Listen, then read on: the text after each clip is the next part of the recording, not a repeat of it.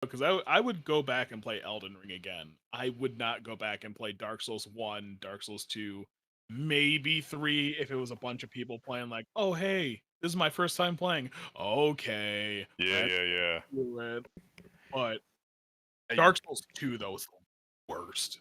Dark Souls 2 was that that game was hard for the sake of being hard. Yeah. I fucking when I played it the first time, it wasn't that bad, but then I played it again. I'm like, man, why is this so fucking hard? And then I'm like, man, I don't remember it being this fucking hard. Well, then like the ending's not even good. It's not. Like the ending's just like, "Oh, you did it." Yep. Congratulations, you did it. What? It only has the one. It's like the only one in the series that has the one ending too. Yeah. That's all right. Yeah, that's oh, and I have that Dark Souls Oh, you bought it? tabletop role-playing game book. Yeah. So I'm gonna read that. It's got classes in it. It's got all the normal classes, deprived, everything. Is it rules going off of like D&D 5e? Yes. I sent you the back. I Yeah. sent you a picture of the back. So it goes off of the 5th edition rules, but it's just like the enemies and the story and the lore is all Dark Souls. Did you get the edited version of it after they? Apparently, there was a bunch of problems with it when it first came out. Like some silly stuff where it was like the armor one of the classes starts with, that class doesn't have enough strength to wear it or something. Oh jeez, that It's makes like, sense. yeah, some crazy stuff. But they said they were that fixing sounds like it. Dark Souls stuff. Well, I just bought the book. Okay. So I don't know how long it's been out, but yeah, they did say they were gonna fix it, but it came out originally with like some crazy, weird stuff. Complete 5th edition rules enriched with unique Dark Souls mechanics. You could probably check the publication date on there and compare it to articles online of when they fixed it. Yeah. It's a very pretty book. The first page is the "You Died" screen from Dark Souls. So you kind of have a good guess of what kind of campaign it's gonna be.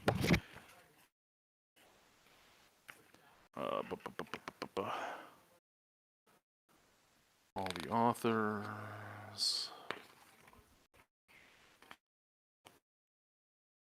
Don't see a date on the front.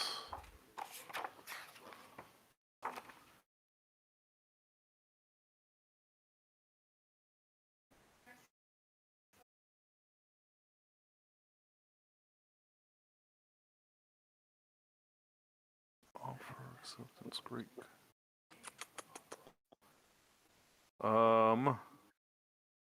This says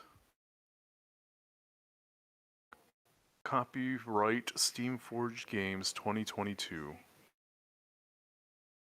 Okay, so that's like a new release then. So, because I remember kind of seeing it a little while ago.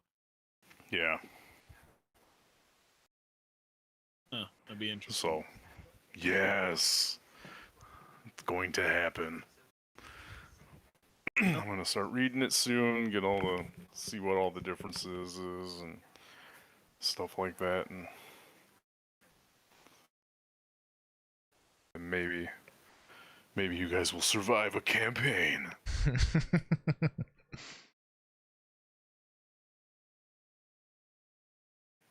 Okay. Uh-oh, what was that? Oh, that was me. I'm futzing around with keybinds here. Who are we waiting for, Mac? Yeah. Let me test Kenku real quick. Make sure y'all can hear it. Yeah, we can hear Law and Order.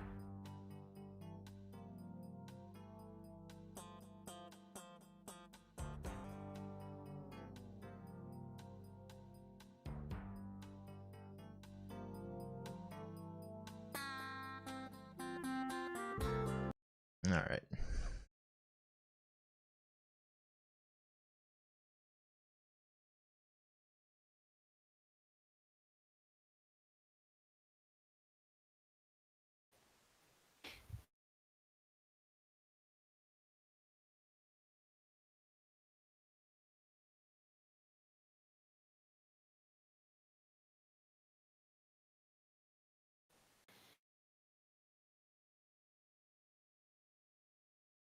Oh, my character's all messed up. What the fuck? Oh, I'm glad you said something. I took away your gloves, Skip, because you had given them to Rock. I not the ogre strength ones. No, I gave him the armor. That the dragon breath armor.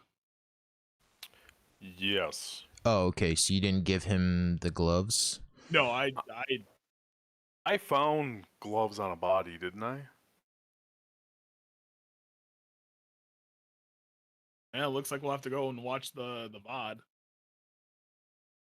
I could have swore I found gloves and I was gonna try and figure out what they were doing. Yeah, no, because so the gloves of ogre strength were like my whole thing of getting my stats up and being able to use the talent.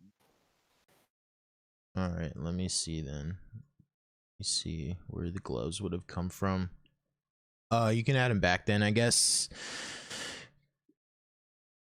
And then Rock, you can take those away, and let me see where these gloves are at. And you don't remember where you got them?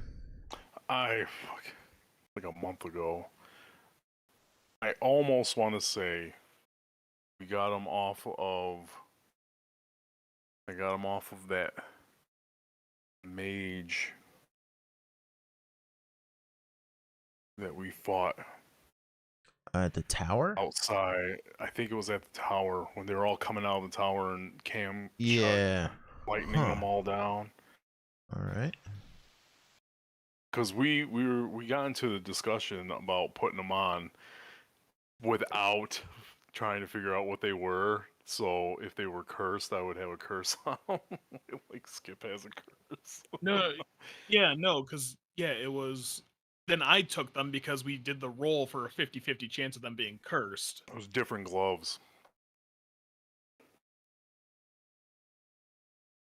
Yeah, because those were the giant strength gloves. Because you struggled a little bit to get them off, and I was just fucking with you. Yeah, yeah. Let me see. Or it was some sort of fever dream that I had.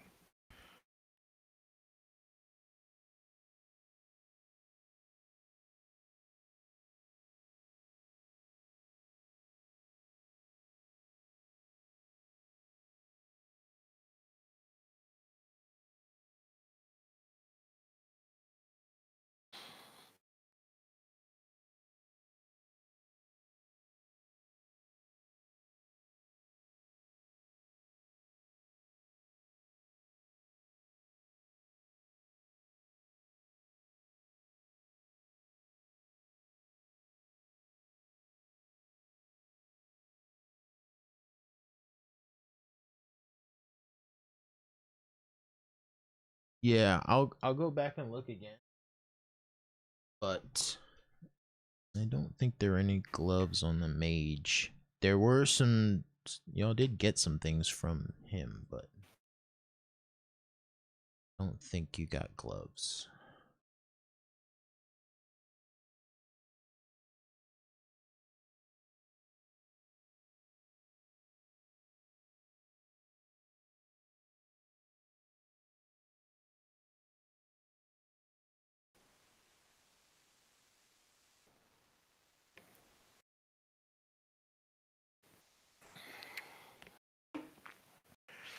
Well, I messaged Mac. See if he's alive.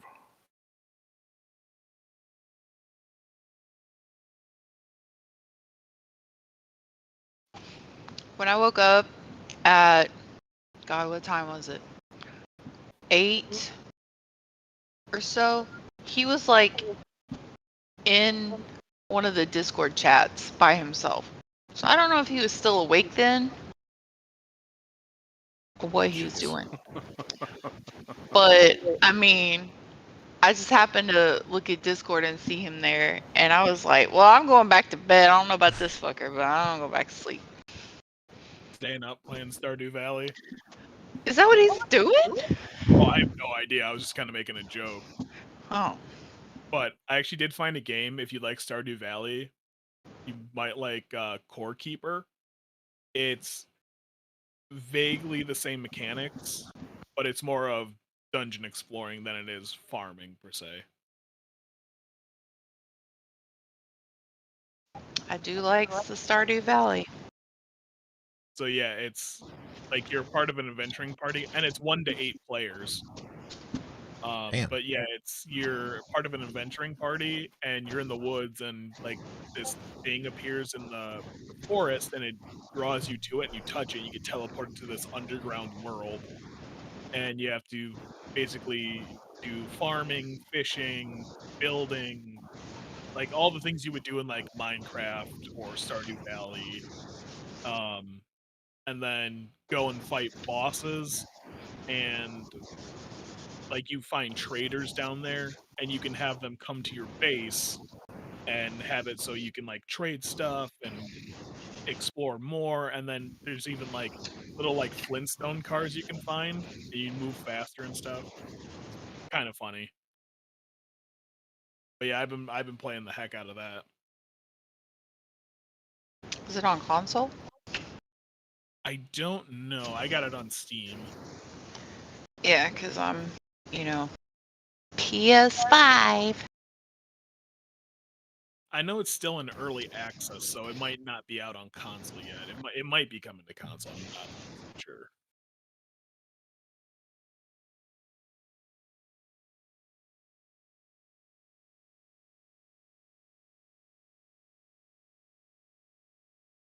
Give Mac a few more. Well, he gonna lose the election. I don't know why he playing. It's only on Windows, Linux, and Steam Deck right now. Yeah, that doesn't sound like anything I can do. PC Master Race. Oh, stop. Stop it. Just stop. How can you say that in front of me, like right to my face? And hurt my feelings. I'm just saying. I'm going full druid for Diablo 4. Oh, okay. I've been convinced. Are you gonna be a werewolf? Maybe. Oh, you could be a werewolf? That's sick. Werewolf, werebear. Yeah, I think my brother said he was gonna play druid. Maybe. That's what he was talking about the other day.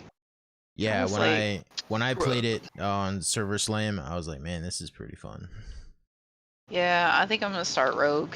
I was having a good time with my blades. Yeah, maybe I'll get Diablo. You should. I mean, I was watching Macho play it when it was in the beta. It looked pretty good. It's cross-platform. So we can all play together, even though I'm on PS5. It's okay, we forgive you.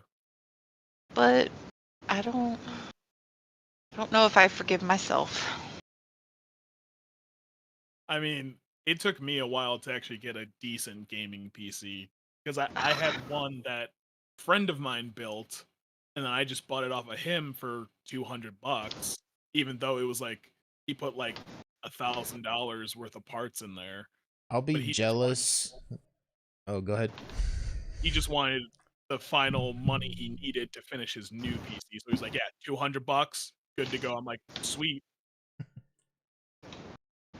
Yeah, I'll be jealous when y'all are playing Final Fantasy 16 and fucking Metal Gear Solid. Yeah, I did already pre-order 16. Oh my god, what have I done in my kitchen? Like, shit splattered all over my cabinet. This happened. You get really drunk and try cooking. God, I mean, I don't usually get really drunk, but I mean, it's possible. Who knows? I could have been totally sober when this happened. Fair enough. I don't know, but it's only on this one cabinet. There's just like stuff all over it. But it's okay. I think I'm good. I cleaned it off. That's what I've been doing this whole time. Is sitting here scrubbing my cabinet. I'm moving out, so wow, that was loud. I heard myself. Moving out like next month, so I have to pack.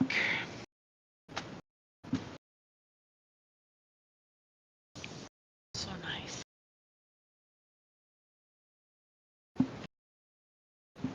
And then in like two weeks, 2.5 weeks, something like that, I'll be hanging out with Mac and Rock Damn. in person, maybe. Are you moving where they are? Or are you I'm not just- moving. No. I'm vacationing. It's in the middle of my move. Okay. Terrible timing, right? I'm like, let's take a vacation. And then, so I scheduled everything. I bought my tickets and all that. And then it was like, oh yeah, I need to move the fuck out of this place in June. My bad. But I already bought everything, so.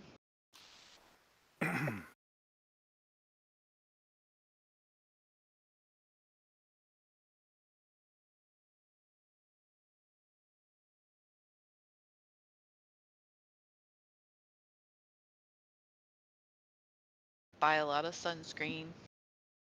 I still haven't met Mac yet. Last time I was up there, I did get to hang out with Droops, but didn't work out with Mac. Yeah, Drew's is supposed to be picking me up from the airport. We'll see. I don't know.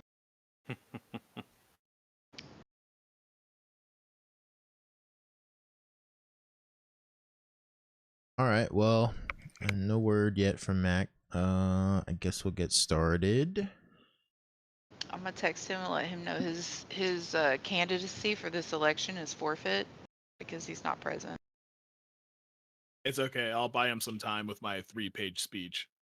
Oh my god, I hate this.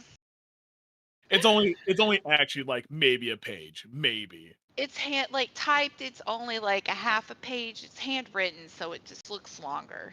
No, it is handwritten. It was in a little tiny. It's in a little tiny notebook that I have. But it's 3 pages. I hate that you wrote a speech. Why do you wait? Hold on. We're trying to become mayor. Well, I'm trying to become mayor.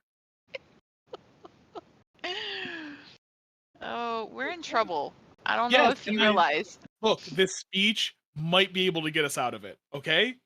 Better be one hell of a speech. It's pretty good. I had a coworker read it, and he proofread it, and he was just like, I don't really know what's going on, but she's got my vote. My And God. the finishing touch. I now can sound like Elianis. Oh no. Are you telling me that's not better? I mean, I am impressed Jesus and shocked. Christ. I could be talking like this. Oh, that's so weird. Or I can be talking in the grand hall. Oh Jesus Christ. You Oh, the deep immersion I'm Uh. getting. I don't know if I can handle it.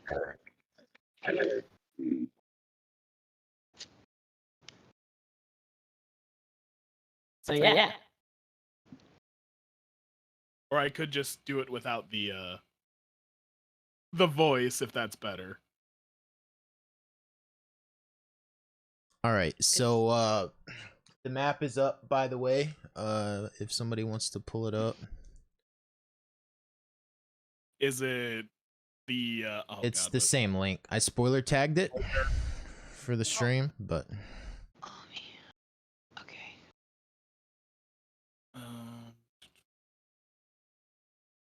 My laptop's gonna explode. Where did you say you had it? It's in this chat for the voice channel. Oh, okay.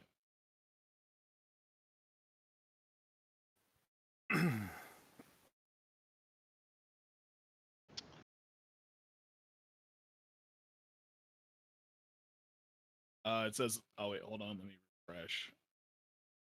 No, it says unable to find room. Hmm. I didn't have any trouble.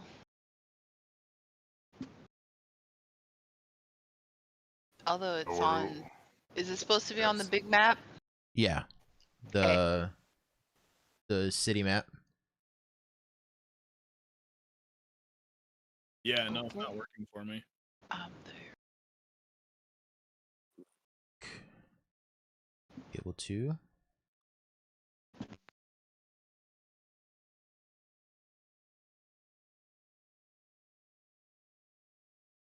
It's here.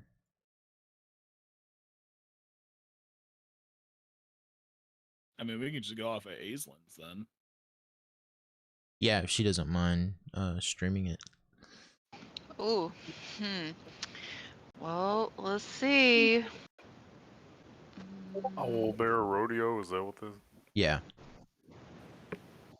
I don't know. I Yeah, reposted it. for some reason it's not How working. I just clicked the new link and it's not working for me. Weird.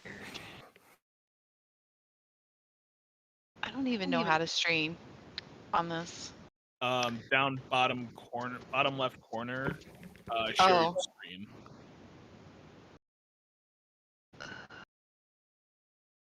Try again, Skip. I see. Nope, unable to find room. Please refresh your page to reconnect. Oh my god. My MacBook's like, what are you doing?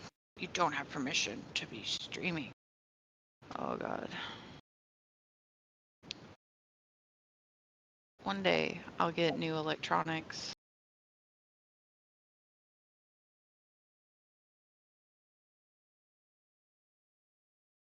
Oh my god, it's gonna make me quit Discord.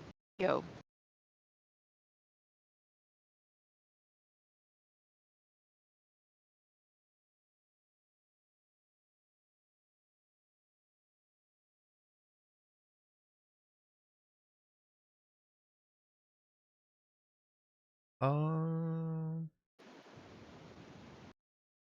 Does this... Hold on. Did that work? Mm-hmm. Yep.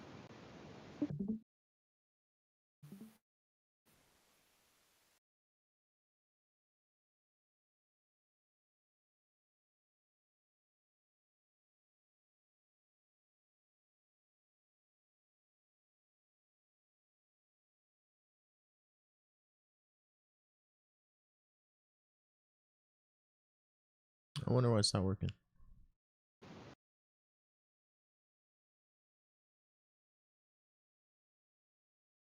What does this say?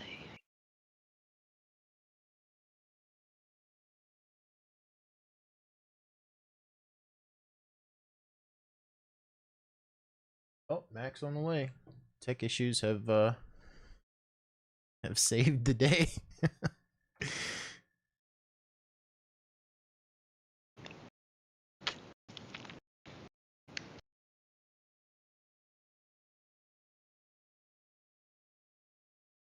Okay, it's trying to work now.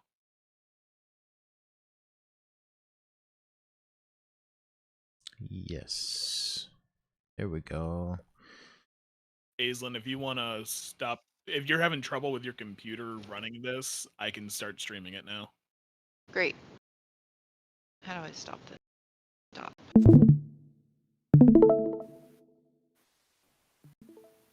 Guess I'll just look at my map.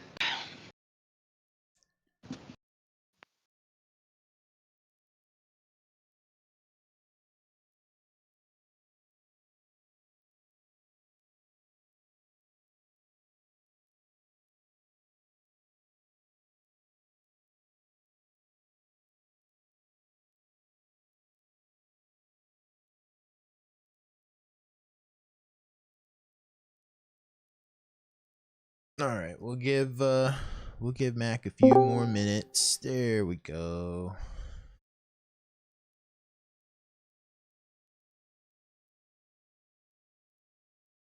Yep.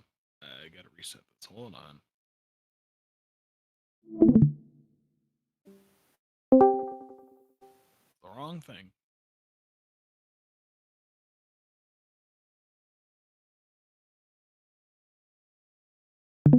There we go.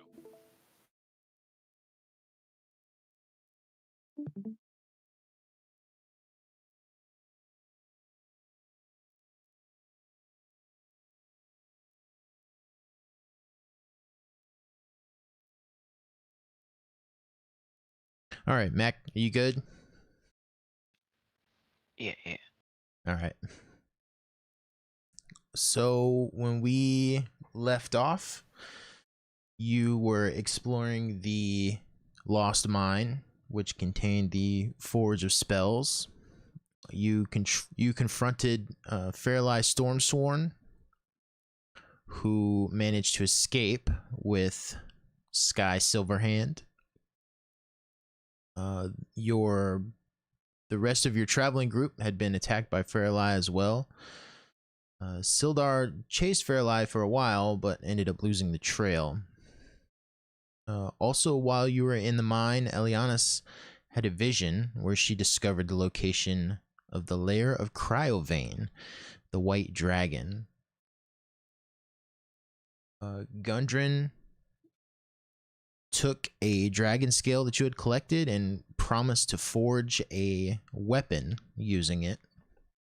And so, in the meantime, you all returned to Phandalin to rest. Waking up the next day, you saw that an election was happening, campaigning was happening throughout Phandalin. And so Elianis and Cam both decided to run for mayor against Halia Thornton of the Miners Guild and Daran Edermath, a former adventurer who has settled in Phandalin in his retirement. Elianis went around and spoke to several interest groups. Cam set up her headquarters in the bar. Elianis shared a tense exchange with Halia Thornton. Cam punched Daran Edermath in the bar, after which Elianis forged a alliance with Daran. Throughout the campaign, rumors have been spreading. Daran uses chemicals in his farm. Halia used the Red Brands to smuggle illegal substances for her personal use. After the bar incident, Elianis and Cam snuck into Daran's home. Meanwhile, Arista spoke with a nearby squirrel to discover the true nature of the orchard that Daran runs. Vash waited patiently by the front door. Talking to the squirrel, Arista discovered that when animals eat from the orchard, they die shortly after. Elianis broke into the locked shed and found a sinister-looking bottle with a skull and crossbones etched on it. Elianis, on her way out, also stole Daran a circlet belonging to Daran Edermath, while Cam lit the house on fire. Exiting the house, you have seen that a large crowd has begun to gather at the front of the house. They've noticed it is beginning to blaze, and they are pointing and shouting. Chaos has ensued as night falls on Phandalin. As the flames continue to rage and the smoke billows into the night sky, The glow of the burning house catches the attention of the nearby villagers. Word spreads quickly, drawing the curious and concerned townsfolk towards the scene of the fire. They gather at a safe distance, their faces etched with worry and disbelief. Many are wearing ribbons that read Halia for Mayor, or holding signs that say Vote for Edermath. A small group hold in their hands freshly made posters portraying a regal tabaxi with dark fur and the slogan Elect Elianis. You can see in the far back a scruffy male half-orc with a lazy eye and a piece of paper nailed to his forehead. The scrap of paper reads in broken common, Cam for Prez. Yes.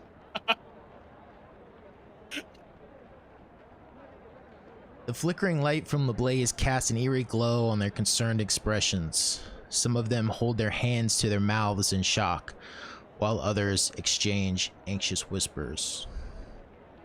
The villagers watch as the flames dance and devour the once peaceful home. Some of the villagers cast wary glances toward you, their expressions reflecting a mix of suspicion and concern. Questions linger in the air, unspoken yet present. A few locals step forward, attempting to organize a response to the unfolding disaster. They form a makeshift perimeter, keeping onlookers at a safe distance, while others rush to fetch water.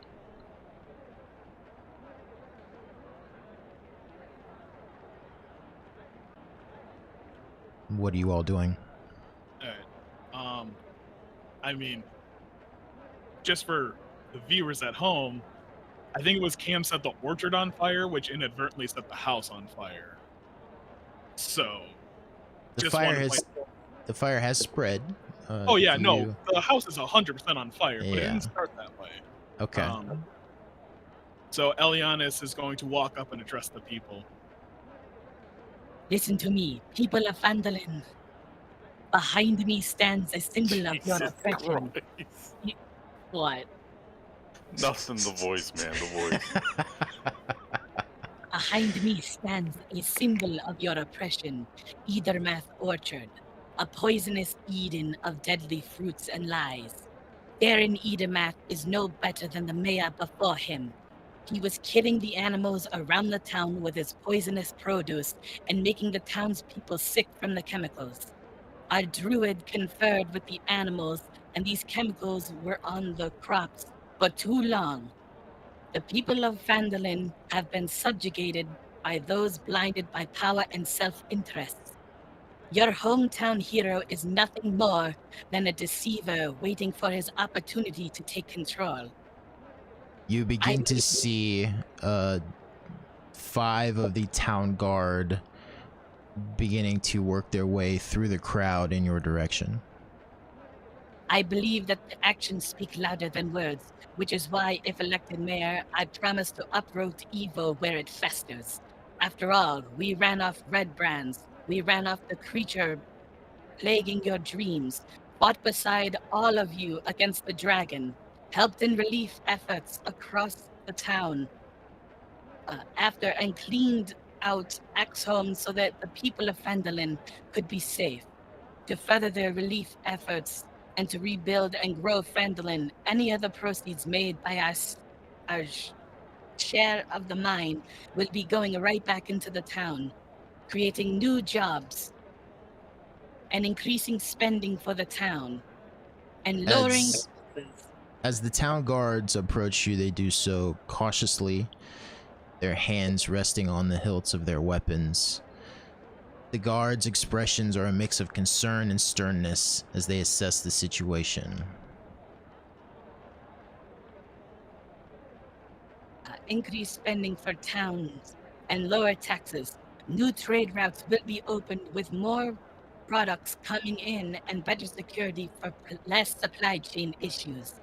Additionally, I plan to limit governing bodies' power by integrating a council to make decisions rather than leaving the fate of the town in the hands of one person. And then Elianis is going to walk up to the guards and with the bottle of chemicals, the poison, and This was in Edermath's shed. This confirms the poisons of the fruits and vegetables. One guard steps forward to address you in a firm but a measured tone. Halt! What happened here? Are you responsible for this destruction?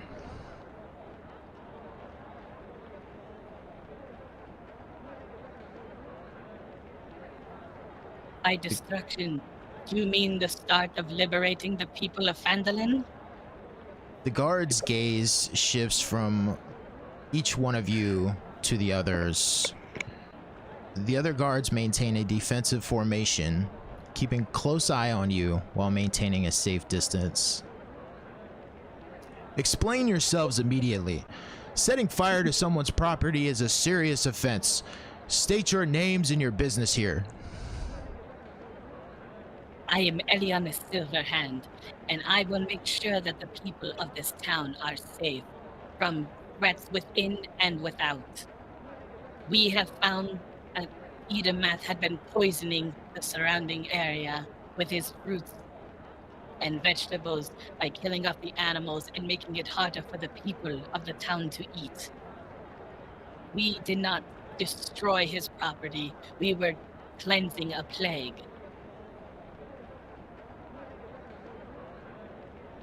can I do a persuasion check? You may make a persuasion check. Who are you trying to persuade? The guard, just to make sure nothing like gets out of hand right now. Oh, nothing for gets him- out of hand. Okay. Yeah, as far as us talking with the guards, because they want to know what's going on, and I want to try to keep things as calm as possible for as long as possible, so maybe we can get out of this without any violence, bloodshed, or someone going to jail. Okay, I'm going to have you make this with disadvantage Okay. due First to the roll fact that you're standing in front of a burning building. You are preaching to a crowd of concerned citizens. first roll is a 20, dirty 20. Okay. Next roll is an 8. All right, I'll just stick with 8, I guess.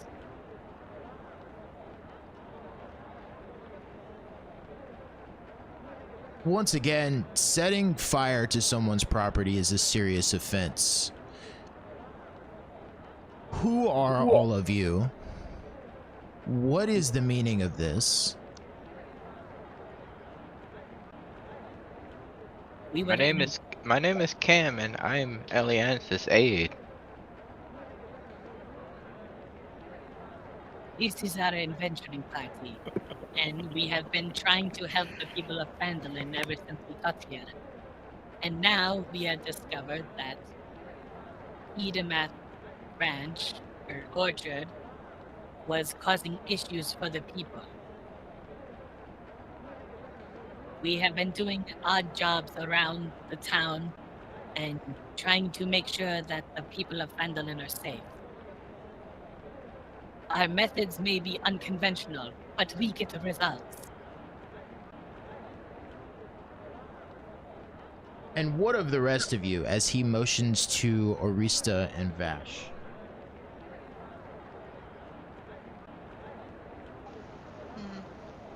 Marista? Just a druid.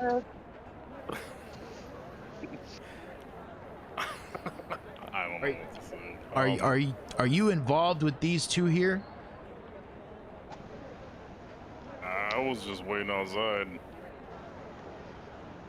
I was speaking with the animals when all of this stuff happened, so I am with them, but I was unaware of the things that were going to be happening.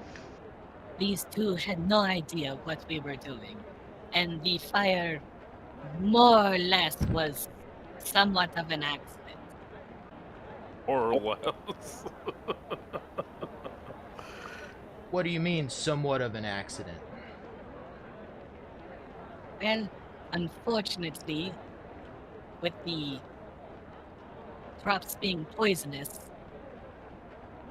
my assistant Cam here thought it would be a good idea to burn the crops to get rid of the poison, to make sure that none of the people of Phandalin became sick from it. Yeah, she says jump. I say how high. I did not order you to do that. However, I will take responsibility for what has happened here. As any good mayor should.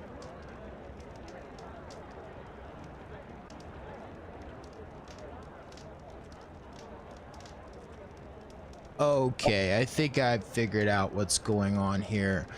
I'm gonna need the four of you to follow me.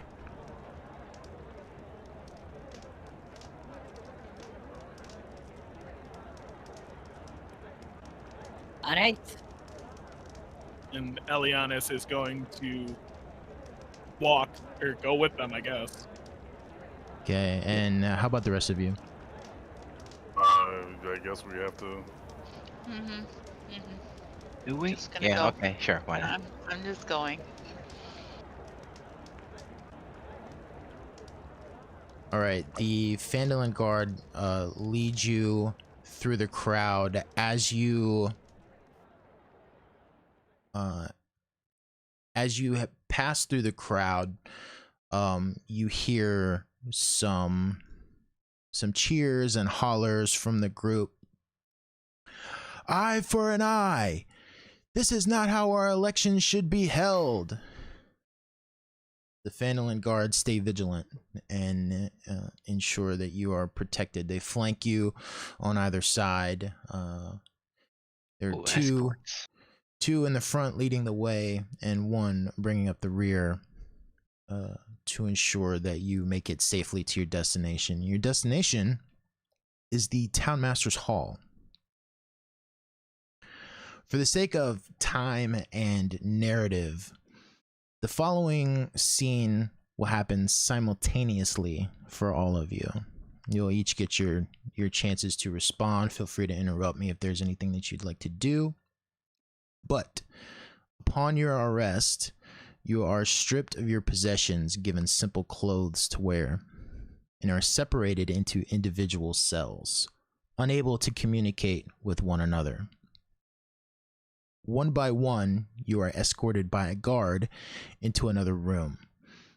This new room is dimly lit, with a single overhead lamp casting a cone of flickering lantern light onto a simple table. The only other features of the room are the two chairs on either side of the table. The guard sits you down in the chair furthest away from the door. As he fastens you to the chair, he tells you that the magistrate will arrive shortly. And then he walks out of the room. You hear him lock the door behind him.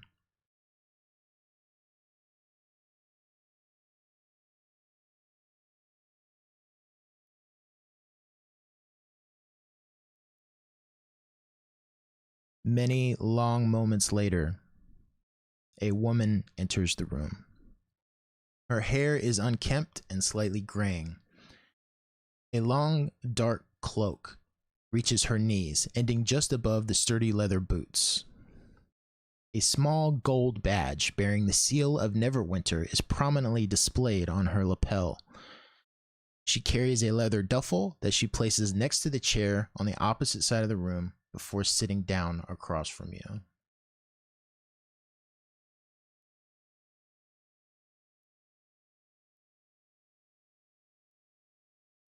See if I can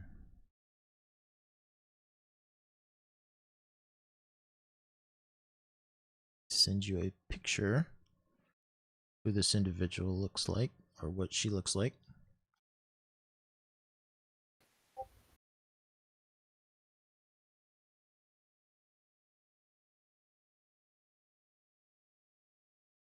And then for reference, the room is very similar to this. obviously in the style of D&D, but that is the layout of the door and the furniture. No two-way mirror, of course.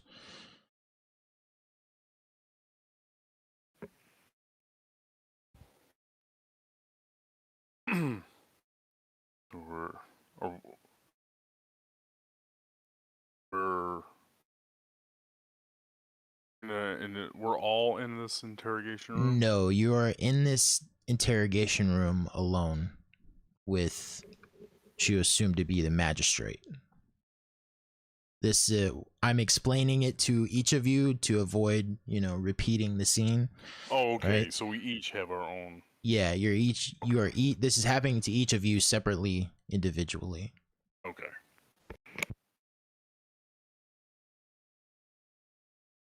My name is Magistrate Blackthorn, and I'll be conducting this interview. We're here to get to the bottom of what happened. Everyone already knows one side of the story, and the ending to that story is not good for you. My job is to hear your side of the story. This will be your last chance to clear your name. As she speaks, the magistrate clasps her hands and twists a silver ring on her left index finger. Her voice resonating with authority. A faint, shimmering aura fills the room, as if a zone of truth has been woven into existence. The air feels charged with a palpable energy. I need each of you to make a charisma saving throw.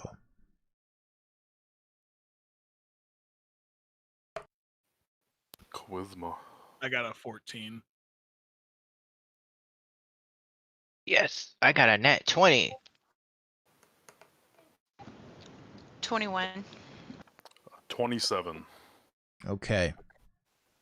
So, Elianis, you feel a sense of compulsion to speak only the truth. I mean, I was going to do that anyways, but yeah. The rest of you resist the compulsion of the spell. The magistrate notices this and says, "You resist the truth? I cannot protect you from the mob outside if you do not trust me."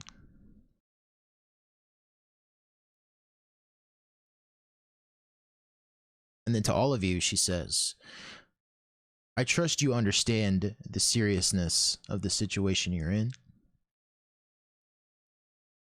Of course.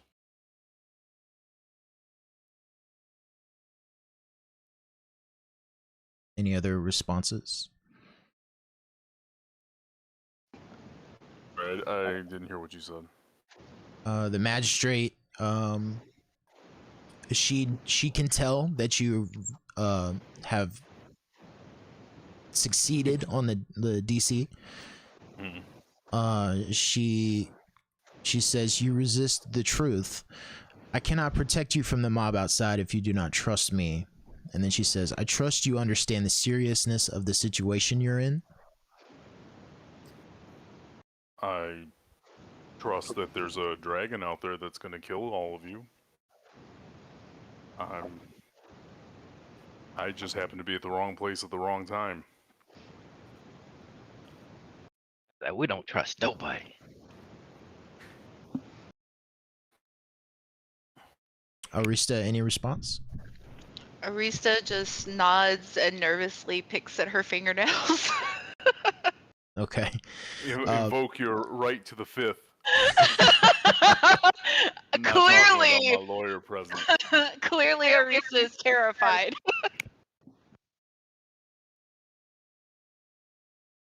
She reaches into a bag and pulls up a notepad and a pen. For the rest of the interview, she scribbles into the notepad, only occasionally looking up to make eye contact, which she holds for an uncomfortable amount of time before returning to her notes. Let's start from the beginning. Can you provide a detailed account of your activities leading up to the incident? Every detail matters, no matter how insignificant it may seem. Well, We started off the morning surprised that there was an election while we were trying to move to Axholm to protect the people. Then we decided, well, Cam had decided that she was going to run for mayor, and I thought that wouldn't be good for anybody, so I decided to throw my hat in the ring as I was a courtier in the Baldur's Gate community, which I had some experiences with governing bodies. So, naturally, I started campaigning and I talked to the religious guild, the uh, hold on.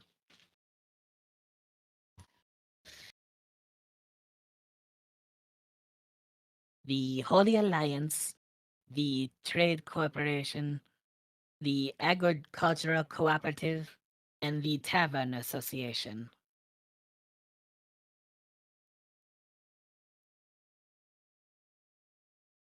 We had heard the rumors of Halia Thornton being a Red Brand sympathizer and drug mule,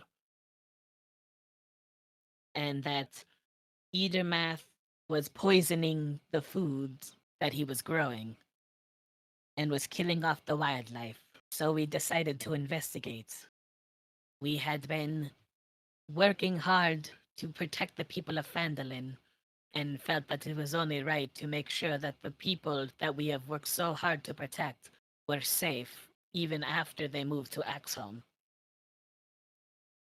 Eventually, we had talked to Edermath, and he had proposed an alliance to help him to win the election, and that he would in turn help us as adventurers when he had power in Axholm over the people.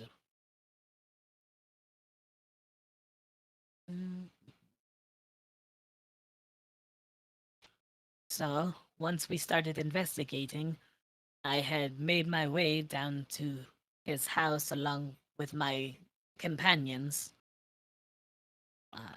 Arista, our druid, had went off to talk to the animals, while me and Cam made our way down to the house itself, where I was trying to find something to incriminate uh, Edermath to either confirm or deny my suspicions on whether we could trust him or not. Turns out that he was in fact poisoning the crops, and I had grabbed the poison as evidence, which your guards had more than likely taken along with all of our belongings as evidence. After that, Cam decided it was in the best interest to set the orchard ablaze. As far as her motivations, I cannot speak, but my motivations were to find the best candidate for mayor for the people of Phandalin.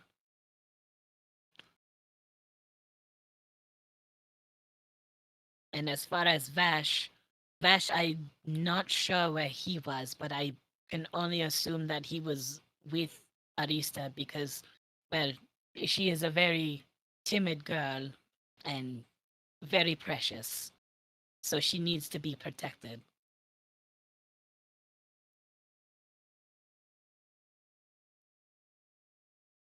Any other responses to the question? Can you provide a detailed account of your activities leading up to the incident? Every detail matters, no matter how insignificant it may seem.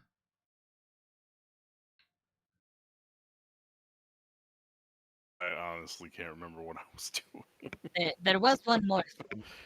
The Quelyn Alderleaf had mentioned something about having she would give us her support if Edermath Orchard was his crops were destroyed. She said something along those lines.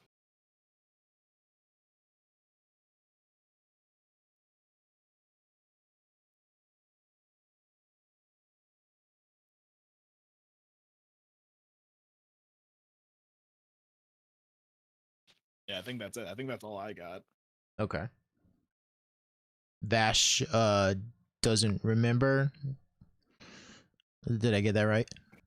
I don't remember anything. I remember we made it back to town. We went to the. We heard about the. We heard about the election. We stayed at the inn. We kind of like milled around the town with everybody until that. Would have taken better notes if I knew something like this was gonna happen. I would have taken note. I would have taken notes. Period. Since I'm awful at that. Or you could have just rewatched the episode again. No, I'm not gonna do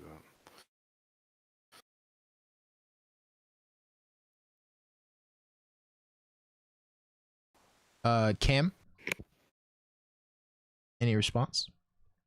Well, Elias really wants to be mayor, and I just, she says jump, I say how high?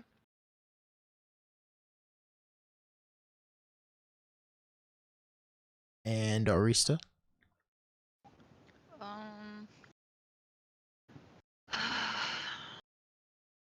Rista is very reluctant to respond and still very fidgety because she's scared of like the results of this situation. So she tries to remember everything and tell the magistrate kind of what she remembers. Basically, I just followed them around while they spoke with people and tried to pay attention, but I didn't really give any input. And some things that happened, I kind of just watched in horror because I don't usually lean into conflict with my party members. And we did hear that there was something wrong with the fruits growing in the orchard, and I was concerned about that. And when we got there, that's why I wanted to speak with some of the wildlife in the area to figure out if there was any truth behind it. And so I did leave that area to go toward the outside of the perimeter of the orchard and speak with, I found a squirrel. And the squirrel did confirm that the fruits were killing other animals. But then by the time I got back, there was a fire started, and well, that's really all I can recall.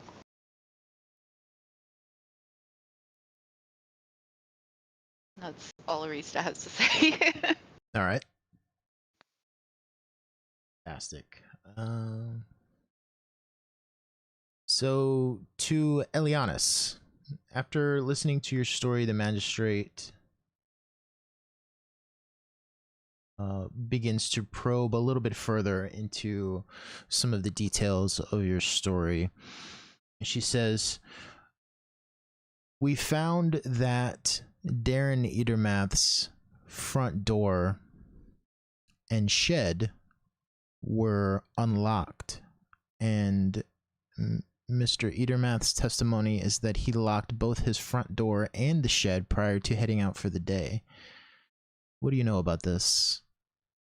I had picked the locks. I told you I went to go investigate to see if I could find any incriminating evidence to see if he was good or bad. Isn't it kind of hard to see if a door was locked if everything was burnt down? We have our ways. You're not here. This is my scene. I know. Give me the spotlight. To Vash, she says, "You say that you don't remember what happened that day, but isn't it true that you were hanging around Elianis, Cam, and Arista pretty much the entire day?" Yeah. And in fact, eyewitnesses saw you outside of the Stonehill Inn talking to Cam after a violent incident in the bar. Yeah. Oh yeah. I was trying to diffuse the situation. To Arista, she says, witnesses did see you loitering near the front door to Daran Edermath's home, and then they also saw you walk around the house toward the orchard. Is this when you spoke with the squirrel? Yes, but there weren't any animals in the orchard, so I had to go further out beyond the house and everything to find any animals to even speak with because they're horrified to come in the orchard.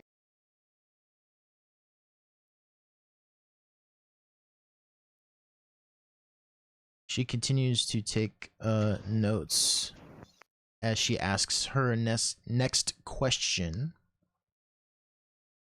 Were you present at the scene when the incident occurred? If so, can you describe what you saw and what actions you took? So to me, To all of you. Anybody can go. Well, I had approached the house and unlocked the door. And, well, more specifically, I had went to see if anyone was home, and then I went to go see if I could get in, and I had unlocked the door to try and find any sort of evidence that Edermath was good or bad, and whether or not he was willing to help the people of Phandalin or not. I then proceeded to go to the shed and unlock that where I found the poison. After which I had returned into the house, and I had taken his adventuring circlet to prove that I was in fact in his house where I had gotten the poison from. At which that point I proceeded to exit the house, and at that point is when I saw that the orchard was on fire, and then we were approached by the people of Phandalin.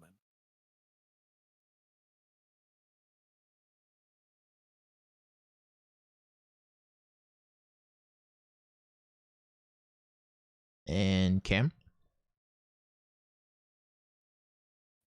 I said the same thing I said earlier. You know, Elias really wants to be mayor, and he told me, yeah, and I say how high. You know, Cam's a real. Cam, you see the magistrate look up and make eye contact with you again. And she speaks an incantation and wrings her hands and wrists again. Cam, I need you to make a wisdom saving throw.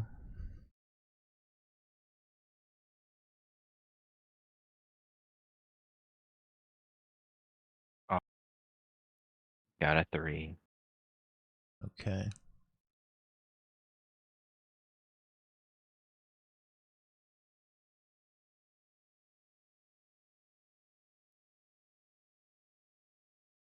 She asked the question again. Were you present, Cam, at the scene when the incident occurred? And if so, can you describe what you saw and what actions you took?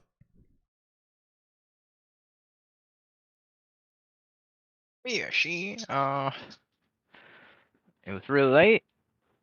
It was this orchard thingy, and then there was, I made a fire, and yeah, we were just hanging out. You made a fire. Yeah, a little campfire. You made a campfire. It may have got out of control. Where did you make a campfire? Yeah, some random house in the orchard.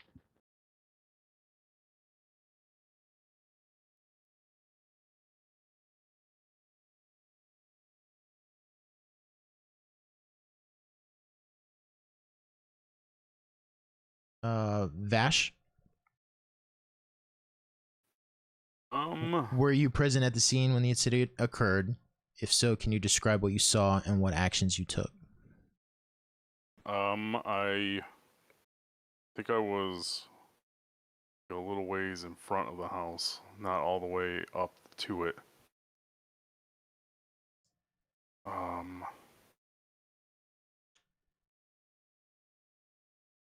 I think I saw Leonis like disappear around the back,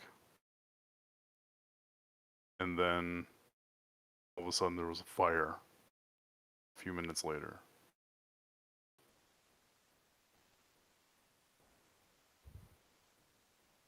And what did you do when you saw the fire? I don't think I panicked, but everybody came back in front of the house, and then all of a sudden we were surrounded. like somehow people knew that the place was on fire before we even knew the place was on fire. Strange. You have a curious memory. You don't remember starting the fire yourself? Well, this guy? No. I don't even think I have the means to start a fire on me. Oh, speaking of that, we found in your possessions a candle and a tinderbox. I have a tinderbox?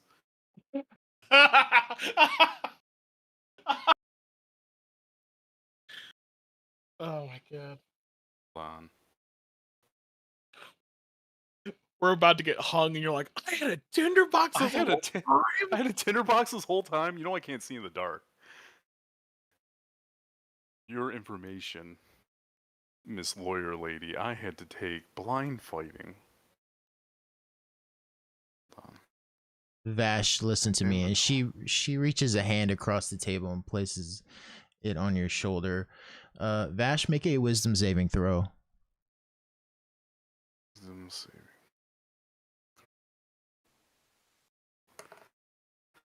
That would be a 20, a dirty 20. And she says, that's a success, by the way. She says, Okay. she says, you are not the monster that others make you out to be. Who's making me out to be a monster? I know this isn't your fault. Just tell me your side of the story. That's it.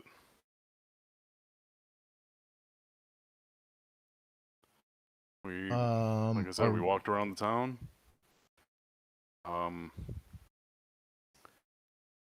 We talked to some guild leaders.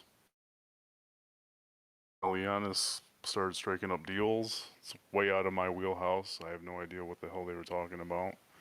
Found ourselves outside that house, and then all of a sudden it was on fire.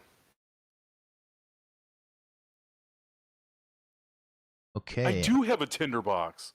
Look at that. We are Awful very at this game. we are very good at what we do.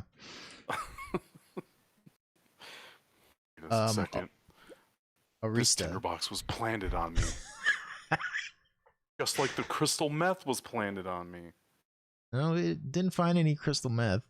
I mean, just like none of the other. There's no other narcotics on me. Jeez, oh Pete. Arista, any response to were you present at the scene when the incident occurred? If so, can you describe what you saw and what actions you took? I wasn't present by the house. I was across the orchard, but I didn't really see like what all transpired.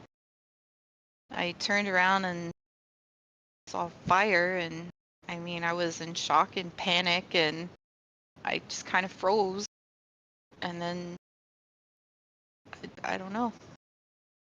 Everything just kind of started happening. So you turned around one instant, then turned back around, and all of a sudden there was a fire? No, I noticed there was a fire when I was trying to make my way back through all the trees. And you didn't set this fire yourself. Of course not. How do you explain the tinderbox and torches that we found? On my belongings? Yes. Just for adventuring. When we're out exploring. They're not, I would never use them to burn people's homes down. That's crazy.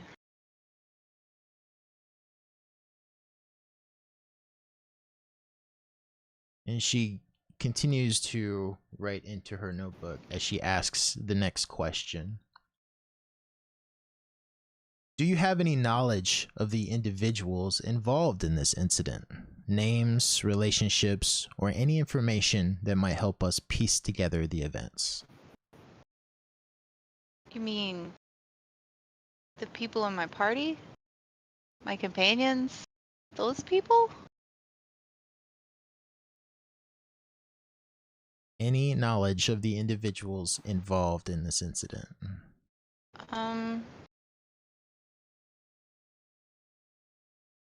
Not really. I mean, I know them, and I wouldn't think that they would do anything too far out there. I mean, I don't think I have any information that could help you. She repeats the question as she wrings her hands and twists the ring again. Poor Arista. Arista, make a wisdom saving throw. Poor Arista.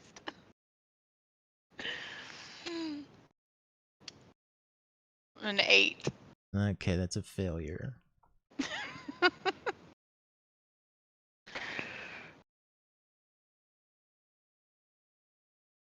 So The magistrate suggests to you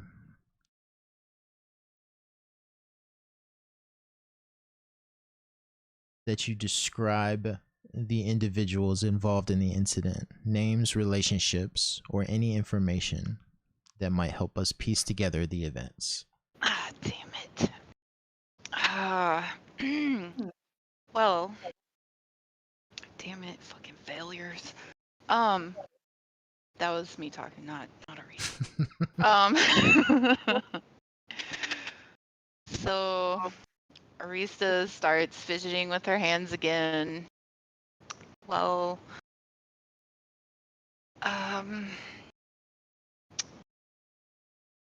let's see. There's Eliana's. Eliana's usually a very good person. She's strong-willed. And so I totally understand why she wanted to be mayor, to help the people. She's got a very genuine heart, and I don't think she would do anything to hurt anyone. And then there's Vosh. He's kind of the voice of reason in our group, and I don't think he would do anything to hurt anyone either. And then there's Cam, which Cam can be kind of radical, put it nicely. Cam is, I don't know, just sometimes scares me a little bit, to be honest, but I don't really think Cam is a bad person either, or else I wouldn't travel with all of them. She keeps fidgeting with her fingers.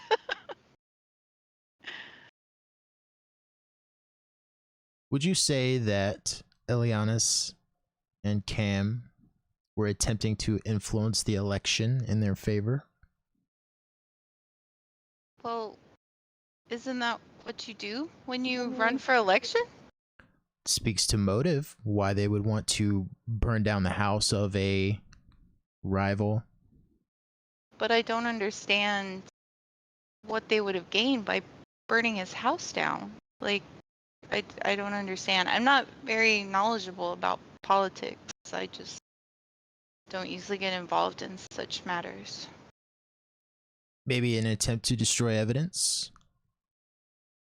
I'm not sure what evidence you're speaking of, but I don't think anyone that I travel with would hurt anyone intentionally. So I don't know how else to answer your question. Well, there's the fine line between hurting somebody intentionally and then making a threat. Just sneaking into the house, burglary, spying. Upon discovering nobody's home, setting the house on fire. I don't Walking really know out with any... a mysterious bottle of chemicals. Oh, I don't know anything about that. I wasn't even there. So You weren't even there. But I you were. wasn't by the house. I didn't see any of these things happen. So how can I know that they're true? I didn't see it. You said you went to the orchard. Eyewitnesses saw you walk from the front of the house around to the back of the orchard. That is true. But The I orchard left. where the locked shed was located, where Elianis claims to have found a bottle of chemicals. Yes. I do remember that part. So you were there. I was there for that part. But I left shortly after that to seek out animals. But just seeing that bottle, I mean, I know the means to get into the shed was wrong, but seeing the bottle just concerned me even more, so I left to find animals, to find out what was going on. As far as breaking into his home or burning anything down, I don't know anything about that. You don't think anybody in your party is capable of doing that? Well, I failed the check. Okay. Okay, hold on. I gotta get... Deep breath. Sorry. I'm like, hold on. Arista's like freaking the fuck out. So failing this check, just so you know, this is suggestion. This is not zone of truth. And I'll do better about explaining when you fail what the conditions are. Okay. You Because... on suggestion, failing the save, you pursue the course of action that is described to the best of your ability. Okay. Well, what was the question again? The question is, do you have any knowledge of the individuals involved in the incident, names, relationships, or any information that might help us piece together the events? Okay. What was the last question that was asked? I mean, I feel like I've answered most of that, but I was saying like, Yeah, so the suggestion only applies to this specific question. She's not casting it again. okay. So So it's now just, I can just answer however. yeah, any knowledge you have of individuals, names, relationships, or any information.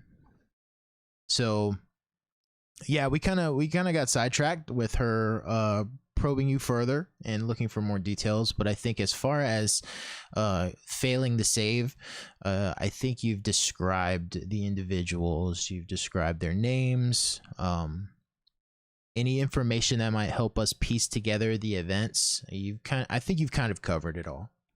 Okay. Well, I don't think I have any other information useful.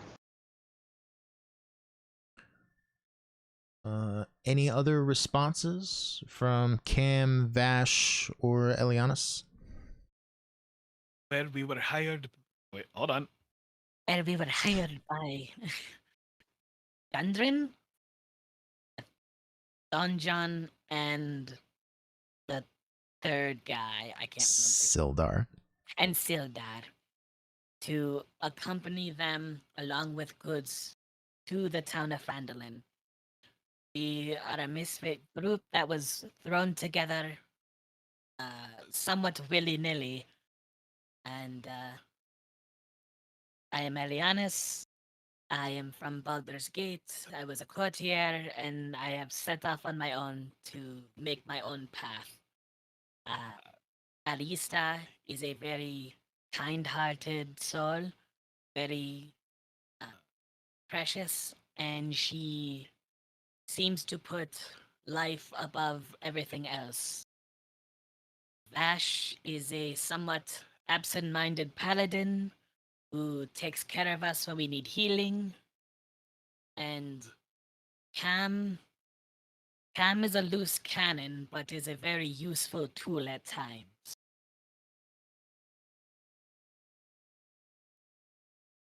I want to ask this magistrate, can I get something to eat? Because I'm kind of hungry right now. I've been in this chair forever. The faster we get the information that we want, the faster this can be over.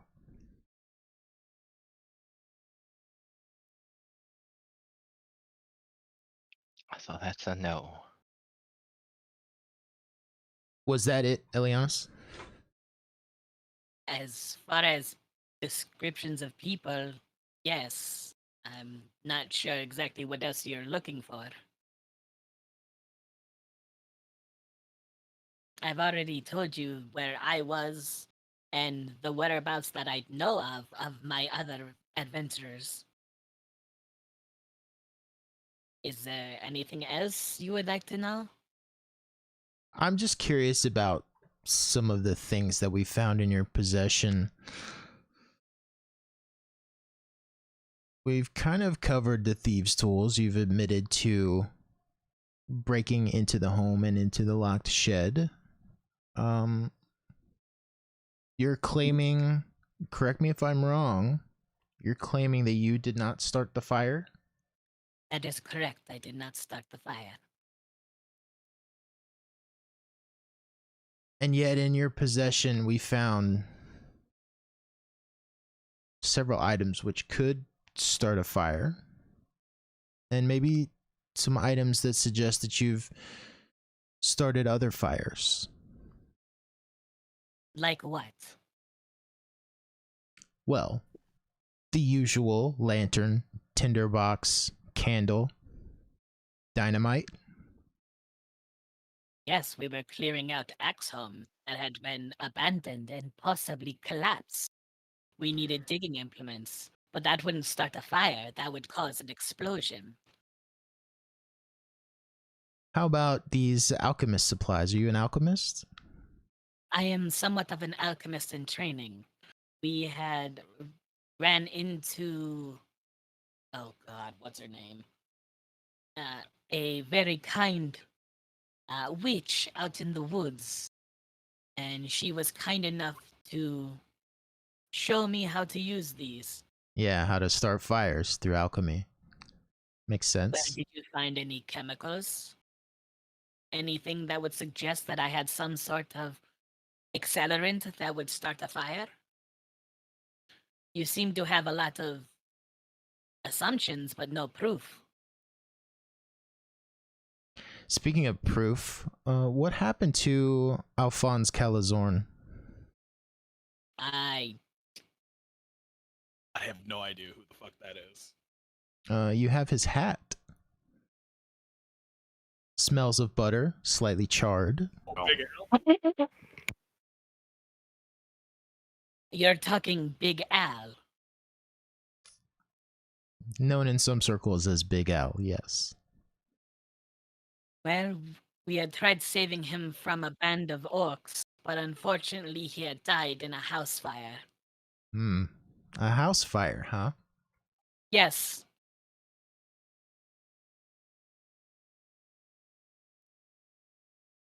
And how did this house fire start?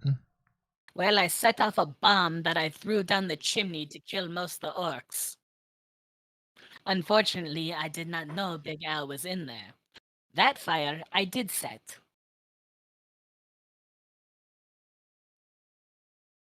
But What- only after assuming that everyone was dead. How do you explain this occultic symbol that you have wearing around your neck? This witch charm. What is the meaning of that? It was a gift that was given to me from some lichen children. It was a young boy who was looking for his sister that was caught and tortured. I was able to save her along with my companion Vash. And as a gift, he had given it to me because it was the only thing that he had. Just a couple of more things here. This pamphlet written in Goblin. Are you a Goblin sympathizer? I think the goblins are tools that I can use, but that is because we had cleared out the. Oh, God, why are you bringing stuff up from like 30 episodes ago? The abandoned fortress.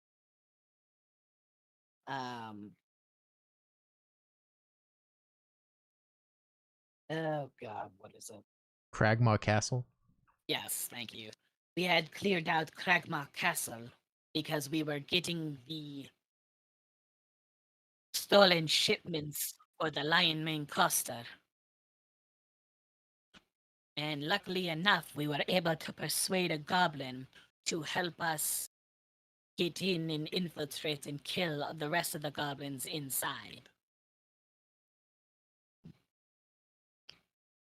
So I have some goblin things. Sounds pretty outrageous, but I guess such is the life of an adventurer. Although we live in a world where we face threats of dragons and orcs. I think having goblins lead you into their base to kill other goblins isn't the craziest thing. There has been not hippogriffs. What the hell are those? Not chimera. What the Manticore. Thank you. You had manticores flying around here terrorizing people, and then the dragon killed the manticores. It's not that crazy. Although I can't help but think about how much goblins also love fire. Well, anyway, what do you make of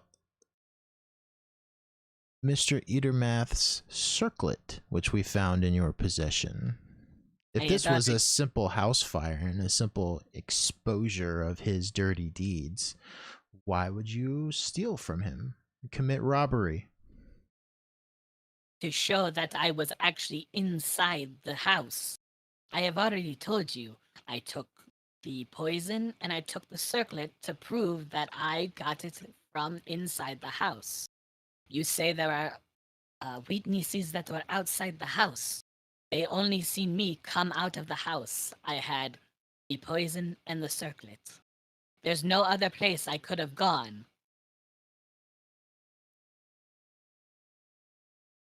And the poison that you claim to have found,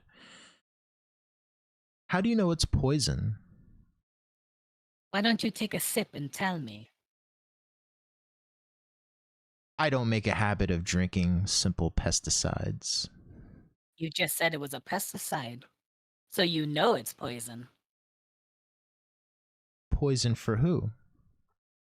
Animals, but I'm sure it's poison to people as well. If it can kill an animal, it can kill a person. Poison for pests. Yes.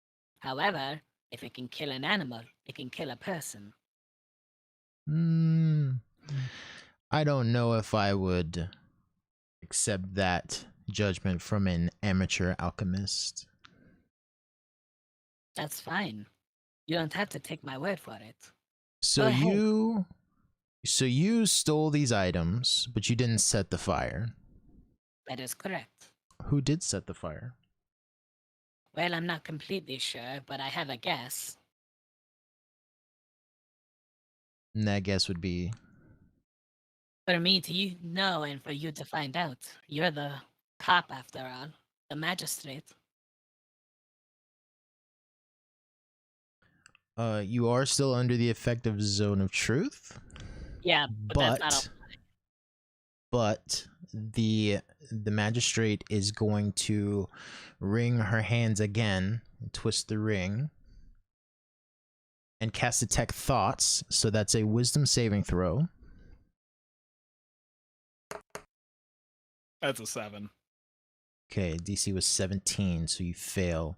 So she's going to initially learn the surface thoughts, your surface thoughts, what is most on your mind in that moment. God damn it, Cam. Oh, wait, hold on. God damn it, Cam. We're in this because of you. That's Not in the same power. room. Can't hear it. No, I know, but it's her inner thoughts. Yeah, that's the thought. Yeah. Yeah, because she brought up the who set the fire, and the first because Elianis wouldn't know that she would have detect thoughts, and the first thing would be like, "God damn it, Cam." Vash, any response to? Do you have any knowledge of the individuals involved in this incident? Names, relationships, or any information that might help us piece together the events? Oh,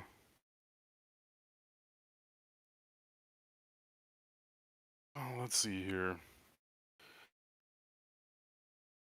Arista is too kind and the last to get into a fight, so I don't think she would have had anything to do with anything. Elianis is smart. Thinks too far ahead. But she's not one to do something that would jeopardize her being able to use that as leverage or a tool. Cam's a barbarian.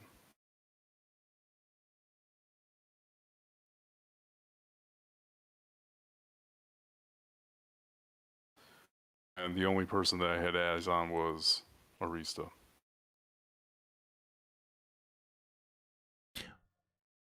When you say Cam is a barbarian, what do you mean?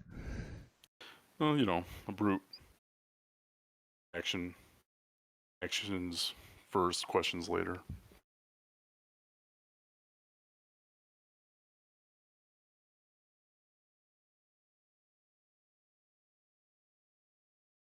If any of you started the fire,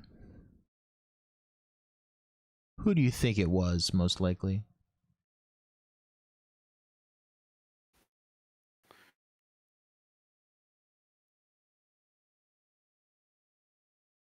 If any of us were to, I don't think any of us would.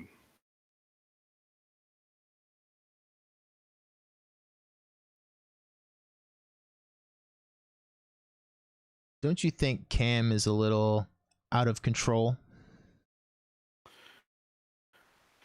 Out of control, I wouldn't say out of control. I think he's perfectly in control. Just has his outlet isn't there.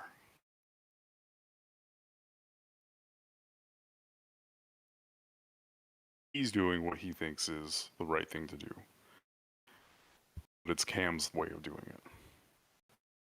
And so what I've gathered from my investigation is that Cam assaulted Daran Edermath in the bar. Mm-hmm. Yeah, that's why we took him outside. Yeah, witnesses saw you speaking to him or to her outside after that incident. And then shortly thereafter, witnesses saw the four of you, your group, leave in the direction of Edermath's home. It's hard not to see a connection here. I think you're trying to put together a puzzle that's already together, young lady.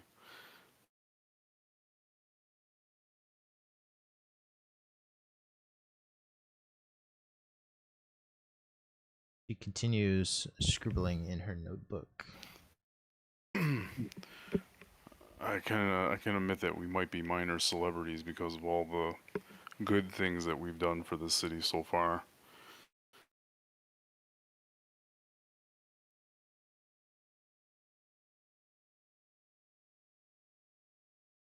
she asks each of you a final question. Is there anything else you think we should know, or any additional information you'd like to provide that might aid our investigation? Honestly, I don't have anything. I think I've literally said everything that I possibly could. Yeah.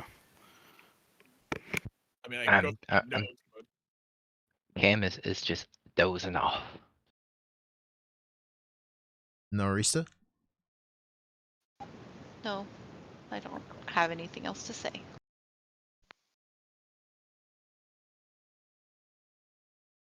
Okay. After the investigation, you're all led back to your cells. And you, at this point, are able to communicate with one another from your individual confinement.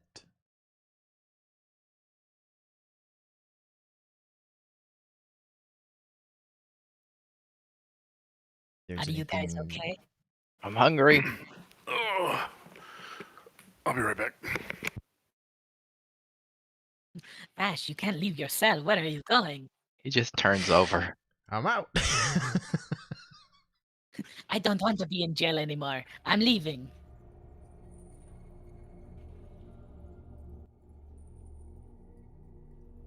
Arista, are you okay? No. Don't worry. Everything will be fine. Just trust me.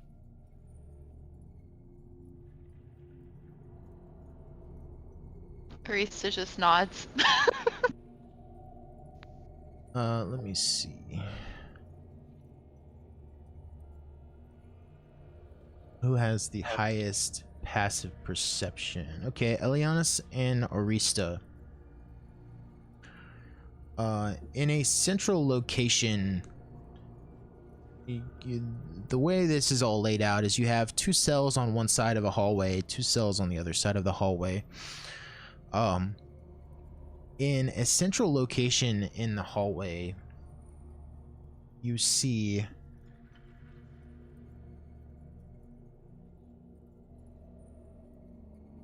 in the corner, in the darkness,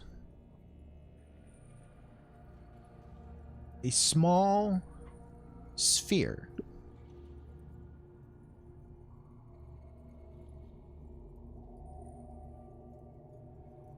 And as you focus on it, it seems to be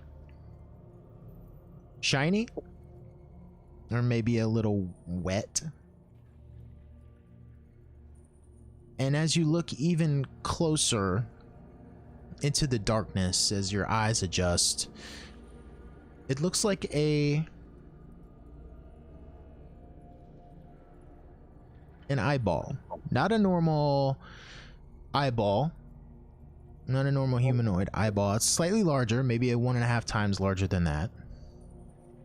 And it seems to be looking from one cell to the next.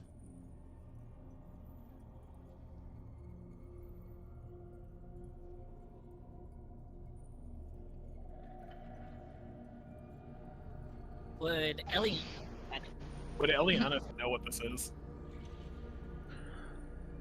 You can make an Arcana check. Okay, because I, the player, believe I know what this is, but and it would maybe make sense in a, but okay. You said Arcana. Yeah.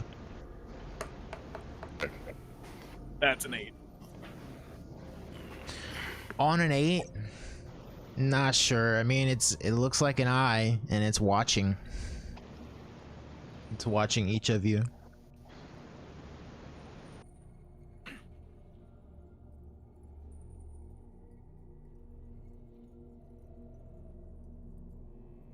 Perhaps we should get some sleep. I'm sure we're going to have a busy day tomorrow. How in the world did this backwater town have the means to have all this kind of security and I mean, magistrate? Spells you only need little bits depending on what it is, and then magistrate would be in charge of a whole area, almost like a oh, what are they? The like the rangers that would be able to go through like different parts of the cities and towns. Right, but you think they were just in town for Well, no. the little old election? Well, no, Macho did say that they were sent for. That she came from Neverwinter. You get the sense, to answer your question a little bit out of game, you get the sense that as you have left and come back to Phandalin, you see that the infrastructure gets a little bit better, right? With the dismantling of the Red Brands, Sildar, who comes from Neverwinter and Baldur's Gate, using his connections to build up the infrastructure, finally, removing the old town master who was, as you all know, not doing much, right? You never even saw his face, and then he disappeared in the night, spurning a last minute impromptu election for a leader. The magistrate, you saw that she comes from Neverwinter, based in Neverwinter, and so you get the feeling that Neverwinter maybe has a stake in the success of Phandalin. And just she was probably there for the election to oversee that and make sure things went smoothly. But yeah, she hasn't been there the whole time. She's a visitor. But you've seen the guard get stronger and more organized and better trained over time. And so this small backwater town is slowly becoming more and more civilized as it occupies a critical location in the area.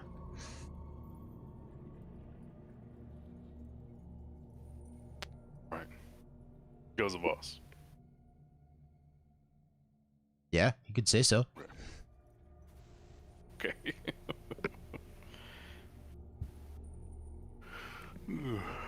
Yeah, I guess there's nothing much to do. Right, we're all in the cell, right? Yes, you have 2 cells on one side of a hallway and 2 cells on the other side. You're each occupying an individual cell. It's really just 3 walls and bars that allow you to see out into the hallway and across into the other cells.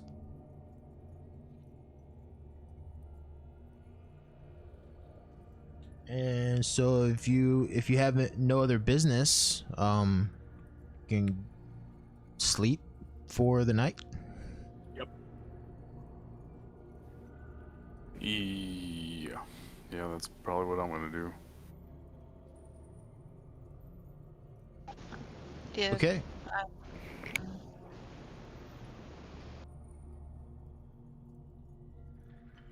Did you have something, Aislinn? I think I cut you off.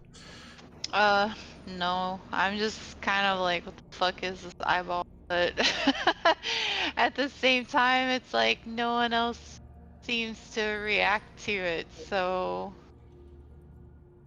kind of like maybe I'm tired and just seeing things. So yeah. Well, you and Elianis are the only 2 who notice it. Yeah, well, Elianis didn't react or anything, so I'm just kind of like, Arista's like, oh, maybe I'm just seeing things, so I'm gonna go to sleep. Okay.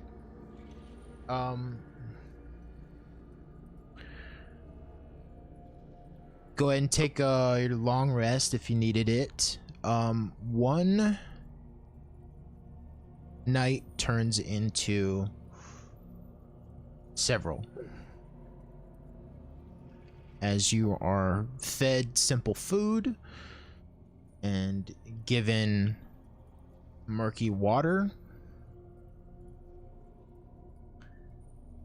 and several nights turns into several weeks. as you slowly find out the charges against you as a group. The crimes you are charged with are arson, damage to property, burglary, robbery, assault, spying, conspiracy, and propaganda.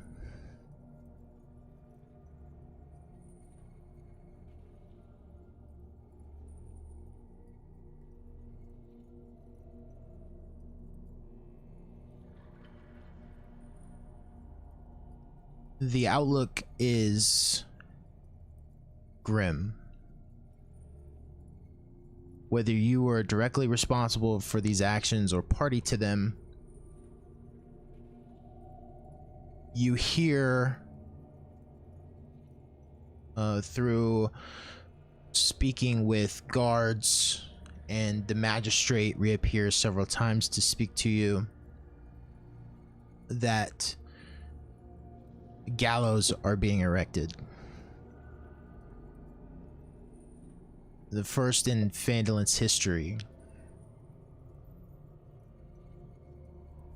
And then after several weeks, you are led out to the gallows, which have been constructed on what you see on your map as the town green.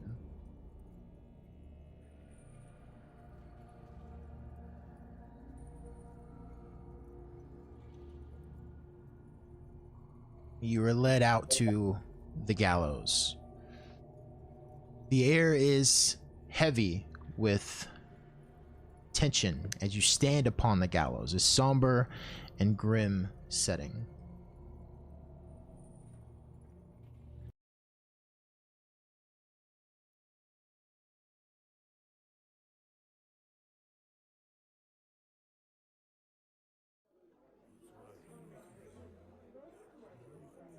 The crowd is gathered.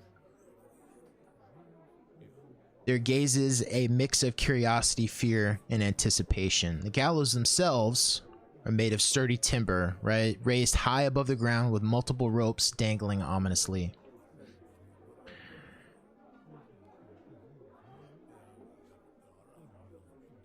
Positioned in the town green near the town center, surrounded by a makeshift wooden fence that serves as a barrier between the onlookers and the condemned.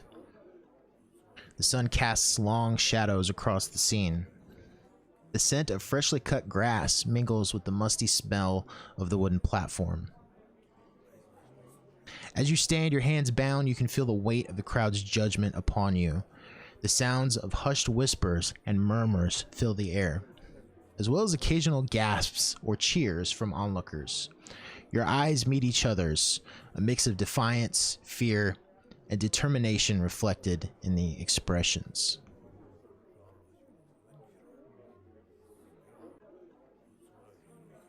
The executioner steps forward, clad in somber attire and wearing a hood that obscures their face. They address the crowd. Good people of Phandalin, today we gather to witness the enforcement of justice. These individuals before you have been found guilty of crimes against this town and its people. It is with heavy hearts and a sense of duty that we carry out this sentence. May their fate serve as a reminder that no one is above the law, and that our community stands united in upholding justice. Let this be a reminder to all who would seek to disrupt the peace and safety of Phandalin. Know that justice will prevail, and those who threaten our way of life shall face the consequences of their actions. May their punishment serve as a deterrent against further wrongdoing. The executioner signals to their assistants to carry out the sentence.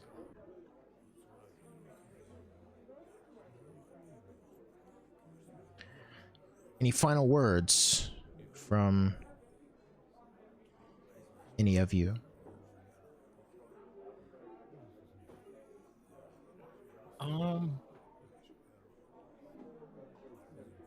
have no idea. 2 words. I- Lightning bolt.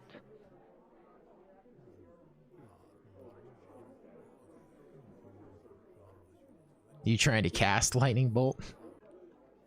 Or are you just saying those 2 words? I don't know. I don't know. What's the worst that happens? They hang us?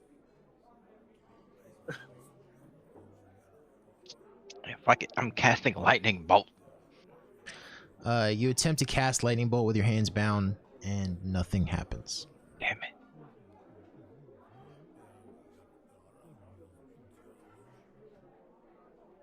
Vash, Arista, anything? Nope. I don't got anything. No. People of Phandalin, know this, that we did everything with the intent of helping you and this town grow. Know that if you strike us down, you are striking down innocent people who only wanted the best for you.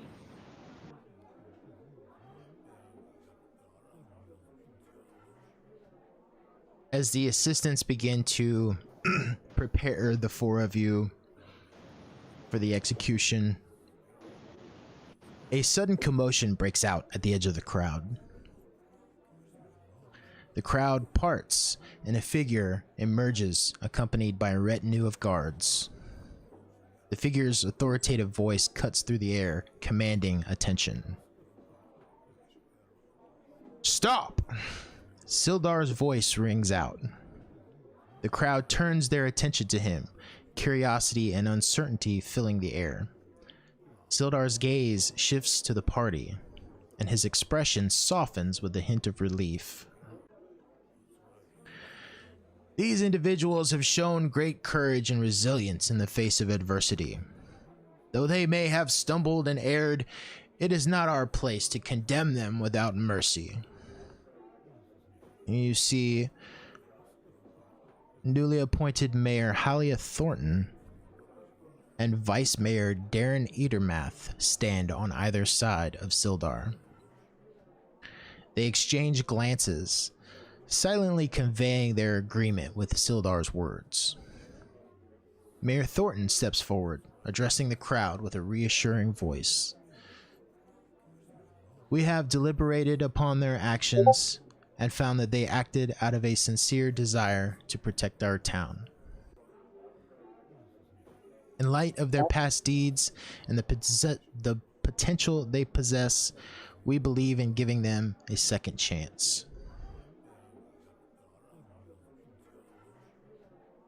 A murmur of surprise and relief ripples through the crowd. Sildar steps closer to you, extending a hand. Let it be known that these individuals shall be spared from this execution. Instead, they shall be given an opportunity to redeem themselves and prove their worth. Phandalin needs every able-bodied person to face the challenges that lie ahead, and we believe they can be a force for good. The crowd erupts into a mix of applause and whispers.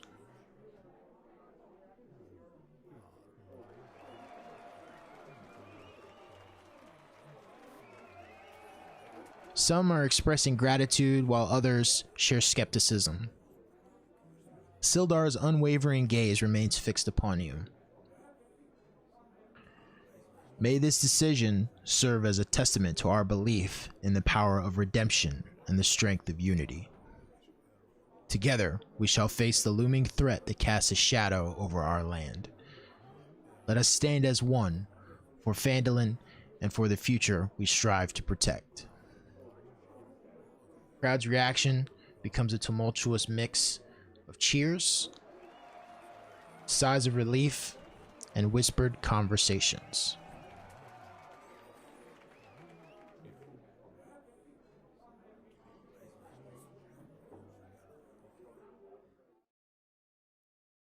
As you are led away from the gallows, you are given all of your possessions, minus 400 gold,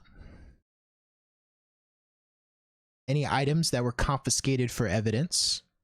I have a list of those for you. And all magical items. What? Those are the fines that you are to pay to Daran Edermath. Not my boots. So we're all in For agreement. We're killing Daran Edermath, right? for We're all for, agreeing? for damages. Oh no, fuck this town. This town's burning to the ground. You are told that the quest that shall exonerate you from all crimes and what is contingent upon your pardon is felling the dragon.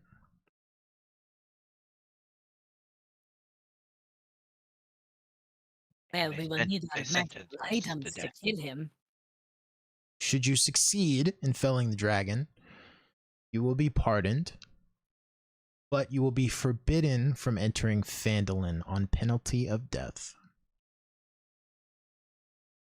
If you fail, the result will be your death, either by dragon or by bounty.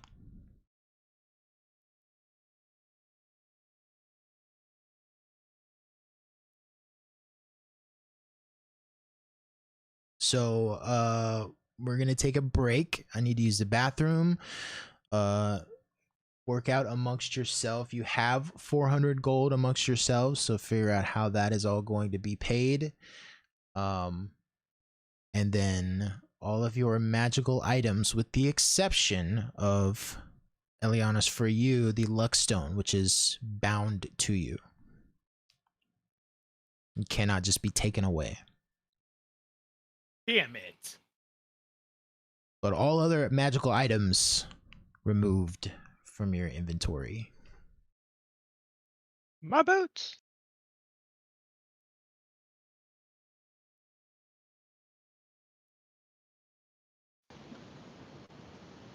So my moonsicle? Question mark. Yep. If it's magical, it goes. What about potions?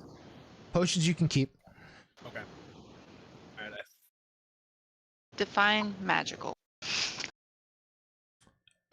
Let me use the bathroom and then we can come back and then one by one we'll go through the stuff if y'all want to. If that'll make it easier. I mean, yes, sure. My Okay. boots.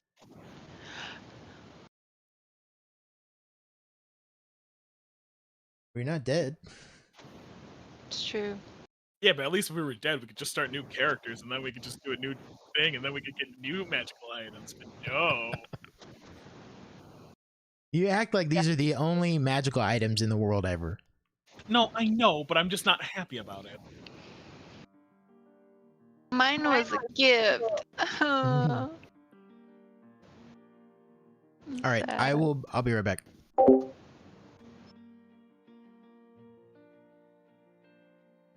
Drew Dev back on.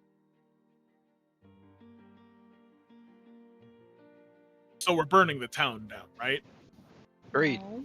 That's how we got into this fucking mess. No, because we tried to do something good for the people. Now we're We going didn't have to.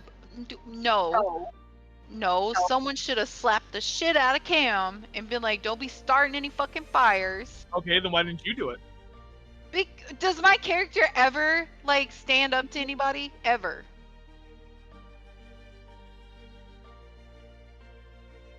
Me as a player, I'm like, what the fuck? But me Yeah. as the character, like, I know that's out of character.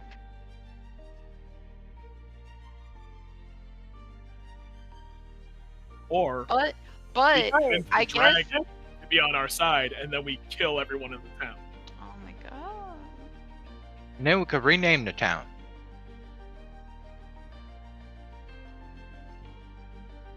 Oh my god. Well, Hey, when Macho comes back, we'll just tell him we successfully murdered everyone in town. maybe I'll die. I don't have to worry about playing anymore. Wow. Damn, pretty grim there, right? Hey, to be honest, it's hard getting up to play in the first place.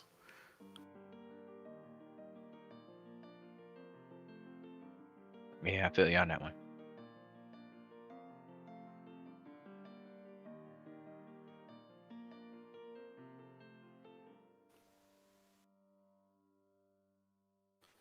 God, get this stupid site to work. Well, I got 163 gold altogether. So I got 16.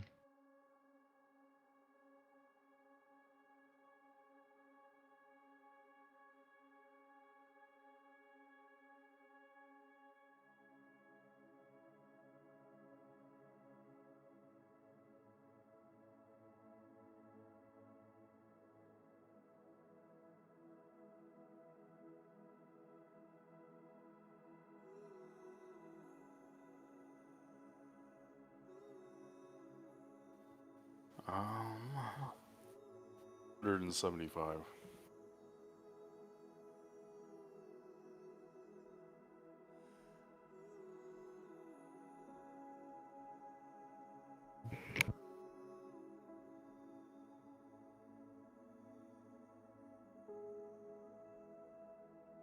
that's 334.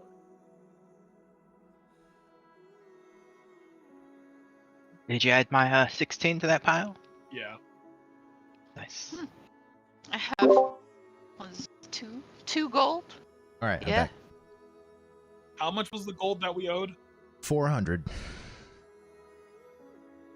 All right. Well, we have 346.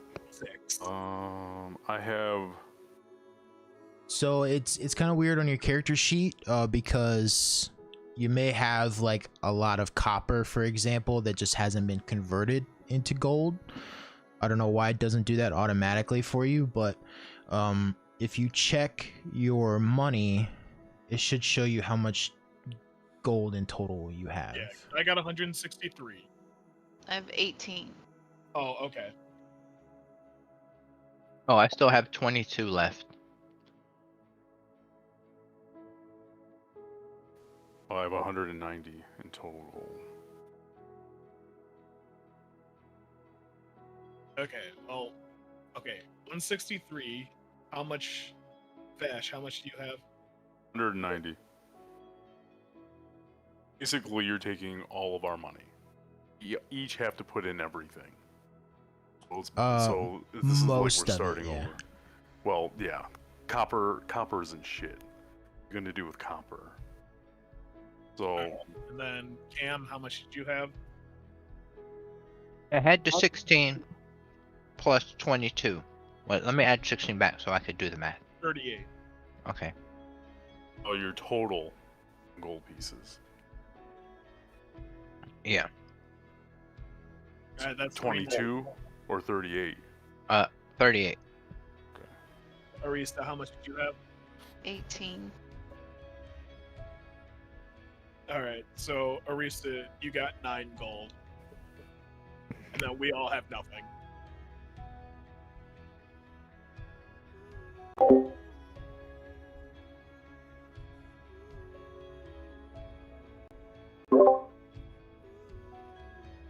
So how we doing? How's everybody?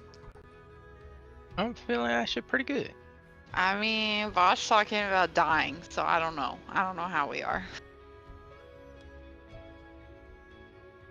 As players, how are we doing? I mean, Yeah, I'm doing pretty good. I'm not happy because I kind of thought that I was actually going to win that election, but it seems like you didn't want nobody to win that election. Yeah, I'm sorry. I just didn't see a way after you burned the house down. I was happy I had one fan. I had a whole speech. You didn't even listen to my speech. Yeah, I had a government set up. I had a whole system.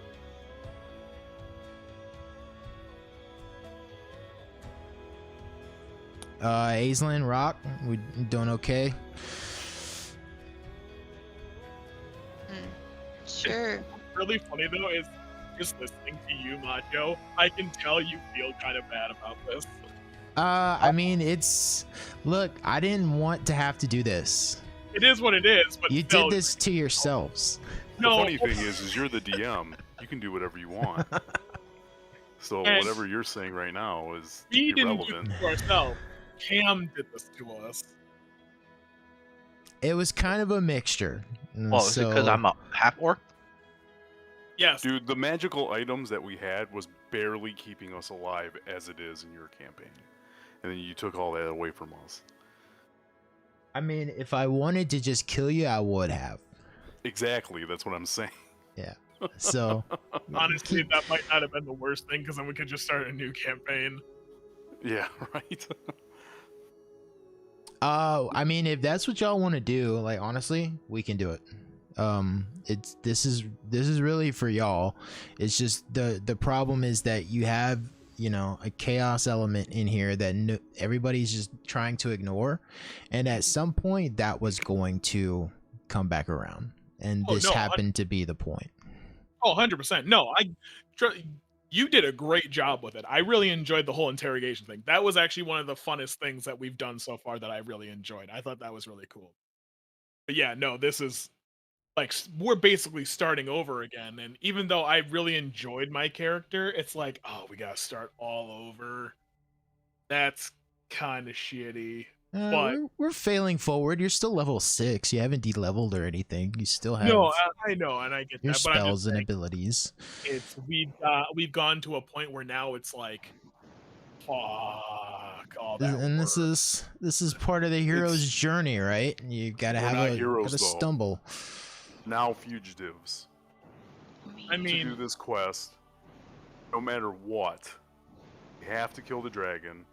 And even if we kill the dragon, our only reward is to never come back to the town, or they're going to kill us. If we don't kill the dragon, we're going to die anyway. Basically, prisoners now. That's what you're being told, right? No? Yeah, that's all we have to go on. Certainly, there would be in the future maybe a way for you to regain favor with Phandalin. or hear me But out. It's all part We of go it. to Giblet and we raise a goblin army, and then we kill everyone in the town. Also an option. Vash's dark descent into becoming a I mean, dark this is paladin. kind of Eliana's dark descent because she's fucking pissed because she was trying to do everything right for this town. And I feel like I'd be completely in the right with my character to start being evil.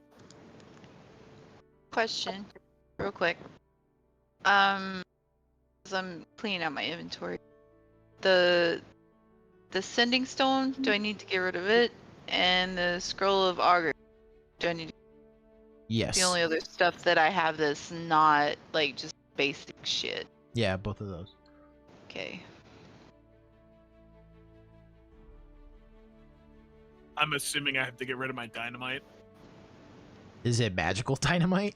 No, it's just dynamite. I would say no. Yeah, your dynamite's fine. Okay. Because I thought you said anything. Oh that was yeah, because it's evidence. Yep. Oh shit. So your tinderbox, torches, candle.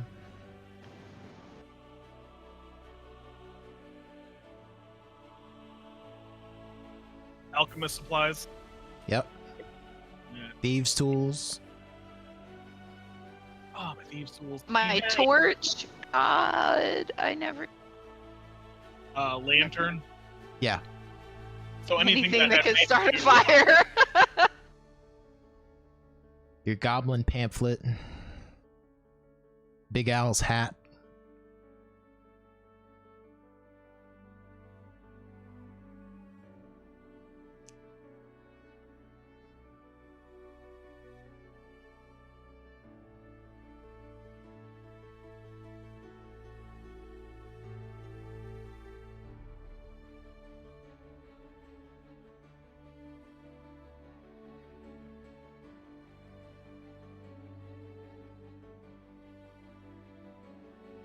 Well, at least you couldn't take my one magical item.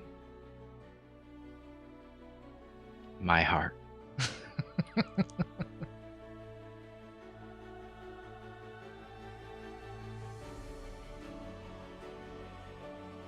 I like how there's cheery like end of movie music, and we're just like, God damn it, Wow. fuck this game. I What? feel very accomplished. I know there's a little tension in the room right now, but I think this was necessary, and I think you'll all come out stronger for it. I'm feeling Macho's pretty sitting good. here. I feel pretty good because you guys can't Okay. reach me in real life right now. Wait, let me ask about. Okay, so the only other stuff in my backpack are like my reagents to cast stuff, like my diamond for revivify. No, yeah, that's all just normal material. You can keep Okay. that stuff. Okay.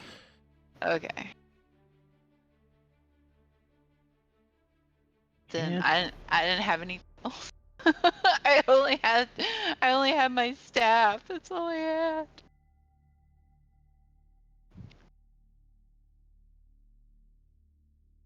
I mean, I'm up for vengeance.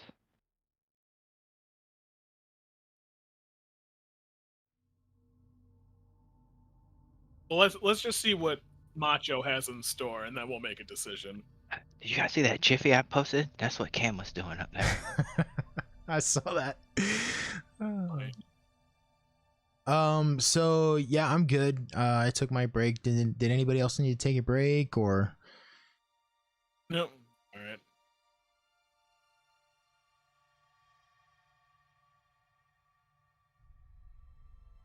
Ready to start?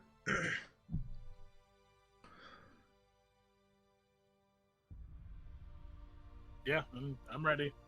Yeah, so after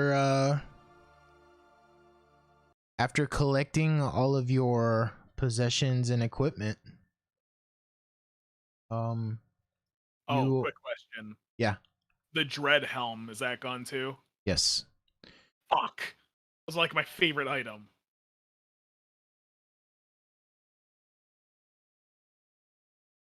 Now you gotta change your profile picture again. No. You are escorted to the outskirts of the town.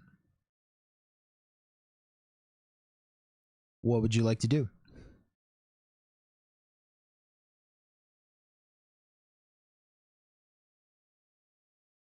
Man. Let's just move away from the town right now. And we'll figure out what to do later.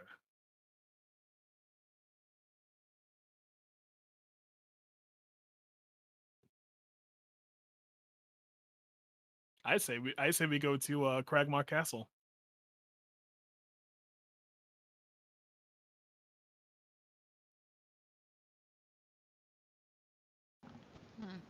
Why? I mean, that's the only ally that we have really now. Well, the only ally that I have, but that's the thing. I don't know what to do now. We have to kill the dragon, right? That's the main thing. Otherwise, we're going to be hunted down as bounties. Yep, and the impression that you got was that you'll be watched.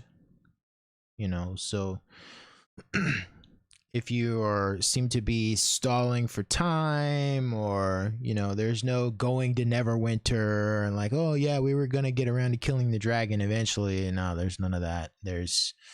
You're going to kill the dragon, and if you shirk that quest or that responsibility, then the bounty hunters will be coming.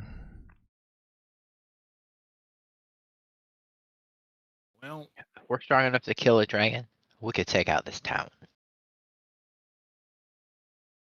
okay, hold on. We are Phandalin. Okay. And so we would need to go up through. Oh God, what would this be? So Cragmar is on the other way from Icespire Peak. I mean, it's kind of on the way, but we would have to go up mountains into places that we haven't really been.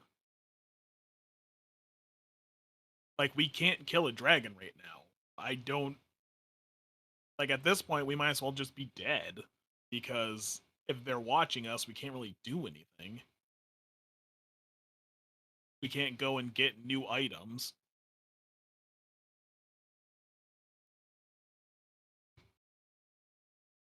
say we just head in the direction.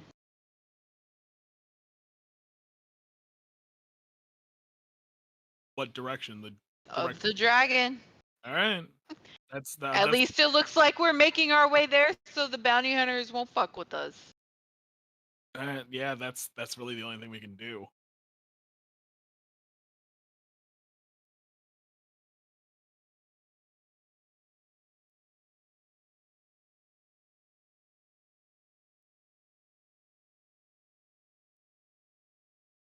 All right, headed towards the dragon, all in agreement? Yeah, that's all we can do. Yeah. Seeing as What else are we somebody gonna took do? all our shit. I can't just sit around here with our thumb in our ass.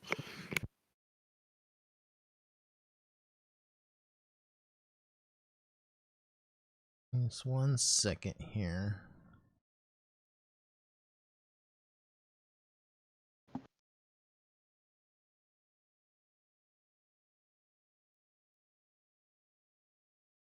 Yeah, I'm trying to find something that I'm Is it a magical item? sure you all know the feeling. Oh, wow. You're a dick. You said it too, Ooh. so you said Too it too. I know. Haven't even recovered from that yet. Too soon. Okay, there it is. Well, at least it makes for an interesting story, because I mean, we've been going unchecked for quite a while. It was bound to happen. Like I said, man, hero's journey. So as you travel away from Phandalin, are you sticking to the main road, or are you going off the beaten path? Just whatever way we can get there at this point. It's just like, all right, well, we die either way. Might as well make it. Main roads are safer, a little bit slower but safer. So traveling along the Tribord Trail away from Phandalin, you see a caravan off in the distance, slowly approaching you, going in the opposite direction, going towards Phandalin.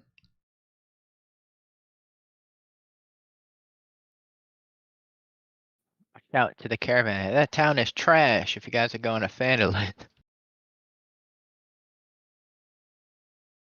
You hear the horses and the wagon rather slowly pull up next to you, and Gundren Rockseeker is in the driver's seat. Well, if it isn't our hero. Yeah, a bit of bad luck for the group of you, eh? Yes, Gundren. Yes, it's bad luck. Well, if I know anything about bad luck, the only way to overcome it is a little bit of good luck. And he pulls out a long bundle of something wrapped in cloth, probably, I don't know, maybe 6 feet long. No, not quite that long. Maybe 4 or 5 feet long.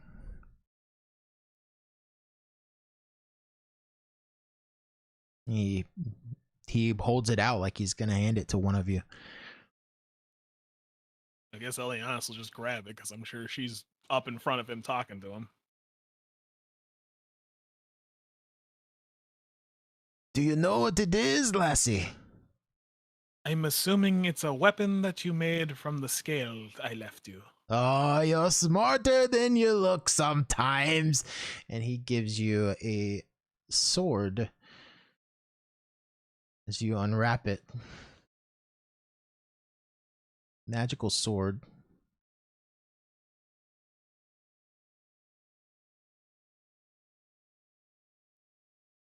He says, I've heard that you're headed off to fight the dragon. Aye? Well, we don't really have a choice at this point. This weapon, forged from the scale of the dragon himself, should do the trick.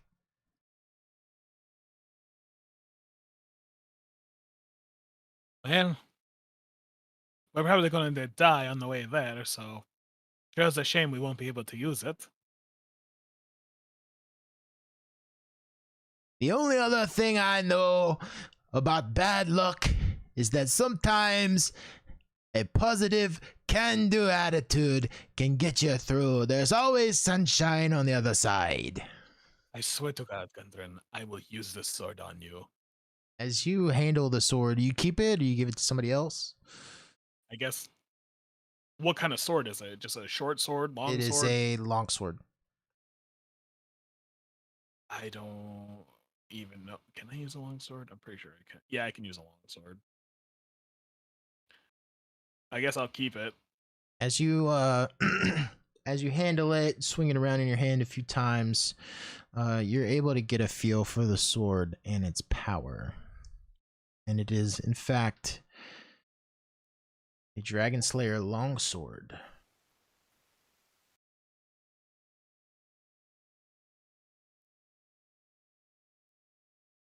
You gain a +1 bonus to attack and damage rolls made with this magic weapon. When you hit a dragon with this weapon, the dragon takes an extra 3d6 points of slashing damage.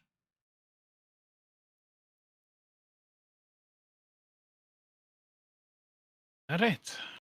Well, hopefully we don't die. To the dragon. Is there anything else I can do for you before we part ways?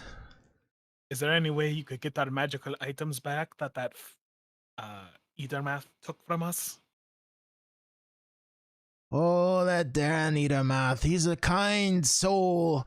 Shame what happened to his home. I'll see if I can talk to him for you. Yeah, that'd be much appreciated.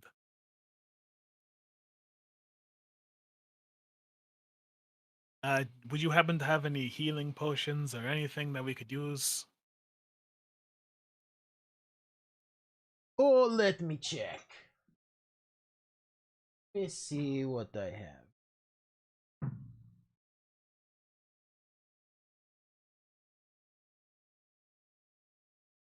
He he reaches back into the wagon full of supplies and he pulls out a single potion of healing.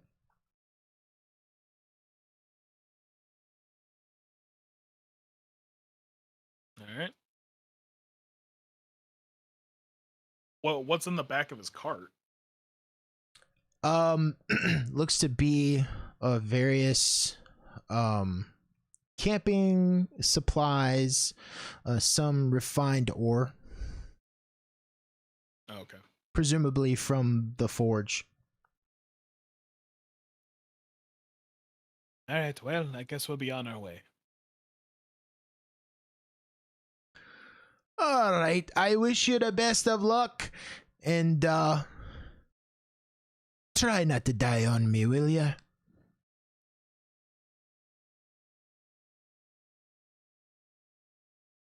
Elias just walks away. She's so done with everything. So getting to following the path, I'm assuming, following the road, you come upon the point where the road splits, and you can either go right or you can go left. Whichever way leads us to Icespire Peak. Okay, taking the right along the Tribord Trail will lead you to if you follow it all the way, it'll lead you back to Coneyberry into the Butterskull Ranch. But you have the map, you know where Icespire Peak, where the dragon is located, and so you follow the Tribord Trail kind of northeast till such a point where you split off and can head into the mountains. What kind of pace are you all traveling at, and who is taking point on this journey? I guess normal pace. Actually, you know what? Let's just go the slow pace. What are they gonna do? Hang us? I guess Hey. Elianos would be in front. Or maybe we wait for them in ambush. I'll be in the back.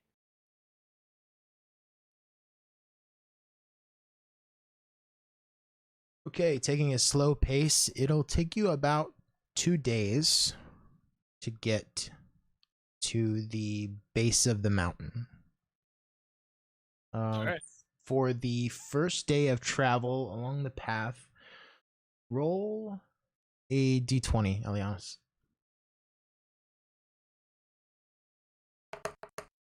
6. On a 6, you see elements of winter in the Sword Coast have largely dissipated. The land is beginning to warm. Snow only found on the caps of the nearby mountains. Other than that, an uneventful day of travel.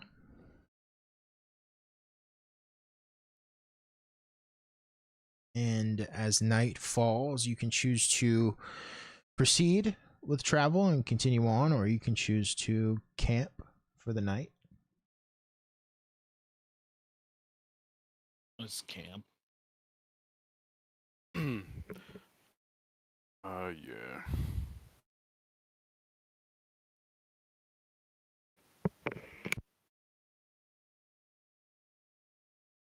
So, searching for a camp. Who's doing that? Elianos, you doing that? Sure.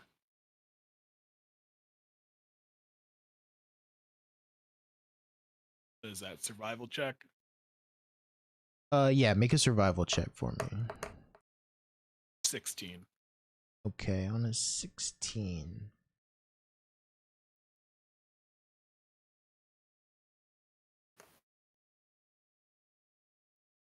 You see a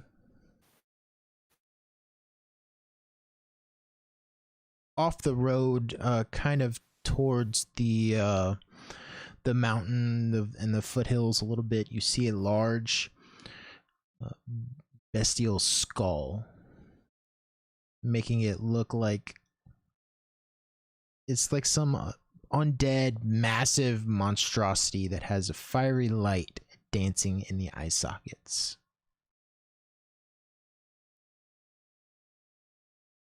What? You hear the sound of halfling chatter. Whatever this creature once was, it's undoubtedly dead now. Oh, I thought you were saying it was alive. No. Like, why would you It's just a skull. TPK us? Why did you just TPK us in the town if you just go TPK us? Yeah, now? sure. I'm gonna pardon you from an execution and then TPK you. Makes a whole lot of sense. I'm just here to just to ruin your Sunday. Is really what I'm here to do.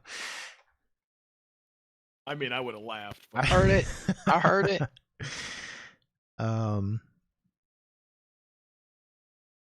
Whatever this creature once was, it's undoubtedly dead now. A long line of ribs rising in a sinuous line from where they're half buried in the soil. The skull, still adorned with human-sized fangs, offers shelter from the elements, and the current inhabitants offer a cautious welcome to anyone who enter. So this campsite is occupied. You continue, or you gonna try to find another place, or And just hang out. okay? As you enter, you see two halflings. They've already built a fire and are talking amongst themselves. Hello. Do you mind if we rest with you a while? Oh yeah, sure, that's fine. Come on in. Where y'all traveling from? Well, we were coming from Fandolin, and we're heading to go to Icespire Peak. Icespire Peak. Icespire Peak. Is that the mountain range in the distance there? Yes. Cool, cool. What are y'all doing over there? We're going to go kill a dragon. Oh, wow. Dragon, huh? That y'all do that all the time, or is that just like a special occasion? No, unfortunately, we've been somewhat blackmailed into doing this. Blackmailed sounds serious. I don't know. You guys safe? We're not. We can handle our own, but you know, you outnumber us, and I don't know if I want to get involved with anybody who's being blackmailed. You'll be fine. If we wanted you dead, you'd already be dead. All right. Well, feel free to pull up a bone, as they say. And yeah, just you know, y'all stay over there, and we'll stay over here, and then you know, we don't have to bother each other. Would you be open to trading? Oh, we don't have much. We're just on the way to where is it that you said you came from? Fandolin. Mandolin, yeah, that's where we're headed. Yeah. Me and my partner here. We don't have much, just our packs, clothes on our backs. That's it. What kind of stuff are you looking for? Do you have any thieves' tools or torches and tinders? Thieves tools. Hey Z, you hear this? You got any thieves tools? Yeah. Let me check. You see Z is was dozing off and has been woken up by this halfling and begins rummaging through his pack and thieves tools. Yeah. I got I got two sets of thieves tools. Weird how I came across why I would need two, but yeah, I got one. What you looking to buy? Yes, I have this jeweled dagger necklace. It's worth about 50 gold. 50 gold, you say? Who'd you get that off of? Found it in an old abandoned dwarven fortress. See, Z, I told you our luck is looking up. So, yeah, I'll take it. Give me that dagger, and then you can have these thieves' tools. All right.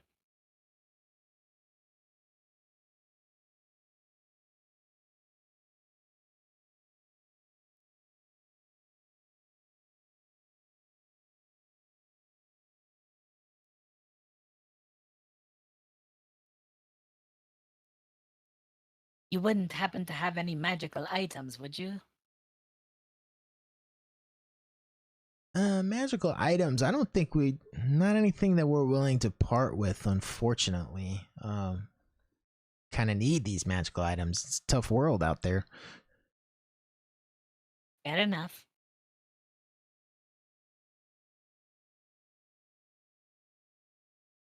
As the campfire, and as you spend more time in this, you know, empty, hollowed out skull, you see the features of these halflings a little bit more clearly. One is a female with brown hair, kind of a red skirt with a green apron in the front, and the other is a male with chin strap, beard, short cropped hair. You see he reaches down and picks up his glasses, small, like Harry Potter style glasses. He picks them up off of a rock, and he's got a red vest and green pants.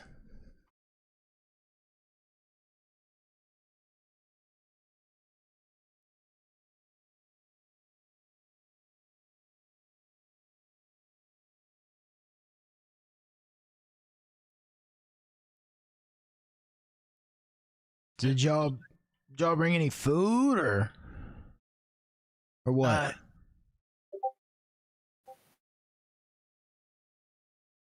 think I have some rations.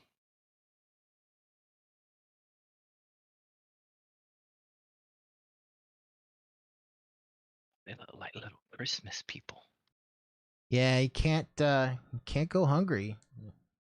Yeah, You'll I never got. slay a dragon on an empty stomach. You know what I mean? I've got 6 rations. Yeah.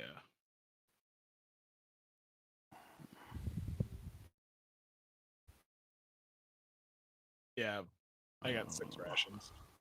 The halflings rummage through their packs and bring out some small animals that they've hunted and begin preparing to cook them on the fire.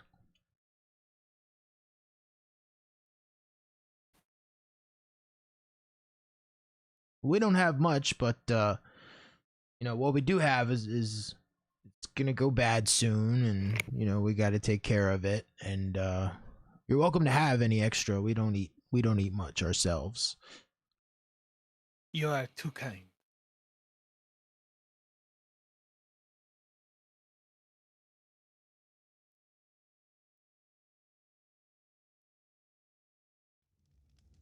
And they begin cooking the meat over the fire, and they share some with you, and that combined with the rations that you have, you're able the night.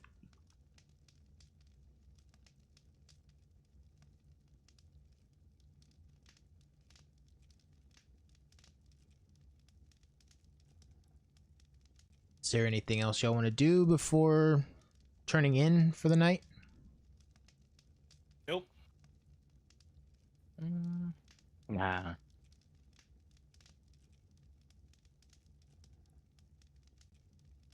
As you begin to settle in, the female halfling looks to you and says, we can keep watch for a little while, but we're not going to stay up all night, so I guess we'll need y'all to help us out a little bit. That's fine. You can wake me up when you need to. So you all go to sleep, I'm assuming? Yeah. Eat. A third of the way into the night, Elianis, you are woken up by the male halfling who looks at you over the top of his glasses and says, "Hey, cat lady, it's your turn." All right. Have a good night. Yep. Goes to sleep. Elianis, make a perception check.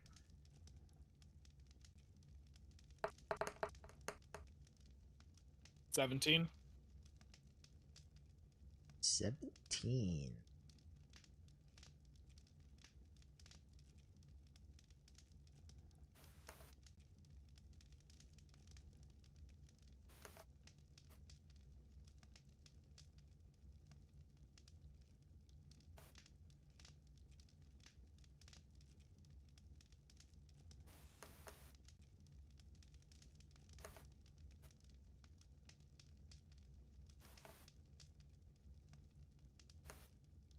on a 17, the air is kind of warm, kind of a bit of a difference, right, from what you've experienced in your recent memories. You kind of went from dead of winter to spring just starting to creep in, and then you're in a dark and cold cell for a few weeks, and so this is really your first chance to experience some of the warmer air that the Sword Coast has to offer. Off in the distance, you see some fireflies, lightning bugs, dancing in the field just beyond the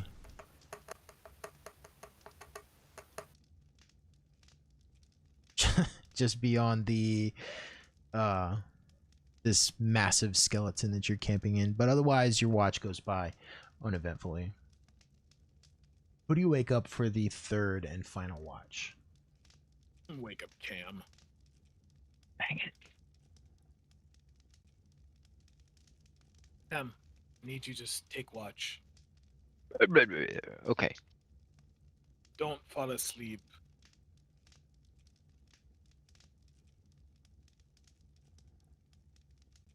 Okay, Cam.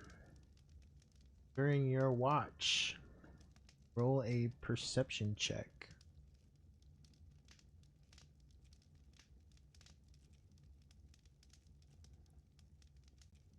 13.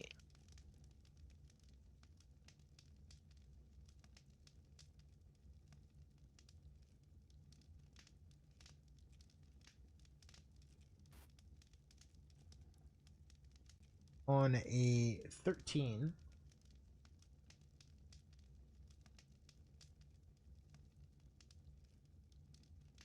you hear the wind pick up a little bit, and it begins to whistle through the campsite.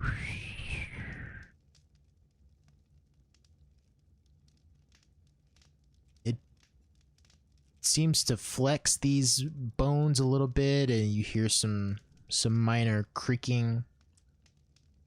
But other than that, your watch goes by uneventfully as the sun rises, dawn breaks, and you prepare for another day of travel, your final day of travel on your way to the mountain range and Icespire Peak.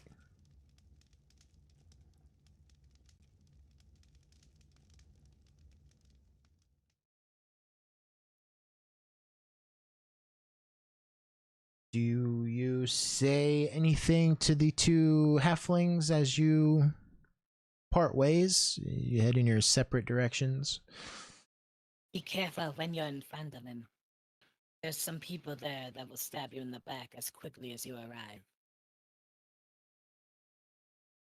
The male halfling sitting atop his donkey nods and says, "Thanks for the heads up."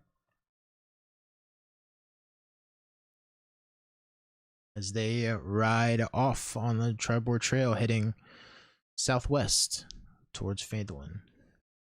And you yourselves head, you continue northeast until a point where you feel it is acceptable to break off of the trail and head into the mountains. Elianis, I'm assuming, still taking point. Yeah. Roll a perception check for me. Final day of travel. 19. 19. So you break off of the trail. You're heading across the cold, wind-blown foothills of the Sword Mountains, slowly climbing up, temperature dropping as you do. Eventually, you're high up above sea level, and you can look down and see the trail as it runs along the base of these foothills, and you begin to experience the cold again, and snow and ice and flurries. You happen upon a large prone creature frozen in ice. Can we take a closer look? And take it closer.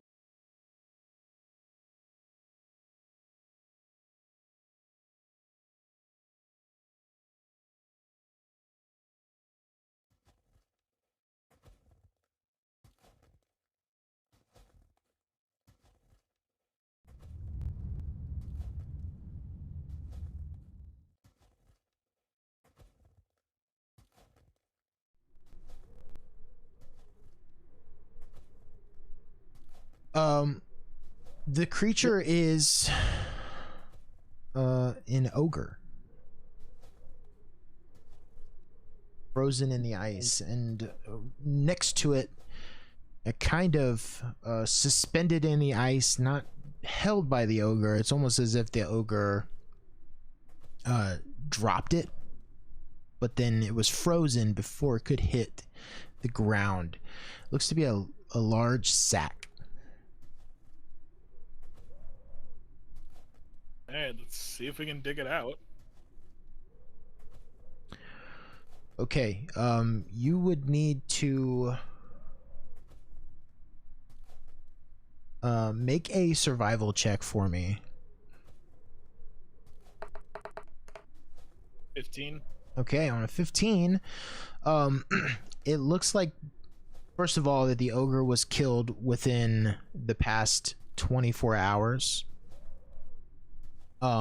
You would need to chip away or melt the ice somehow in order to get access to the sack.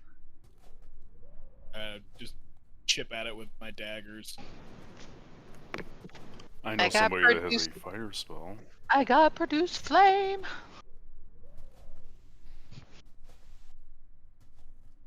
Oh, you're the one that lit the cabin on fire. Bitch. We will fight. Dude, you about to see a new side of Arista. Everybody's this time just- in prison has hardened her. Everybody just changed alignment. Everybody's New evil side. Oh, the whole time Elias thought about robbing those two halflings. The whole time. Let's see. I can use produce flame for this, right? now. Yep. Okay, cool. And I will conjure a flame and melt the ice around the bag. Okay, just around the bag. Yeah, let's not burn the bag. Yeah, Sack or whatever it is. Taking care not to burn the bag and taking care not to release the frozen ogre from the ice. You slowly melt away the ice around the sack. You manage to get enough ice melted away to where you can grab the sack and pull it free, and the ice kind of shatters and splinters away from it as you do. Inside the sack, you find a rusty dwarven helm. You find 2 halves of a splintered wooden shield, a tumbleweed, a crumpled up cowboy hat, not exactly like Big Al's, a little bit smaller, but the same sort of style, and a sackcloth doll that needs to be restitched. Is anything magical? You also find none of those items are magical, but you also find 3 potions of healing.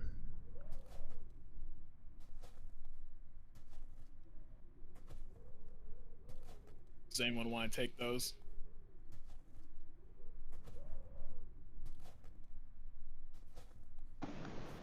I'm good. I'm good. Alright, I guess I'll take them. You said 3? 3, yep.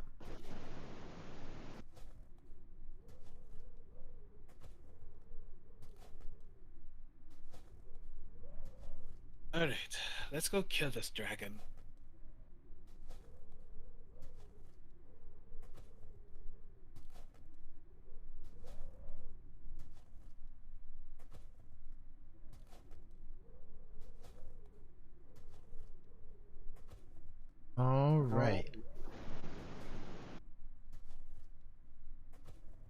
see if I can do this. What's up with that doll? Didn't he? It's just a doll. Yeah, it's just like a sack. Big ass. This is cloth doll. big ogre. Whatever, carrying random shit.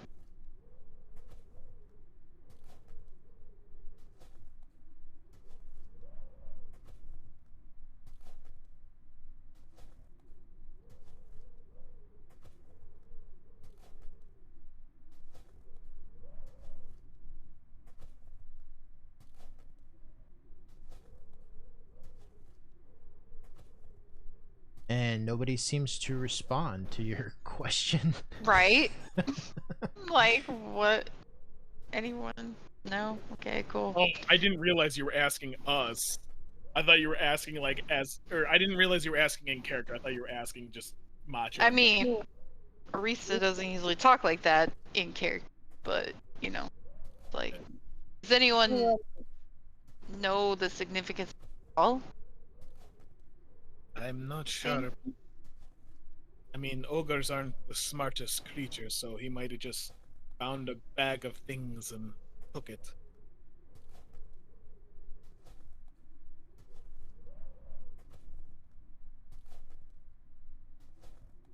Okay.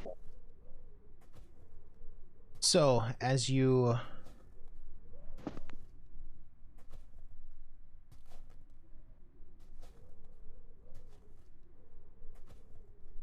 continue along this narrow pathway,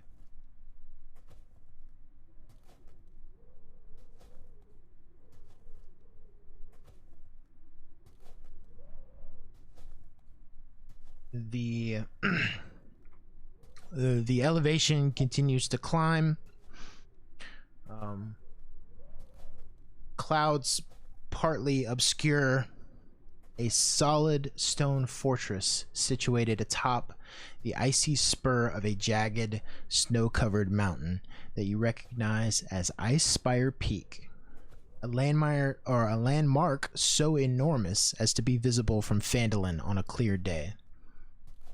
The mountain dwarfs the fortress, which consists of two separate structures joined together by a stone bridge. A narrow winding path corkscrews up the mountainside to the smaller of the two structures, and appears to be the only safe way to reach it by land. It is an unwelcome path, but not as unwelcome as the cold, howling wind that buffets you. I guess we're heading there.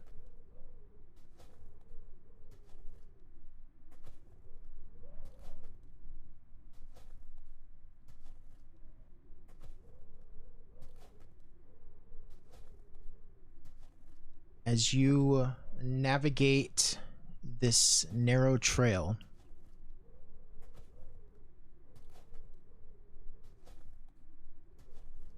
still maintaining the same slow, stealthy pace, Yeah.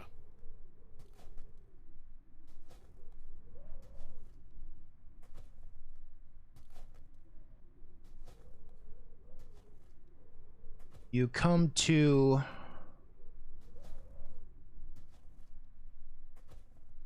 a stretch of the trail that is covered in rubble and difficult terrain.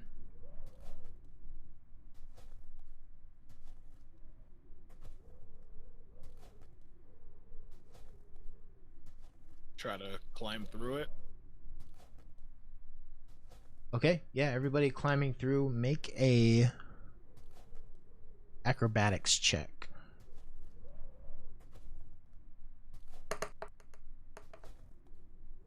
13. 21. Also 21. Nat 20? Nice.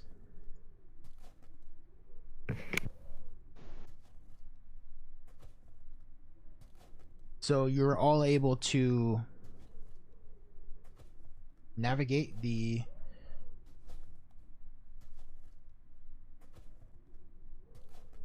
difficult terrain here.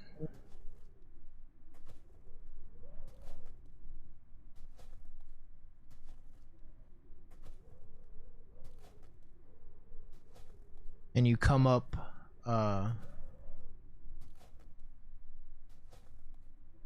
to the door of this gatehouse.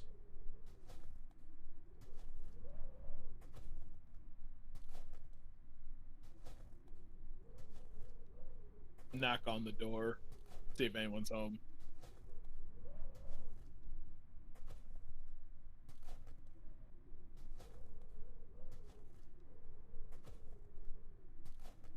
Knocking on the door to the gatehouse.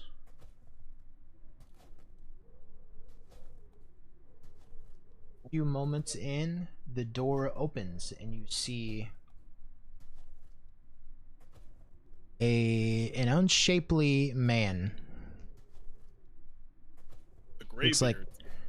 Looks like his best years are behind him. No need to describe me.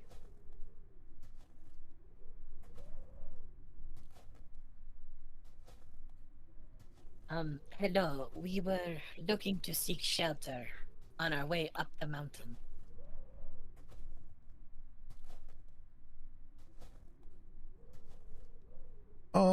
Yes, this is the way to the mountain, but, what is your business here? We have come to slay Parthenax. I mean, Cryovane. Cryovane, I don't believe I know who Cryovane is. He is the dragon that has been terrorizing the villages down Oh, the dragon. Yes, yes. Come in. And he leads, he kind of steps out of the way and leads you into, the building. As you walk in, you walk past, stables where you can see 4 riding horses.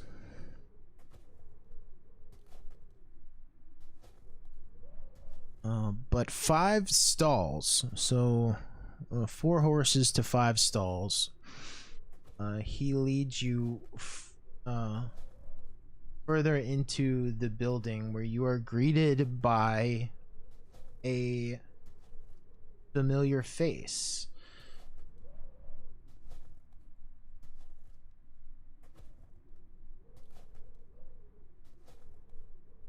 Face that you've seen before in Phandalin, and now that you think about it, you've seen the portly man's face as well. These are the scouts who scouted out the lost mine and cleared the path, and who you saw leaving Phandalin as you were headed to the lost mine yourself. And the woman standing in front of you, she keeps her red hair pulled back in a ponytail, and she speaks to you. She says, "Ah, look who the cat dragged in, literally." You must be a riot at parties. What brings you up here? Well, we have to kill the dragon, otherwise we have a bounty on our head. Kill the dragon. It's a little too bad that you're late to the party yourself. What do you mean? That's what we are here to do. Kill the dragon. And as she speaks, a rough-looking man comes out of the room just behind her. Rugged, sullen brute. Looks like a criminal himself. And he sees you and says nothing but just nods and says, "Huh." Ed, it looks like we're in this together.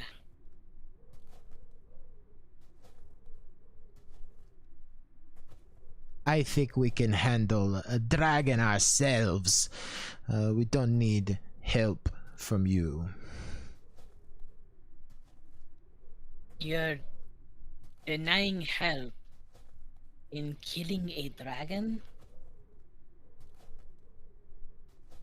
This is why we don't need your help.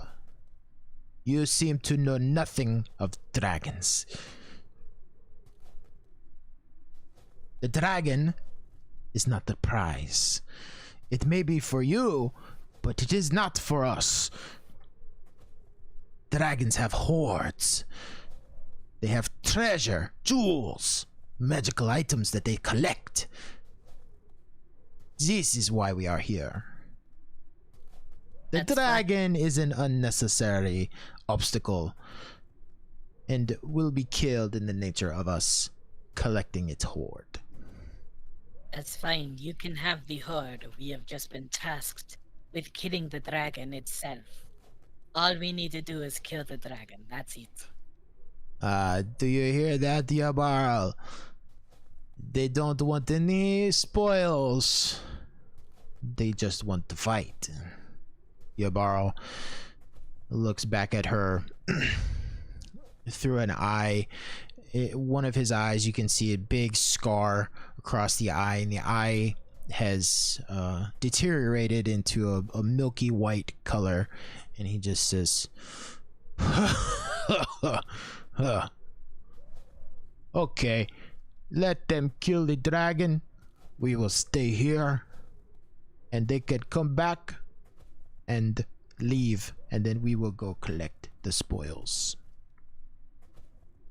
No, you can come with us to kill the dragon, and then you can have the spoils.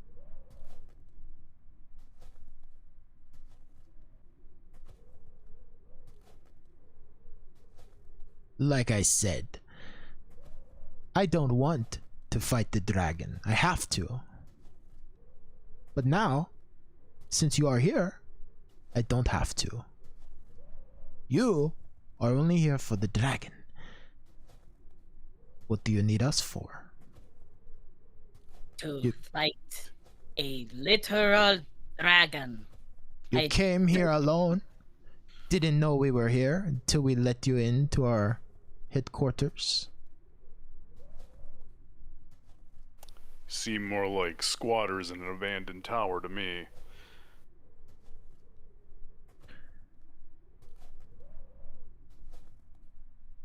You can fight the dragon on your own. We will watch. Then you will forfeit the horde to us if we kill the dragon then. No. It's fine. We will go kill the dragon, and we will come back. Let's get some rest, and we will set out first thing in the morning. Coming through another door, you see a fourth individual. Muscular woman, black hair, cold blue eyes. She opens the door and looks at the fat, unshapely man who is kind of wringing his hands and wrists nervously. She looks over at the red-haired woman. "Silene, problem?" "No, Runa, no problem. These four vagabonds are free to stay here as long as they wish and make any preparations that they need. And then they are going to go kill the dragon for us. Isn't that right?" We're going to go kill the dragon. Whatever happens after that is your business. We're not killing it for you. "That's fine. You don't need to kill it for me. You kill it for yourself. Just remember, you have to come back through here to leave the mountain. This is the only way in or out. Any funny business, and we will kill you ourselves. Is that all? Are you done? That is all. What would you like to do? You staying here or are you on your way? We're getting prepared and then we're going to go kill the dragon. Very well. Be quiet about it though. The dragon is here. Any noise that it hears, and it will be upon us all.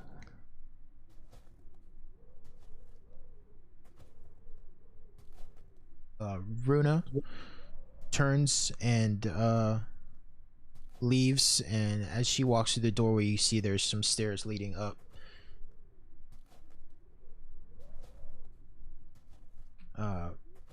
Brackus turns away from you and begins tending to the stables. Yabaro heads back into the room that he came from. Silene leans up against the corner of this short hallway and just watches you. I guess we would go up the stairs because we seen that bridge coming in, right? Yep. So we would know that we would have to go up to go across. Mm-hmm. All right. So, like, how long have we been traveling? Like, is it like midday? Almost yeah, it's about midday. Do we know if we could reach the top before it's nighttime? Looking at the fortress, you did see the fortress as you came around. It looked pretty large. Fairly confident that you would not be able to go room by room, but if you kind of knew where you were going, you might be able to get exactly where you needed to be. But you'd be pushing it. It's a risk that you would be taking. All right, I guess we would just rest for the night and then start first thing in the morning.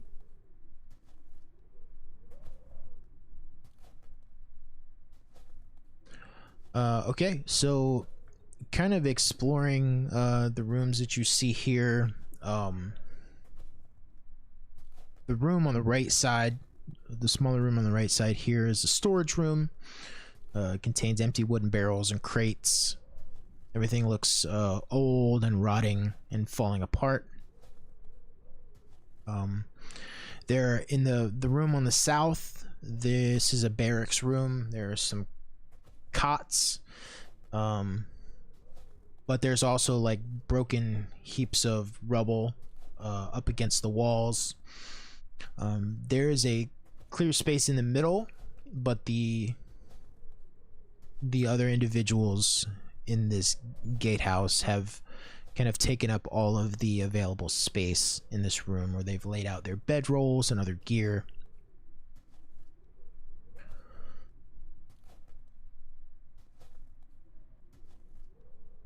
The room on the west here, or to your left, is an old smithy. Looks to be. There's an anvil resting on the floor near a fireplace that hasn't been lit in what looks to be years. Scattered around the floor, rusty tools, old horseshoes.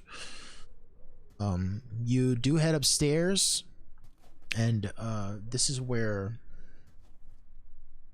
Runa has posted up. She's watching outside of the arrow slits here, watching the trail, keeping an eye on the fortress.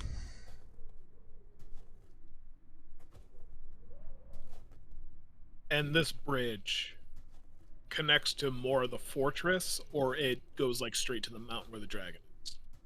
Yeah, looking at the bridge, it does connect to the fortress. It's a solid stone bridge that spans a 35-foot gap that's between the gatehouse and the main fortress. It sits 50 feet above the trail. Okay. So we're not like just going to be an open mount. We would still be inside.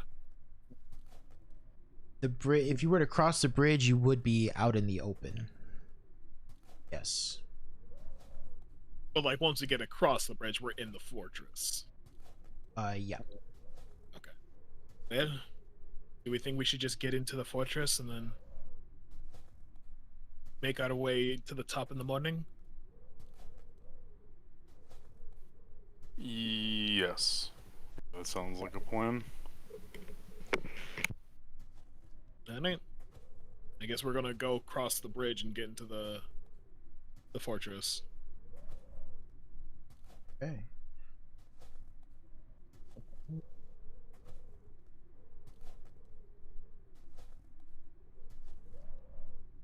So, as you cross the bridge, as you leave this room, Runa says to you, "Good luck." As you enter into the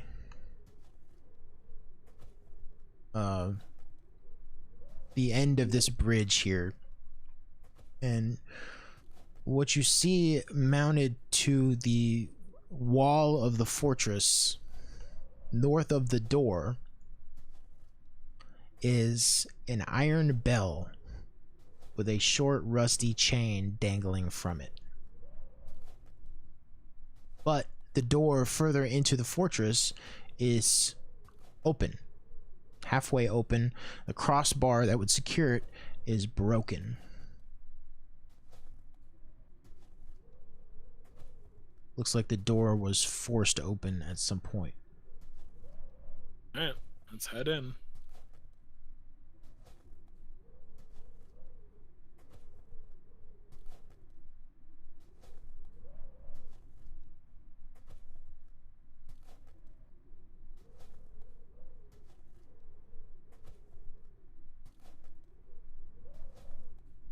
Heading into the fortress, it's a very small entrance room.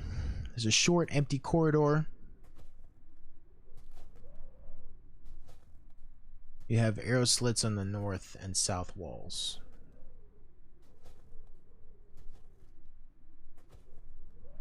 Just going to use one of you for now to signify where the entire group is.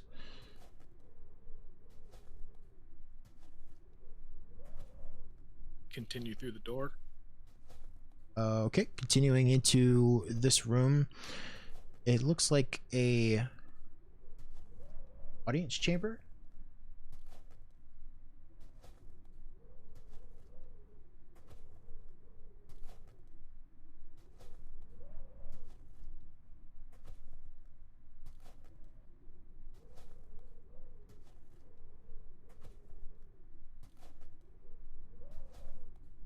And looking into this room, you see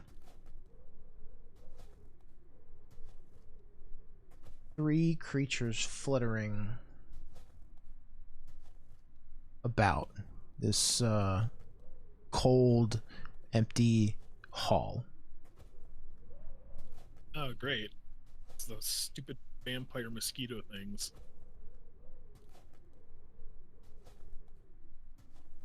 I'm gonna shoot one of them. Okay. Yeah, they haven't noticed you yet.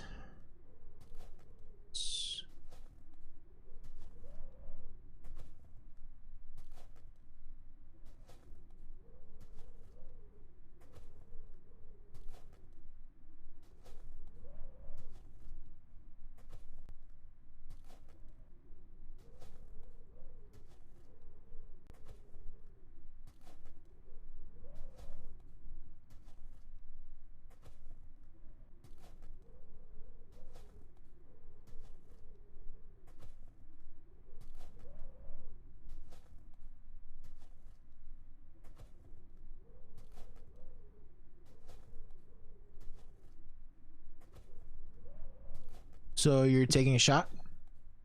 Yep. I'm gonna do sharpshooter. Because why not? That is a dirty 20 to hit.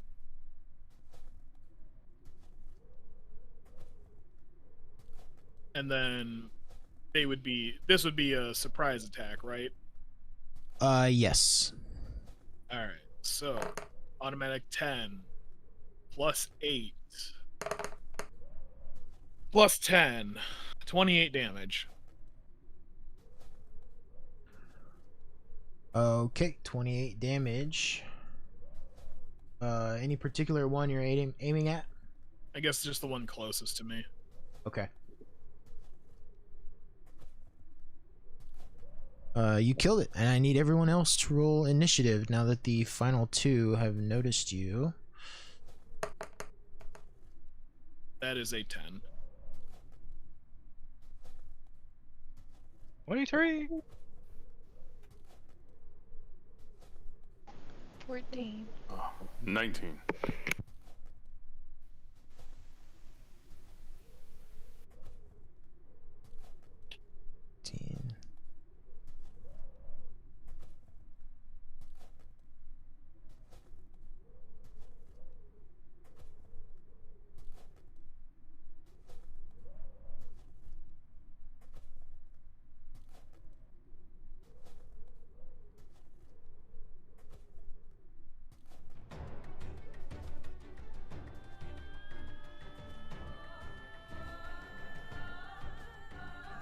All right, let me get the rest of you in here. Bloop.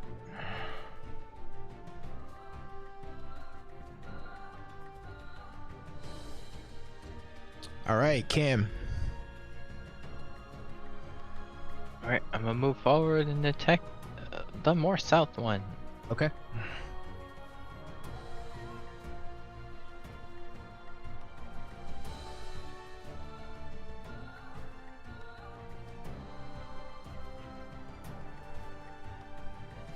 It's an 18 hit.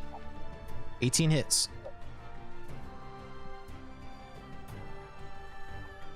14 damage. Dead. Oh, dang. Okay. Can I move again? Yeah. Okay, yeah, let me go up north. Try to attack that one too. Does a 13 hit? 13 does not hit. Ah, dang it, enter.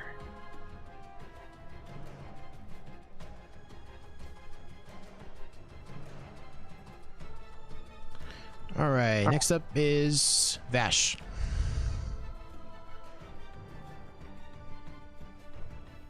I'll move up to the one with Cam. Okay. I will attack.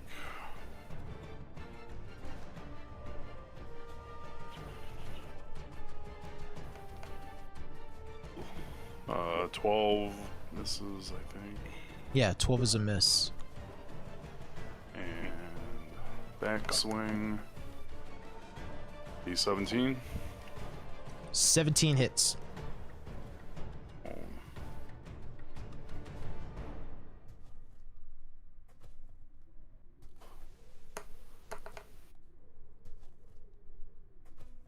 12 damage. Okay, that one dies as well.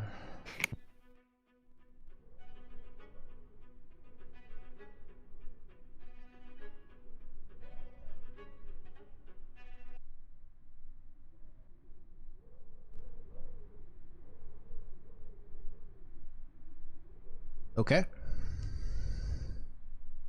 You handled that easily enough.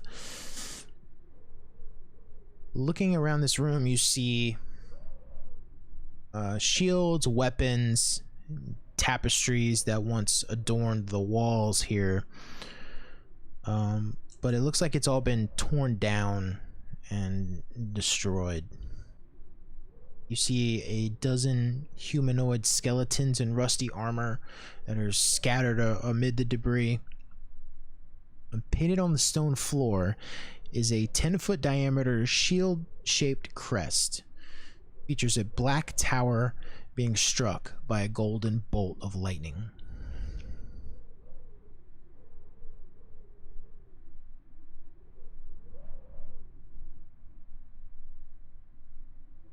I guess we keep moving forward.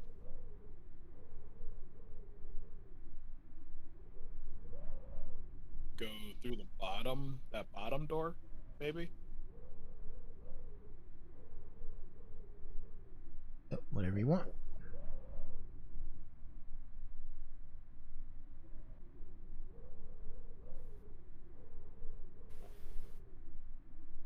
Headed through this door on the bottom, you see 2 more doors to the south, and then another door that leads west. Open the door closest to me. Okay. Heading into this room.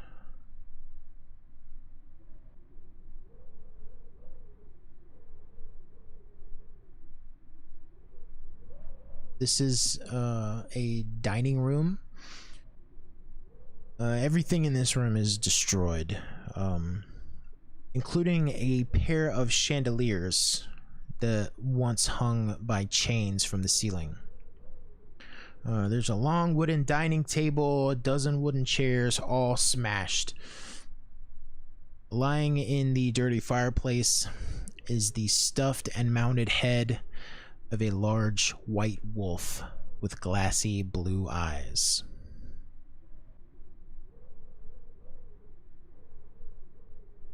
Is that a fireplace on the very bottom? Yes. I guess just go out the left door.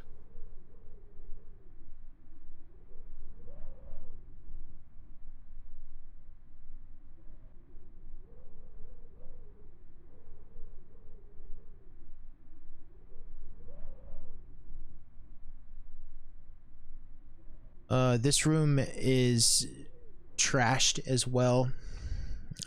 Furnishings, debris scattered everywhere. This is the kitchen. A cold breeze blows out of the twin fireplaces built into the south wall. Okay. Let's head upwards. We're just going to keep moving forward. All right, you have 2 doors here, one on the left, one on the right. Left. Okay, the left door leads into a pantry.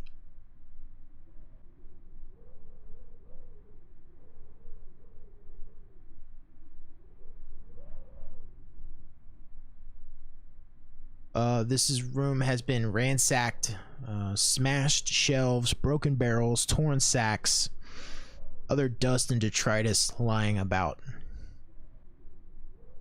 Amid the rubble and trash, the characters find a skeletal remains of a male humanoid clad in a rusty breastplate. Is there anything magical on him? Make a perception check. 23.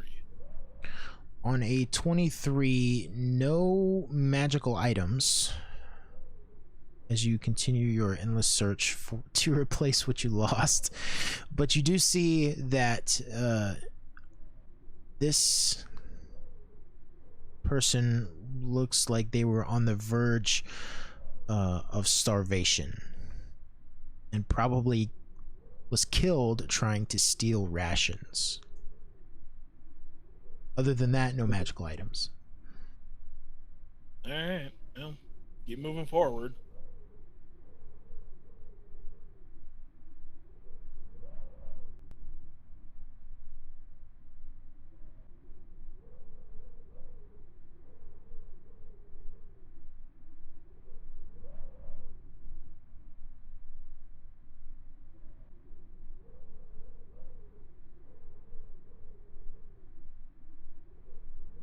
You're in a hallway now. You've got a door to the north, a door to the south.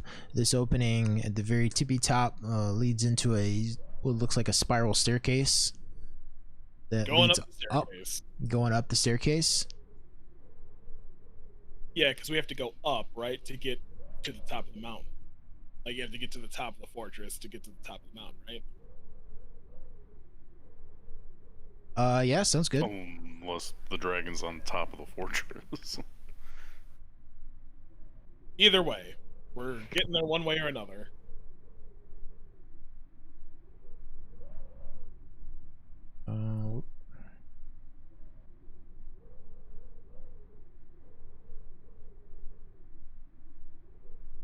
At the top of the fortress,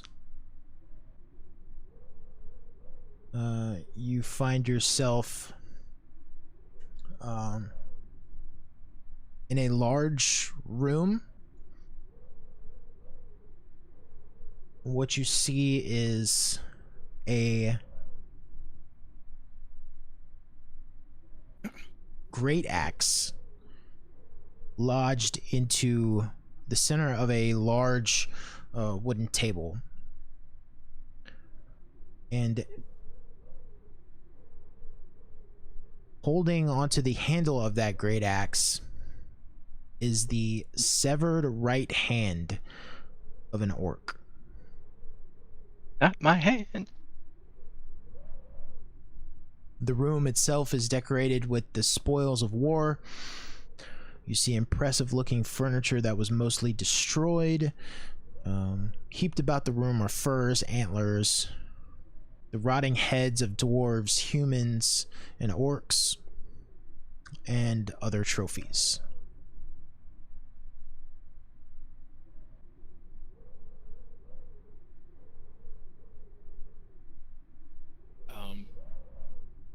Just keep moving forward, I guess. I mean, if anyone wants to do anything else, by all means, but... Actually, check out that battle axe.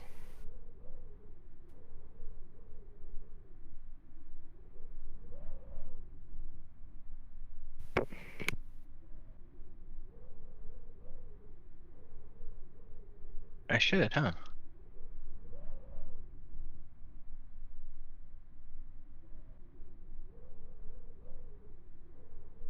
It's a great axe. Not magical. Lame.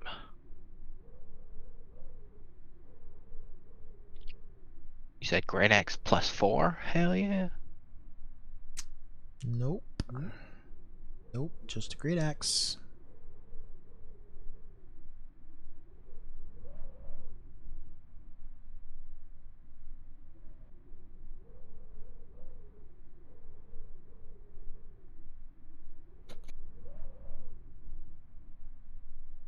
Oh, I got a regular Great Axe. I'm good.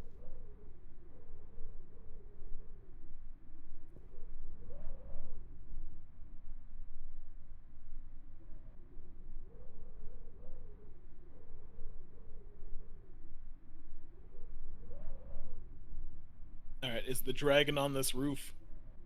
As you head out of this room through a broken doorway onto the roof, you don't see the dragon. What you do see is a slender figure in a red hooded robes. Lady in red?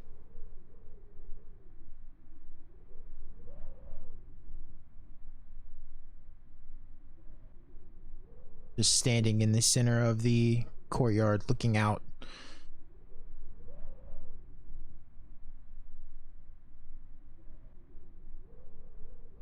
The rooftop itself, these walls around the edge are about 3 feet high,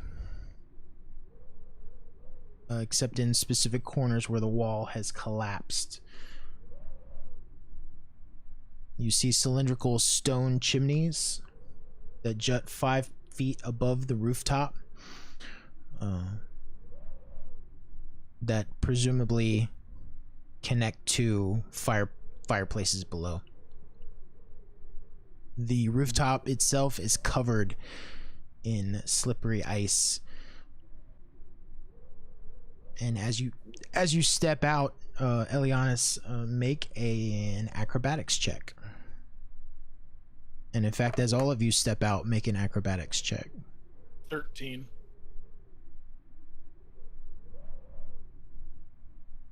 14.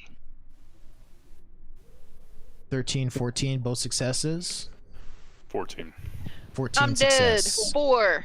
4. You fall prone, Arista, as you try to Excellent. step out onto the ice. Excellent.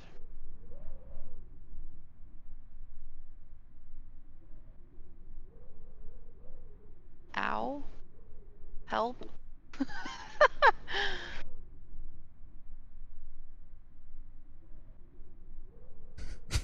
Do y'all help her up or just leave her? Damn! My fucking teammates, man! Fuck you guys! Yeah, I like what? fall and bust my ass, y'all just silent, keep going? No, Damn. We're all no, hard now. We're all I- hard Damn. in the jail. I was wait. Damn. I thought Macho was gonna be like, and she turns around, hearing the clang of one of your party members. So that's what I was waiting for, honestly. No, no. Yeah, Elianis will help you up. Jesus Christ. Arista, you need to be more careful. I know. As this happens, as you're helping Arista up, the hooded figure turns around, and it is a figure that you recognize from long ago. It seems like now. The one who escaped from Tressendar Manor way back when you raided that stronghold and dismantled the Red Brands. The one that Rhodey told you about. The boots on the ground leader of the Red Brands at the time, Madge herself.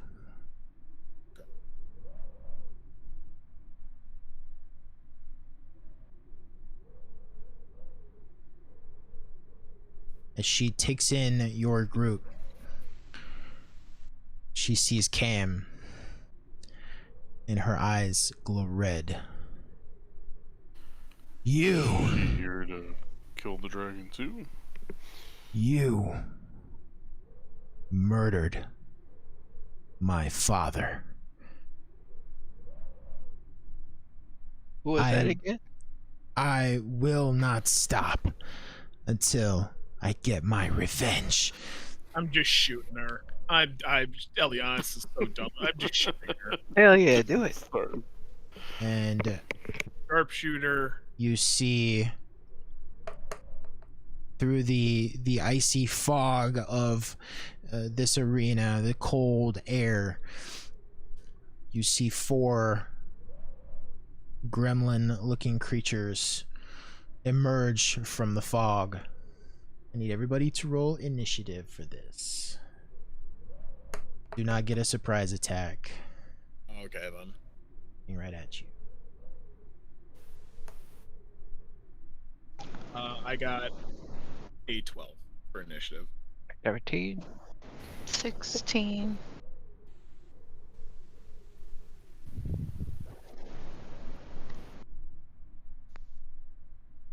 One second. This isn't acting up.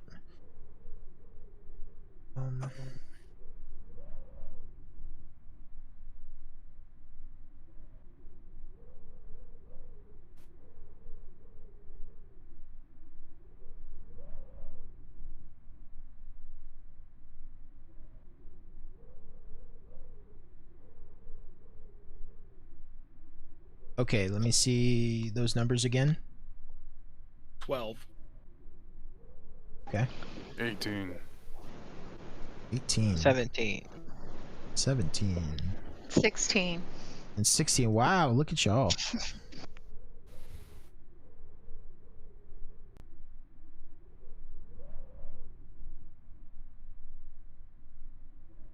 Mm-hmm.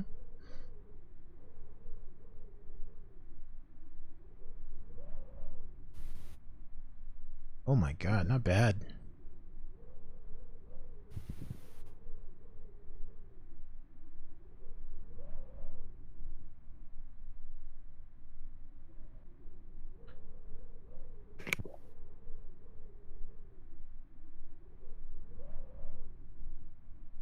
Okay, here we go.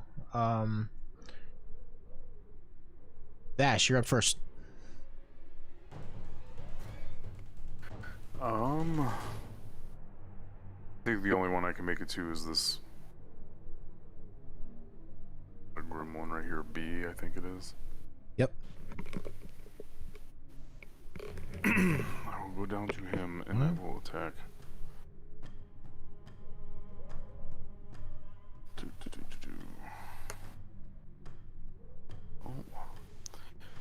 Oh. 11. 11 is its armor class, so you hit. It's 14 damage first hit. Okay. Then back swing 17. Is this bludgeoning Hits. damage? Dang, yeah. Okay. So you killed it in the first hit. Oh, okay.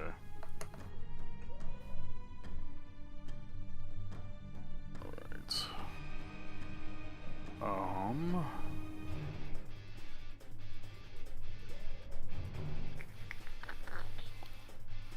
And I think I'm too far away to, whoops. Vash, make a dexterity saving throw.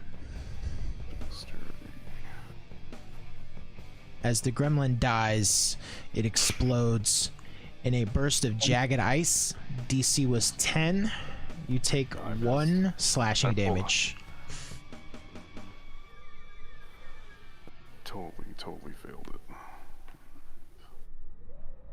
Alright, that's all I'm gonna be able to do. Okay. Next up, Cam. I guess I try and move as far forward as I can. Okay, you can get 5, 10, 15, 20, 25, 30, Oh, I have 40. 40, 35, 40. Yeah, I guess I'll take that guy. Is that Wait, how'd A? you get 40? That's my walking speed, 40 feet. Really? Did you get something from those boots? No, I deleted my boots.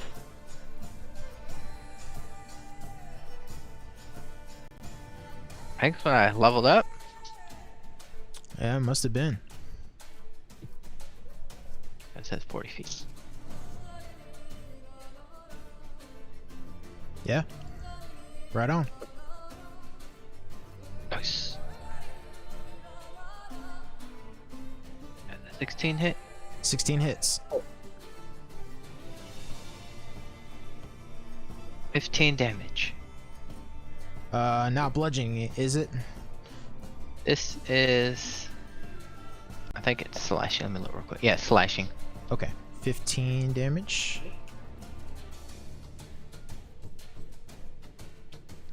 Not dead? Okay, let me attack again. Oh, it's 13 hit. 13 hits. 12 damage. 12 damage kills it. Make a dexterity saving throw. 23! As it dies and explodes. Successful save. You take 2 slashing damage. Yeah, barbarians get plus 10 to their speed when they hit 5th level, as long as they're not wearing heavy armor. Yeah. Oh, look at my HP. I'm gonna leave it there. Is that 69? Yeah, the best number. All right, Arista. I guess I will use produce flame on D. I think I need to be within 30 feet. 35. You got to move up a little bit. Yeah, that's fine. Okay. Just within range. Okay. There you go. Okay.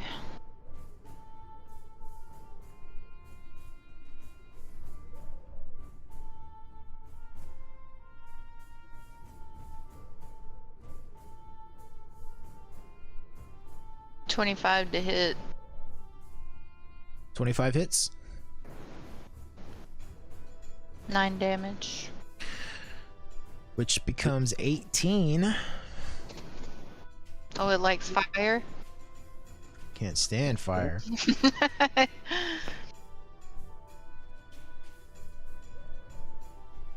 Okay. I guess that's all for my turn. All right. Next up, Elianis.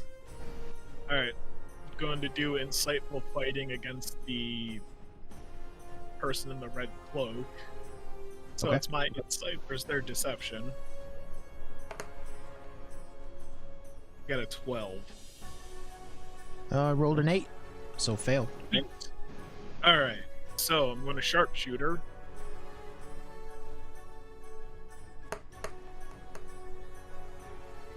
Does a 5 hit? Actually, you know what? Question: would I have had inspiration from when I made that really long speech? You know, the speech. Yeah, I'll give it to you. Yep. All right, I'm going to burn inspiration then. Okay. Just to try that again. That's even worse. God damn. All right, well, I just straight up miss. And that's all I'm going to do. Okay.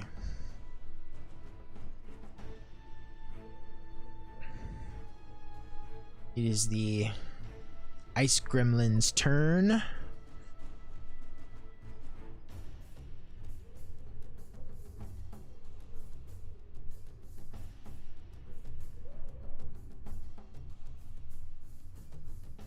Let's see.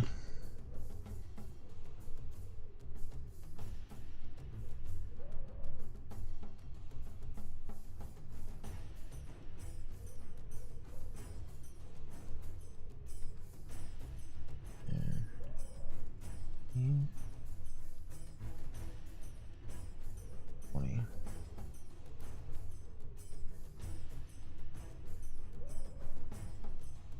This one's gonna fly over and make some simple claw attacks against Cam. 21 to hit. Miss. A lot. You hit.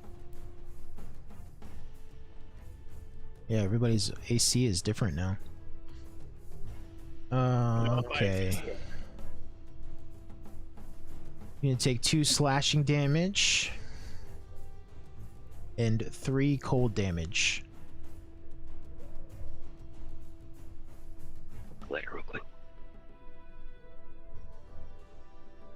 5 damage. Okay. And it is going to fly 10 feet into the air. Bitches.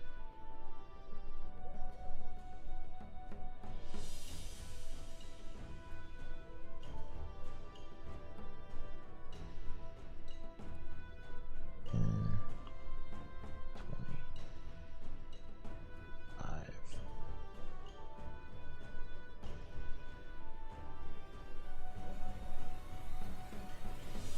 25.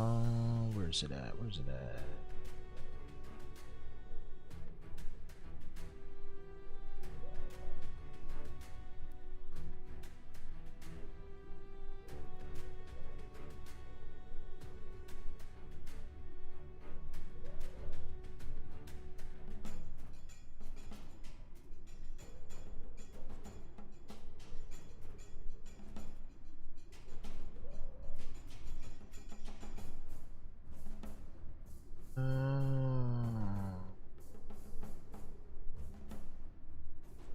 Can I get both?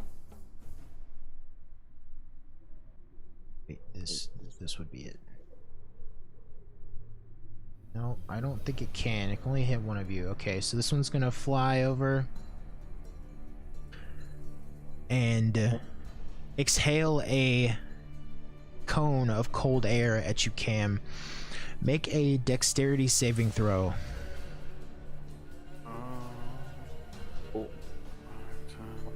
Is Cam 15 feet away from me or 10 feet away from me? 15. I think anybody within like a 10-foot range of me gets a +1 to their saving throws. 23. Well, I get an automatic advantage for my rolls. Okay. Oh, but I only got 8. Okay, so you fail the save, so you're going to take 5 cold damage.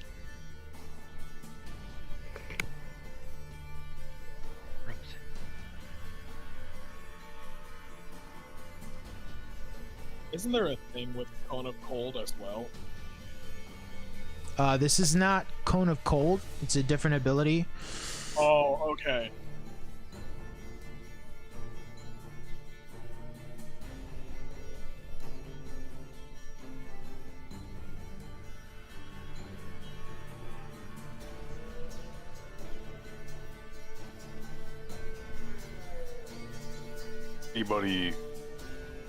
Any friendlies within 10 feet get a +3 to saving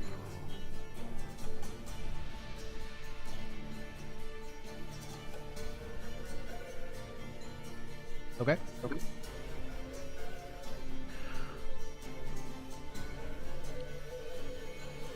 The human in the red robes, Madge,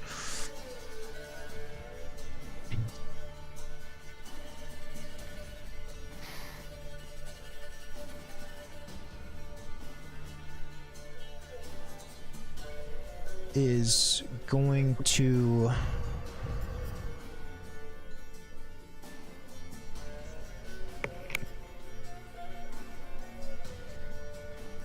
see what she's got. Oh shit, I forgot I had new abilities.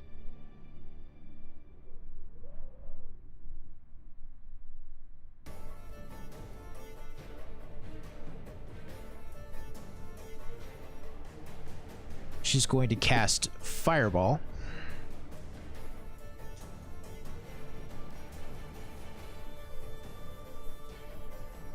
Marked deadly spell.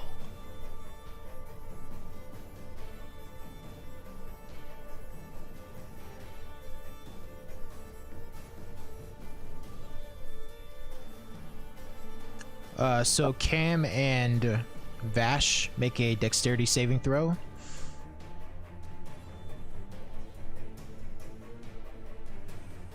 17. 17.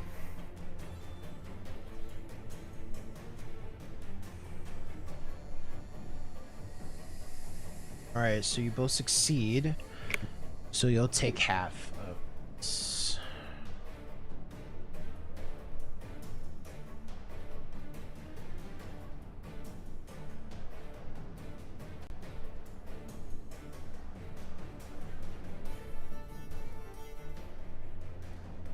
So you both take 14 fire damage.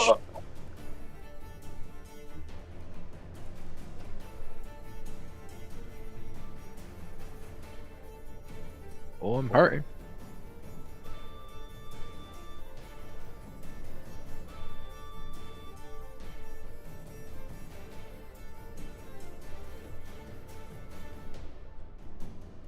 And that's it for her turn. Vash, your turn. Alright, so I'm going to Madge.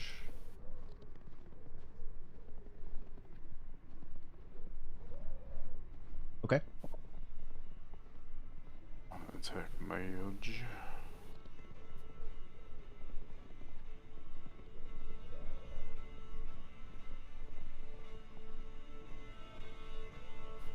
Uh, 19 to hit.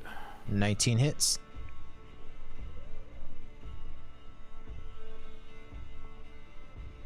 16 damage. Okay. Then swing 17 to hit. 17 hits.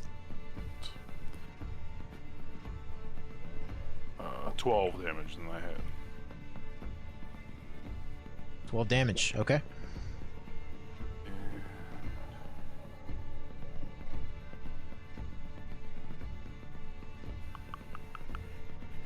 And that will be it.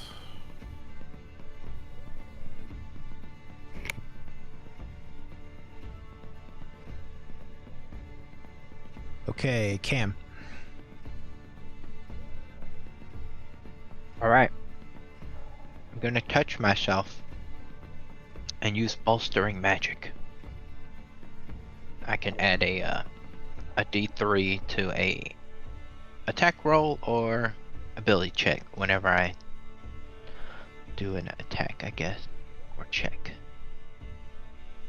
Called bolstering magic. Okay. And then I will rage as well. Then I will use my wild surge. Check out a 6. What is it?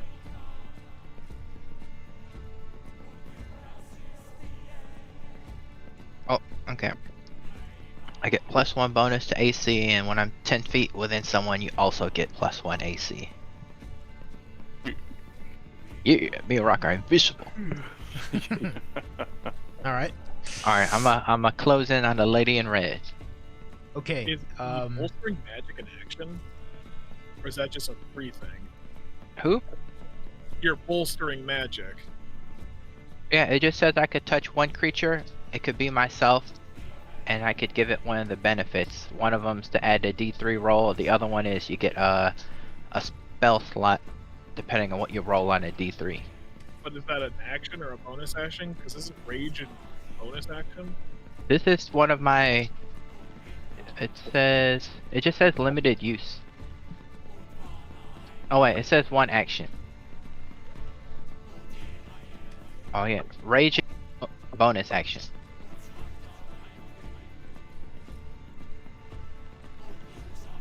So I guess I can't attack after that because I use action. Yeah. Yeah.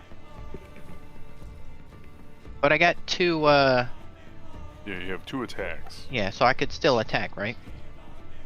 Just one. I don't know the rules of that one. Because I thought it was you have to attack in order to have a second attack. I Yeah, I have couldn't. no idea. I will confer to my GM. What gives you 2 attacks? Just my regular action.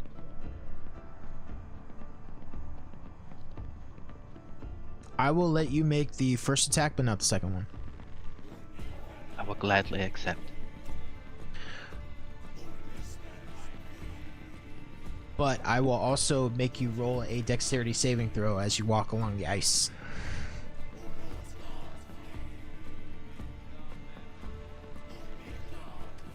Wait, 2. Okay, you succeed. You're good.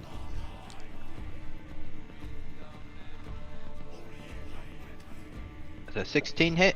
16 hits. Ew. 7, 8, 9, and let me do a D3.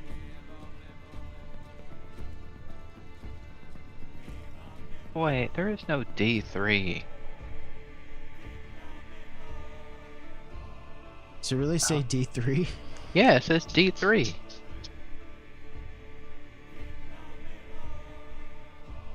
I don't have a D3. I got up to D4. That's weird.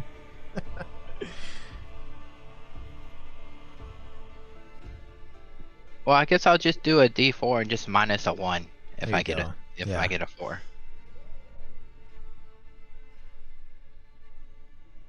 Okay, so that's 10 damage. 10 damage. Okay. Enter.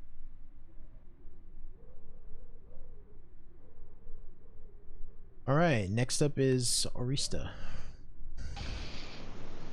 Guess I'll D the. Let's do that.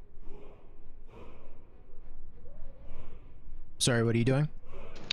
Produce flame on D. Okay.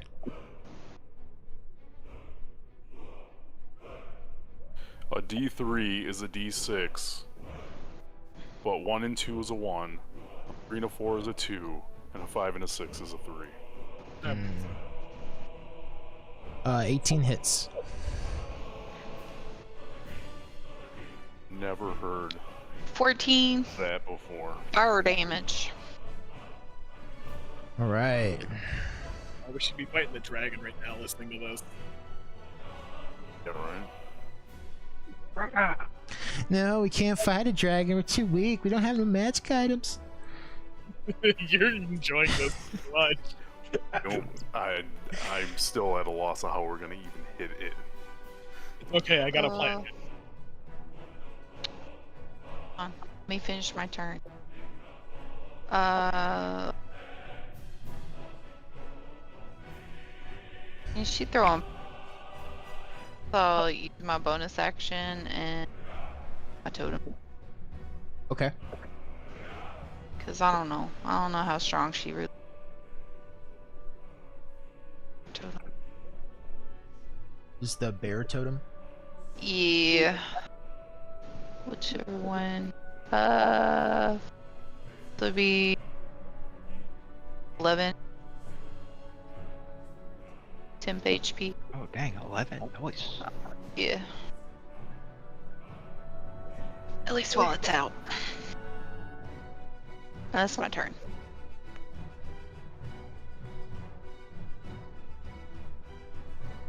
I got a perfect plan for the dragon though. I saw an anime once where they couldn't hurt it except through the butthole. All right, Elianis. I am going to, you know what, just sharpshooter the rogue lady. Why not? Jesus Christ!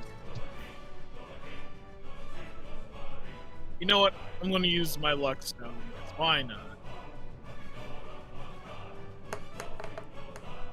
What in the ever?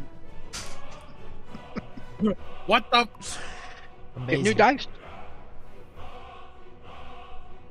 Alright, well. And I'm just gonna throw a dagger, because whatever. Oh wait, hold on, I have to roll at disadvantage, not that it really matters. Look at that. So yeah. Does a 8 hit? An 8 does not hit. That's weird. Alright, that's my turn.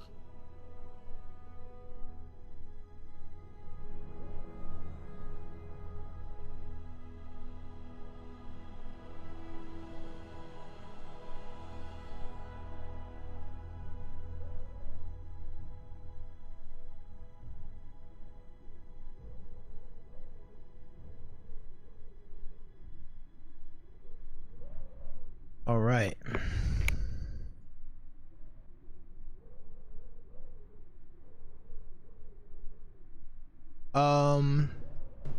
Vash, make a dexterity saving throw. As the ice mephit explodes.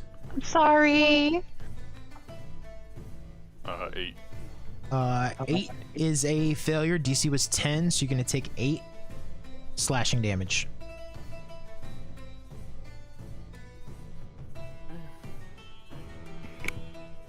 I don't feel as bad because I put my totem down now. Feel less bad. Still feel bad, less bad though. Alright.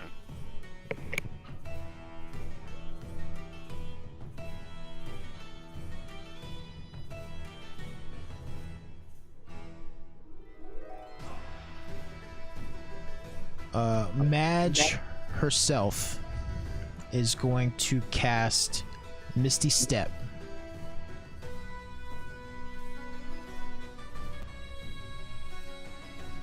As she teleports Off the cliff and kills herself on accident. to the edge of this section of broken wall. She's going to cast another fireball.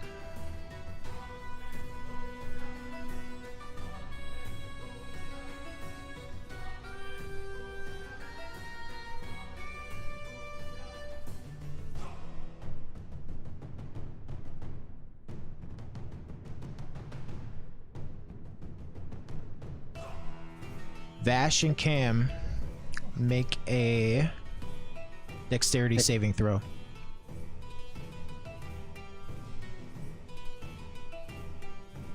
$22.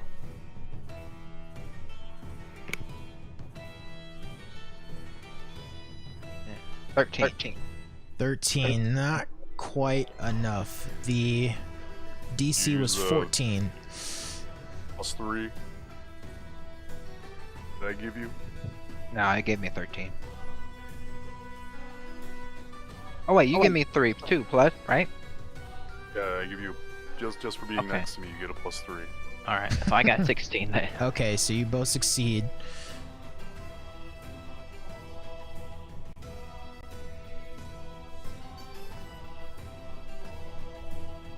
Is this medieval Star Wars? So you're gonna take 12. You're both gonna take 12 fire damage.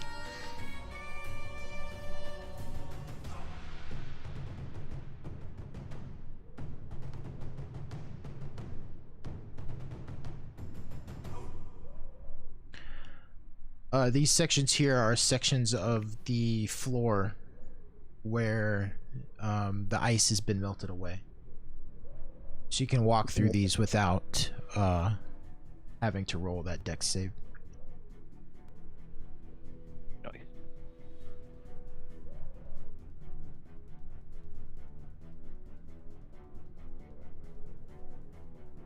The so that's Mag's turn. The last ice mephit is going to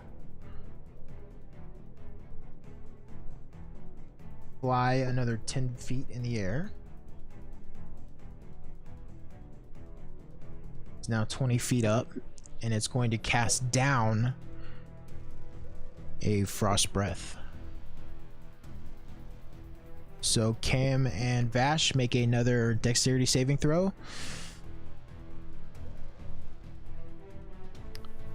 18.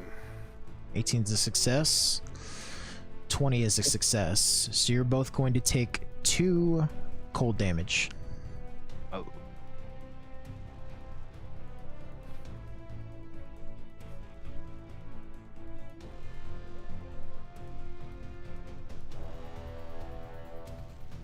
And it is now Vash's turn. Barton kick her off the ledge. That's what I'm gonna do. Can I Misty Step to her and just boot her off the cliff there? Yeah, you can Misty Step. Holy shit. Do it. Do it. So range of Misty Step with 30 feet, right? Yeah, you can get there. Yeah, I'm just gonna up here, surprise her, and kick her off the ledge.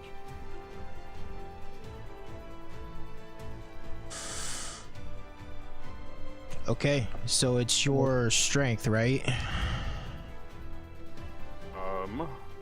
Will it be like an athletics? Yeah, Just your straight up athletics, and then your athletics. That's correct. Alright. And she's gonna use acrobatics. Jeez. She rolled a 12. I'm gonna burn my inspiration. Okay. Do that thing again. Here we go. 21. 21. Okay, so you're able to kick her off of the ledge. All 3 feet down, right? Like onto the next floor that we didn't realize. Well, you get some pretty good distance on the kick with a 20 versus a 12. She goes all the way off. There is some rubble below this area where the wall had crumbled down, and there is a section down there where she could have landed, but you kicked her pretty far, way down off of the side of the mountain, past the fog that surrounds this area, and she is no longer visible. Yeah, and at the very least, it's somewhere around that bridge, and the bridge was like 50 feet up from the path below. So, hopefully she's dead. For reference, the bridge is like right here Yeah. on the roof.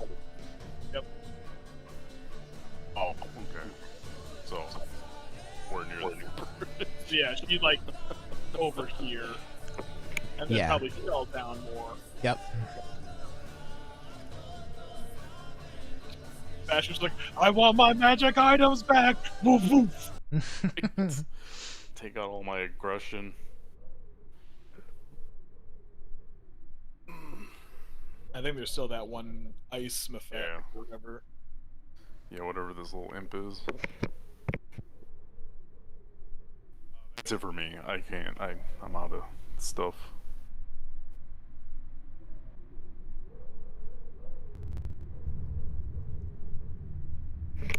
Okay. Next up is Cam. Gosh, lightning bolt. It's like, I'm gonna try and hit it with this javelin, because it's what, 20 feet in the air? Yep. 14 to hit?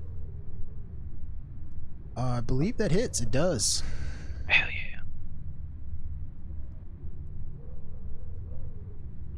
7 plus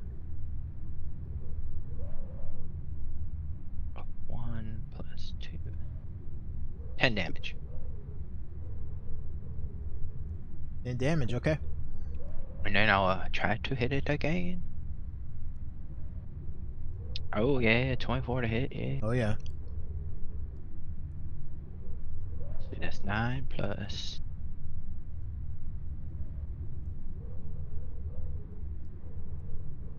13 damage.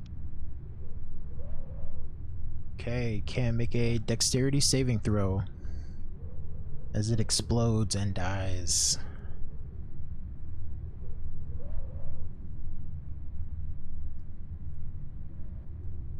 15. 15 is a success. You're going to take 1 slashing damage.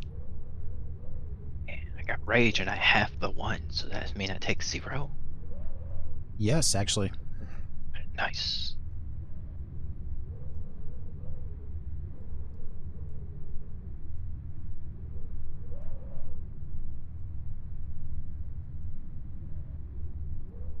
Cool.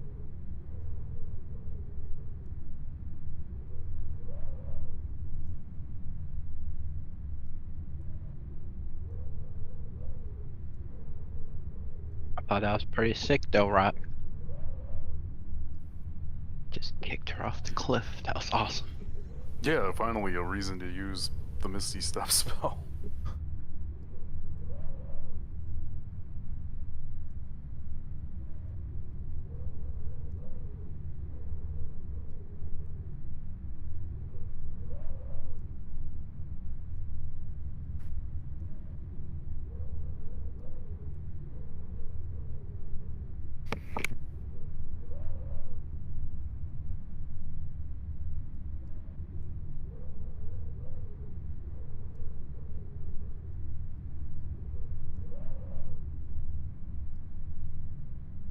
Now what?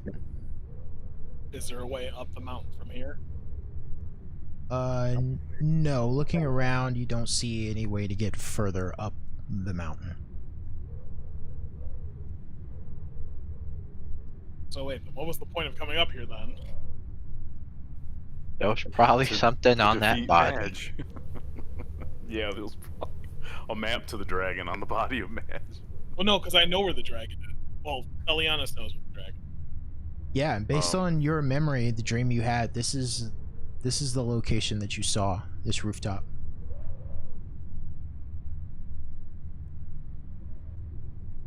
Alright, well, I guess we just make camp inside and wait for the dragon to appear.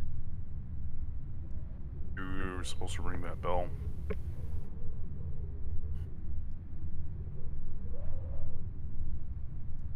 Well, we can, because it's like, what? It's getting close to being nighttime, isn't it?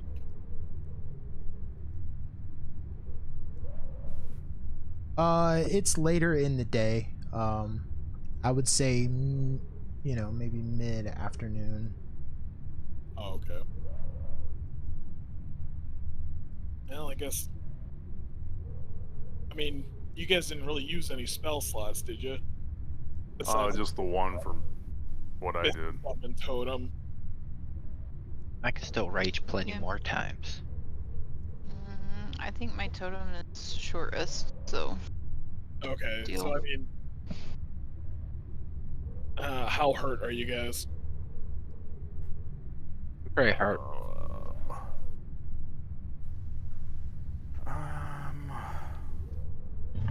About half HP. Uh-oh. Jerry. Rising up from the fog and up the mountain, Cryovane appears Hey, there he is. at the ledge where you kicked Madge off. Oh, jeez. Madge's He dead writhed. body is just like hanging off the face. Just stuck to one of the spines on the back of the dragon. She rises up 60 feet into the air.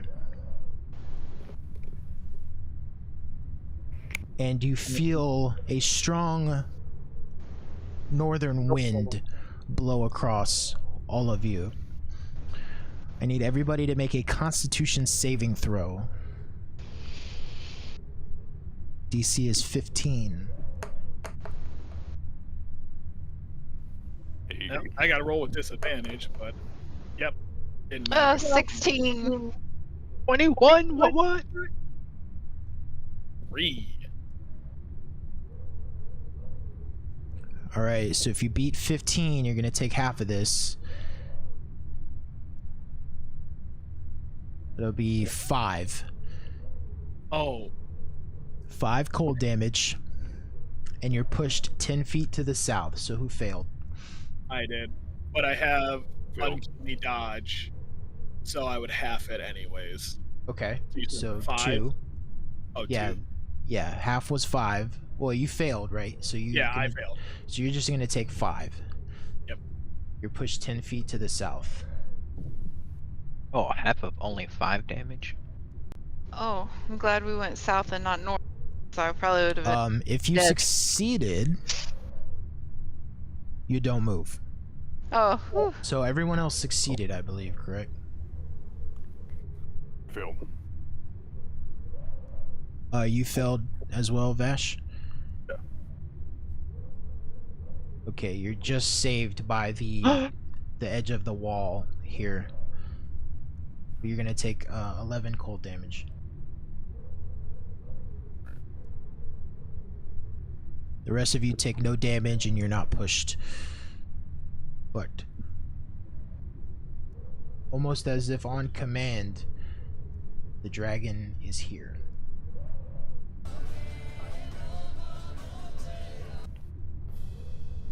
Cryovane, I have a deal for you.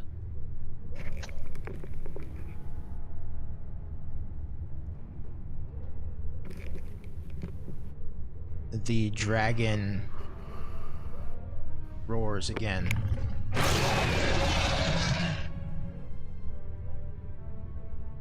Apparently not willing to listen to any of your deals, make any conversation.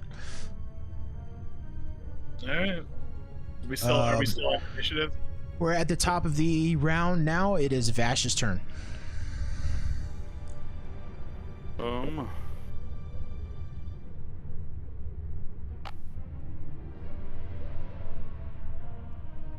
Can I... Where is he at in relation to me? Can I even hit him? He's right next to you. He's about 60 feet in the air.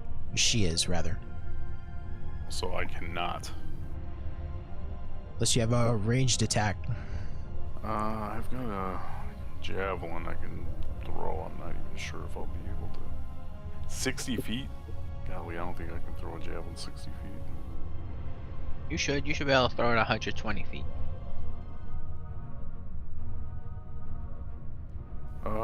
It says 30-20. Oh. Slash 120. So what is that? 30 straight in the air or 120 straight ahead of No. me? It's what is it? 30/120? Yeah. So 30 is the normal range. Anything after that is at disadvantage. Then anything after 120 is impossible. Okay, so 120 is at disadvantage. Yep. Yes. Then after that is impossible. You can't do it.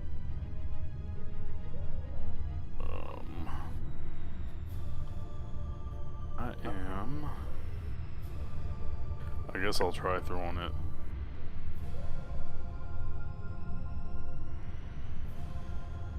What's the worst that happens? We die? Oh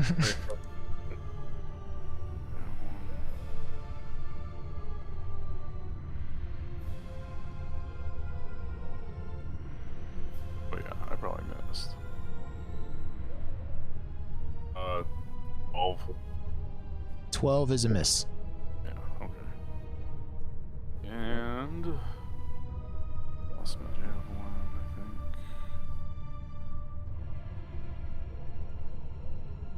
And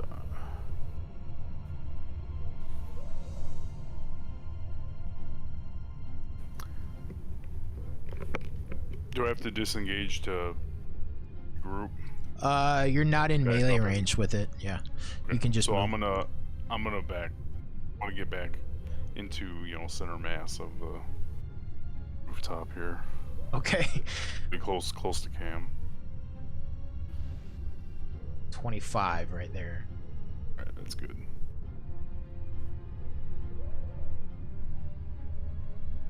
And that's it. Okay, next up is Cam. I guess I'm gonna try and throw my javelin from here. Because it's 60 feet in the air, right? Yes. Okay, I should be able to hit it then. Well, we'll see. Disadvantage.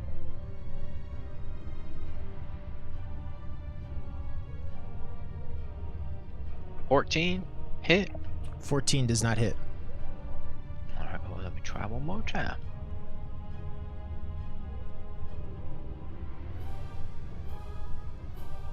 Damn it, that's a 12 hit. No, Nope. 14 didn't hit. This one hit. Damn it. In turn. All right, next up is Arista. I don't think there's really anything I can do as far as attack, because all my attacks are like feet. So, let's see.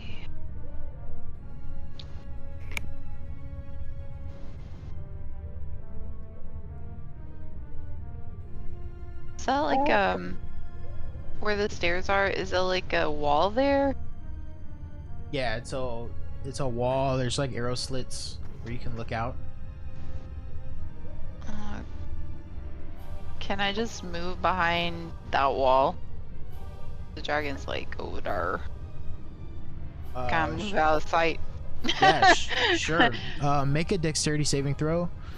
Oh no, this is the worst. Probably gonna fall again.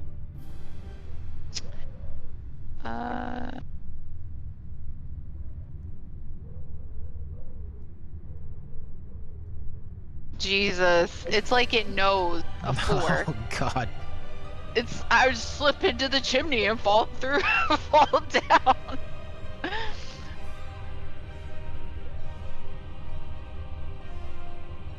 I'm just prone, right?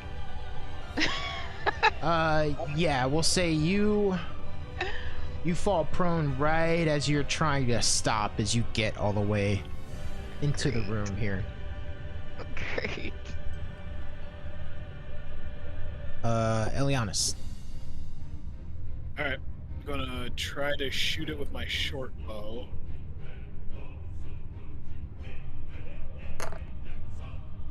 What is happening? 12. Does not hit. And then bonus action, insightful fighting. My insight versus its deception. 15. Roll to 17. Why?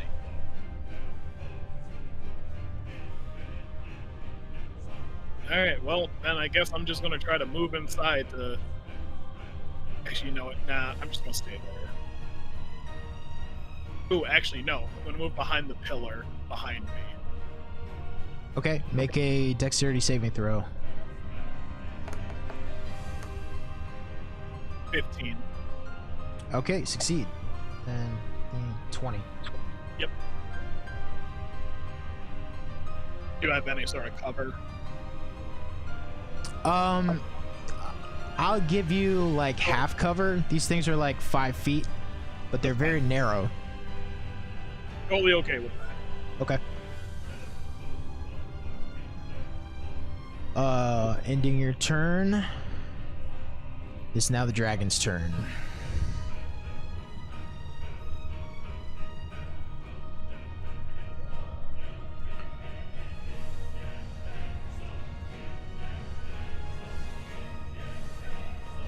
As it flies across and lands right here.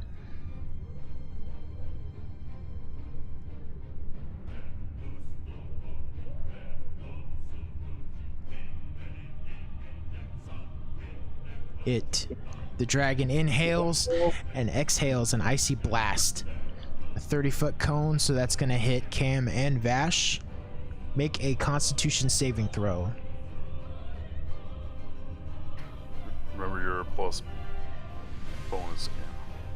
20. Okay. 13. And everybody around me but myself. 1 success, 1 failure. Jesus Christ. Damn. I just watched Vash's head explode. Vash, you take 39 Like, cold down. damage. More like frozen like T-1000. I'm dead. Well, KO. Cam, you take 19 cold damage. Oh, did we have temp HP from the totem? Yeah, it's gone for us. Yeah, I lost that right away. How much was that? 9? 11. 11. Yeah, because I never even added that.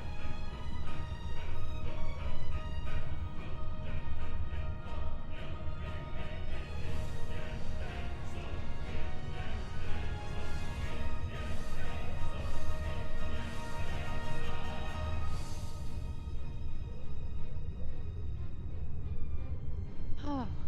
That ends the dragon's turn. Vash, go ahead and roll your death save. Do I roll this? Just D20, 11 and higher is a success. It's not like an automatic thing. You should be able to do it on your sheet. I have. I'm not sure. Okay, hold on.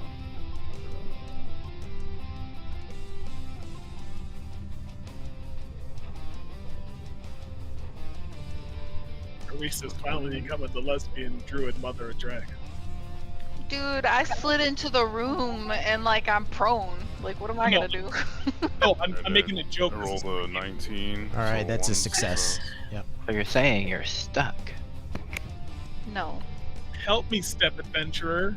No. On my way. No. Stay away. I've gotta slide back out. Oh god. All right, Yeah, Cam. that's what I'm talking about. Are my bonuses still in effect? Was that battle like? Did it Yeah, stay in yeah. this? Okay. Yeah, we okay. stayed in initiative order.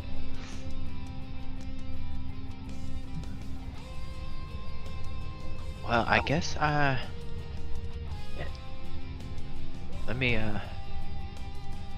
me kneel down and caress my sweet baby's face and give him a potion of healing. Only got one, but you may have it.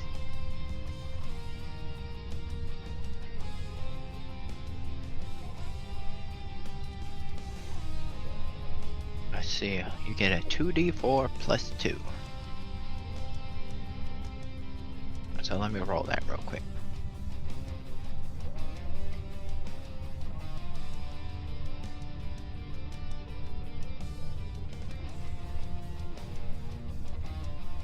You get 6 HP. Yay!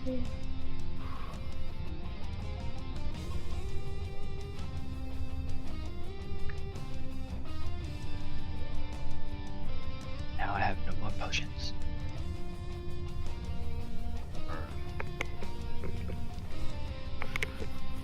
Back up. For how long?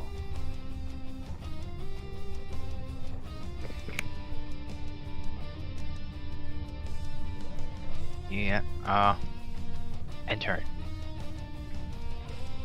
All right, Arista. God dang. You stand up easily enough? Great, because now I'm about to try and slide right back out. Okay, could make try a. shooting through those slits. I'm probably gonna break a hip doing this shit. You could try shooting through the slits in the wall. I mean, if I were to go to one of the slits, would I be able to see Vash and Cam? Yeah, you can get some angles on there. Oh god, but now I have to move. Is it slick in there too? Can I walk freely? You can walk freely in here. Okay, yeah, then just move me up to like the slit where I can see through the slit. And alright, let's do some stuff now. Feel safe in here. I'm probably wrong. Okay. Gonna use my bonus action. Going to use my cast Healing Spirit and throw that on Bosch. And I think I can do much out of range still. I think the dragon's still out of range for me. 10, 20, 25, 30? Is it within range? Or is this still too far? What range do you need? 30. I need 30. Yep, too far. You can move it though later, right? Oh, I'm talking about, well, if I don't come out of the room, I can't move, can I? As far as, like, I'm talking about just casting on the dragon. Oh, on the dragon? Yeah. Yeah, I can't reach it. Yeah. That's way too far. Yeah, 35 is closest. Let's see. I'm just gonna do healing shit then in here. I can't really. Let's see.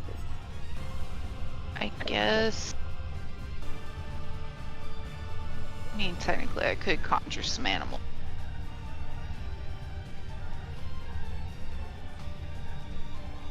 Guess I'll use my healing spirit, which is not my spirit, my healing word, which is I'll cast that on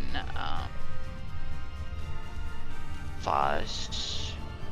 Let's see. What did I heal for? That's 9. So we'll get started on some. So Fosh gets 9 HP, and then that'll be my turn. Okay, Elianis. Okay. Alright, I got a question. Yep. Would it be a free action for me to just drop my backpack with everything in it? Yeah. Okay. So here's what I want to do. I want to put my climbing gear on real quick. So I have the climber's kit, Okay. which gives me, what is it? Special pittons, boot tips, gloves, and a harness. All right. If I have that on, is that an action? Or would that be like would you consider that a bonus action? No, y'all have been swapping weapons and gear back and forth. You can just do that for free. Okay. So I want to put on the climber's kit, drop my backpack with everything in it, and run at the dragon with my movement and my feline agility, Okay. which gives me 60 feet. And I want to jump onto the dragon. Okay, should be easy enough to accomplish. You don't have to roll the dexterity roll because you can climb on the ice easy enough. So the only thing I have on me right now would be whatever, like the daggers, the sword, my bow, and arrows, and that's it. Everything else I dropped behind that pillar, which has all my healing potions, stuff like that. And as I'm running, I'm like, Arista, there's healing potions in the bag, and I run to the dragon and try and jump on his back and anchor myself to him. Okay. And with your climbing skill, I would say that's easy enough for you to do.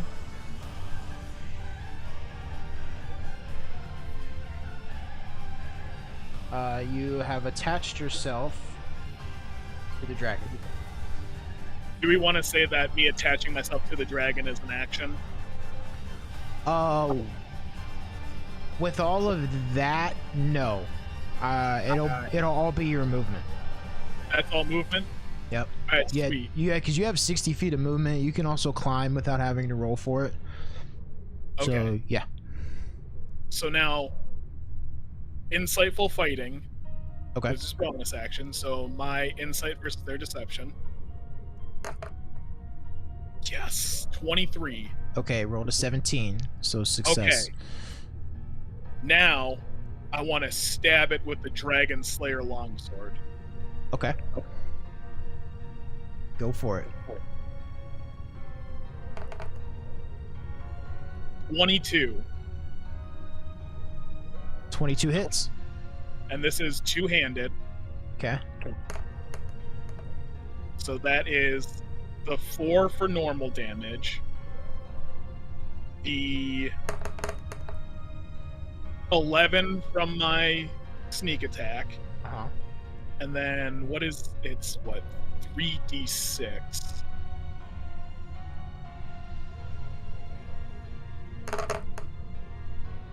Plus 9, so 24 damage with the Dragon Slayer longsword.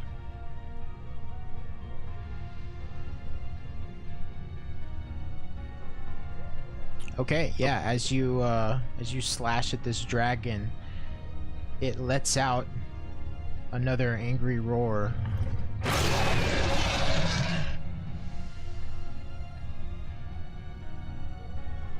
And that's my turn.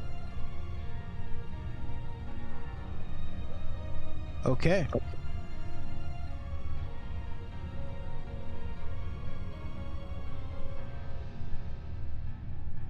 The dragon is going to just rotate around. You on its back, Elianis.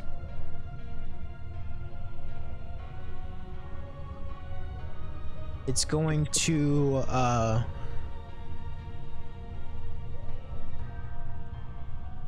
try to make some attacks against Cam and Vash. It's going to attempt to bite Cam.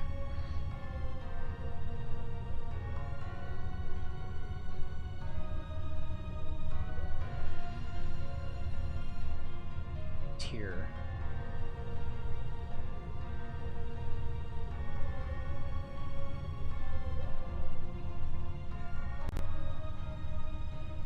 Oh, goodness. So that is a 9 to hit, Cam. I believe that's a miss. Miss. And it's going to attempt to make 2 claw attacks.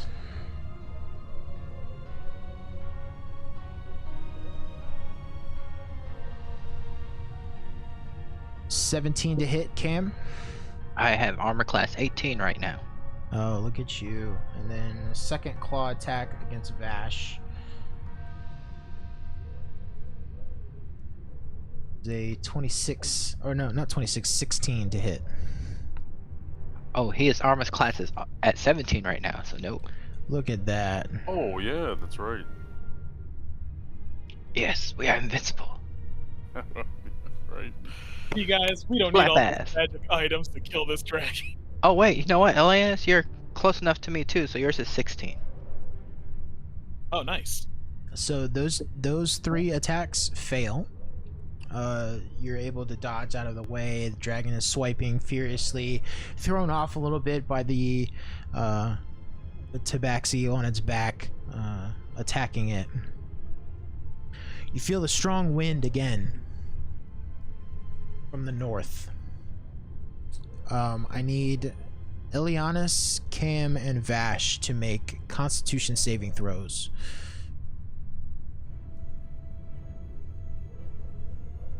Uh, 13. 16. But I am anchored to the dragon. So I don't know if that has... It doesn't. Okay. 13, 16. Within I got 16. 10 feet of me. Oh, yeah, that's right. You had 3, correct? If you're within 10 feet. I Oh, believe yes. I'm technically. Am I 10 feet from Bash? Because I'm on the dragon. The dragon Yeah, is where I have you, and I'm gonna say no. Alright.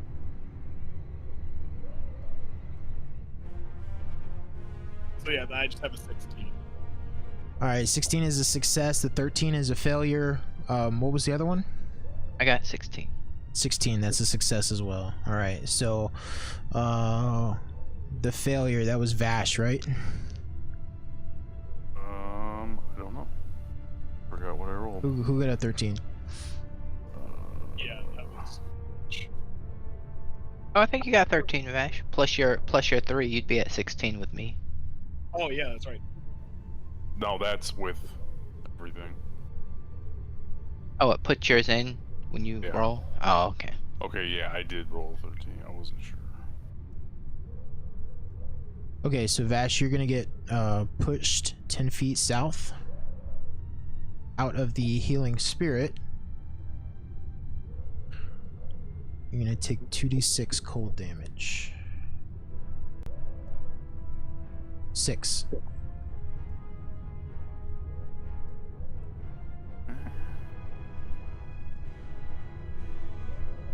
And then it is Vash's turn.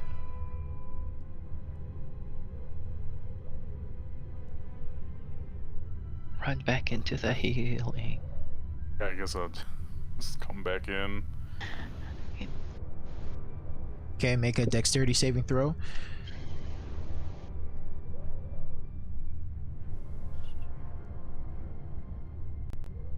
$22. Success. You make it back, no issues. So can he still get a heal? So he's back in the range circle? That happens on your turn, right? Nope. It's on the other player's turn. I just yeah. cast it. Yeah, you can heal him. Yeah. Cool. Cast it all 3rd level, so it'd be more strong. Got here. 6. Hell yeah. Hey, alright. It's like it never happened. Right? Alright.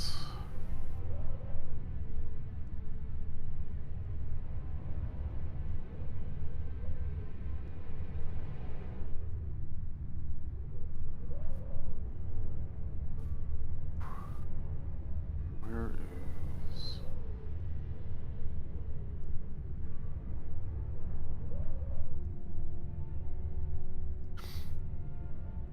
I think it is... Come on. Can never remember.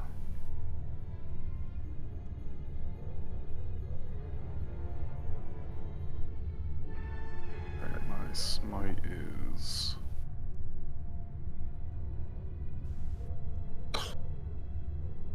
Okay, so 5d8 plus...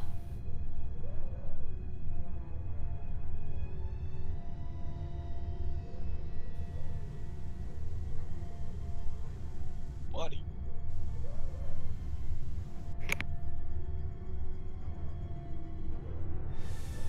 I am going to attack.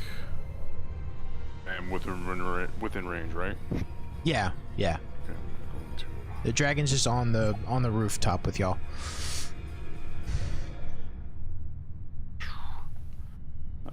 13 misses. Mhm. I'm gonna try again. Ugh, 16. 16, not quite enough. Alright, yeah, well, okay. That's it for me. Okay, Cam.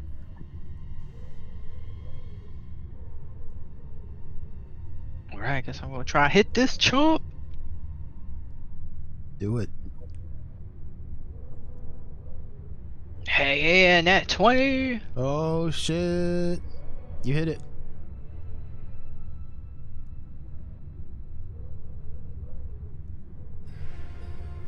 Let's see, 29 damage is the first one.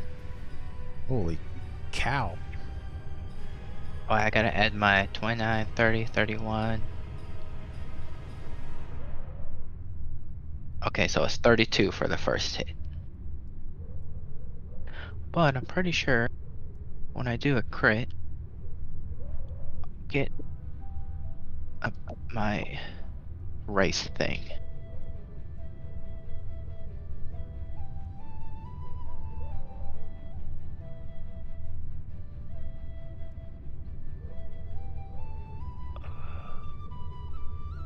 Yeah, Savage Tech. When you score a critical hit, roll one of the weapon's dice one additional time and add it to the extra damage.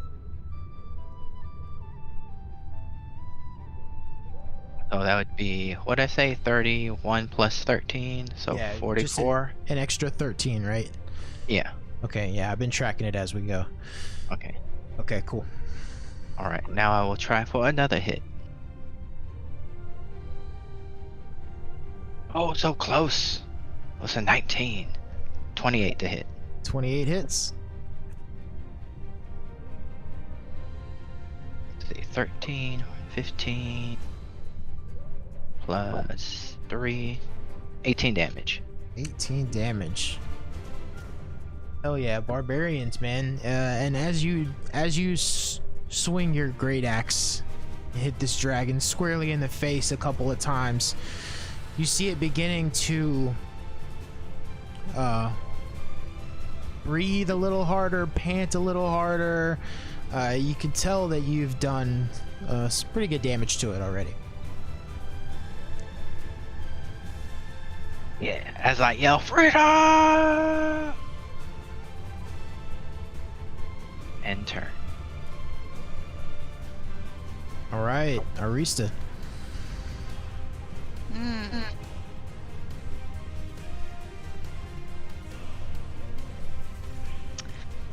So tempted to summon 8 wolves. Oh, the temptation. Hell yeah, do it. I mean, the dragon's big enough they could all go around it. Shit, why not? Hell yeah, I like this hard time, Arista. Yeah, just, yeah. Oh wow, is that a squeak? The hell? Okay. Summon like 8 fucking wolves. Summon 8 wolves.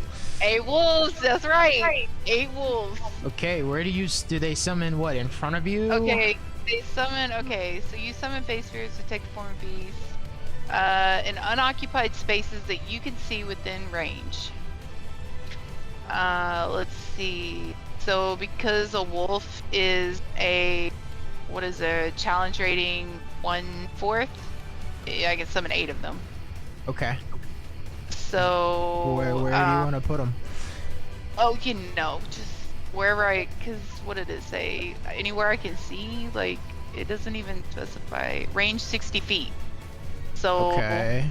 just throw them over there around the dragon, wherever. Yeah. Just surround the dragon. Yeah, just around the dragon. Why not? That's a good call. Oh, not that. Throw them around the dragon.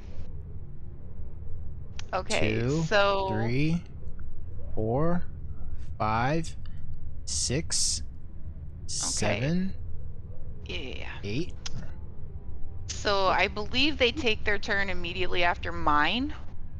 Okay. So so that was my action. Then see. That's badass. Yeah. I could hear Arista laughing in the background. I'm like, the hard time done changed me. So, okay, so they take the same effect as just wolves. They have the same armor class and all that shit, which they kind of suck sometimes. But let me see. I guess I will end my turn. Yes, end my turn and let my wolves go. I'll just roll once for them, I guess, to hit, to simplify things. I think I'll just roll. I don't think I have like something on here I can click to roll, but let me Yeah, they have. I'm guessing like a bite attack or something. Yes, they have bite and they get pack tactics. So they get advantage on attack rolls against a creature. At least one of the wolf's allies is beat, and the ally isn't incapacitated. And then the bite is +4 to hit. So do I just roll a d20 for them to hit? Is that right? I don't even. Yeah. Just roll for them all at once. Yeah, that's what I'm gonna. Hopefully Yeah. So one roll. I'll say if you get a failure, I'll let you roll again because there's 8 of them. Because it's like, so it'd be 14, right? Because it's +4 to hit. Yeah, and that's a miss. So go ahead and roll again.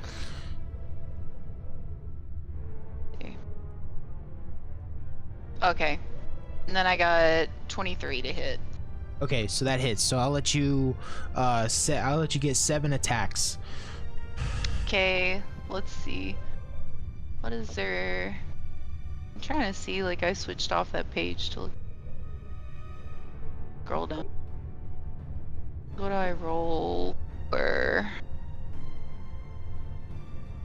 Challenge. Okay, it's The bite 2d4 attack. plus 2. 2d4 plus 2? Is that what Yeah, for piercing damage? Yeah, roll 14d4.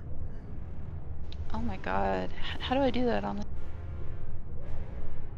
D4? Yeah, just keep clicking Is on there- it and add. Is there a... Oh, can I? Yeah. Clicking on... Okay. So I need 14, right? Mm-hmm. Is that what you see? 14. Alright, here we go. Oh my god, it's so loud on my screen. Math? Oh no, one of them's stuck! 33 damage.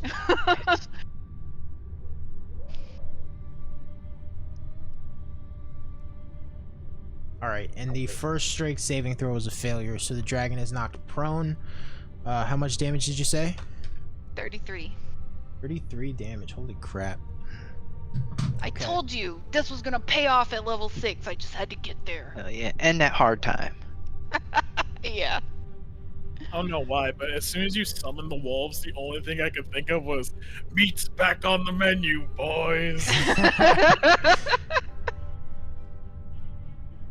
Oh, and my totem's still active too, so they all get that too. Wait, I didn't even that roll was- advantage. I'm dumb. What? I thought that was only on the summon that people got it. On the totem. I don't think so. I can read it though, just to make sure. Let me read it. See.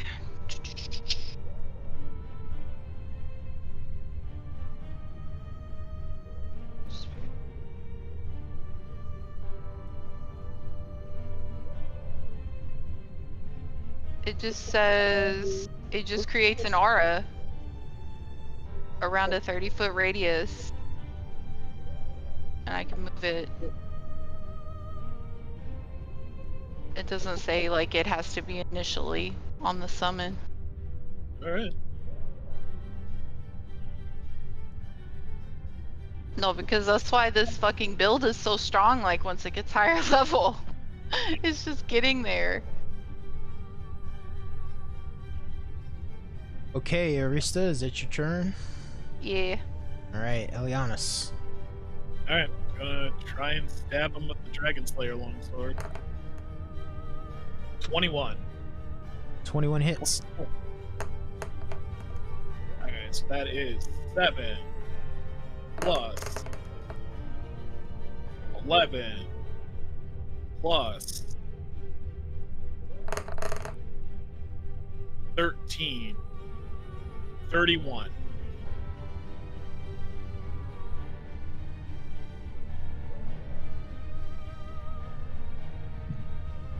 Seven plus 11 plus 13. Yeah. Okay. Elias is just hanging on. That's all she can do. Yep. All right.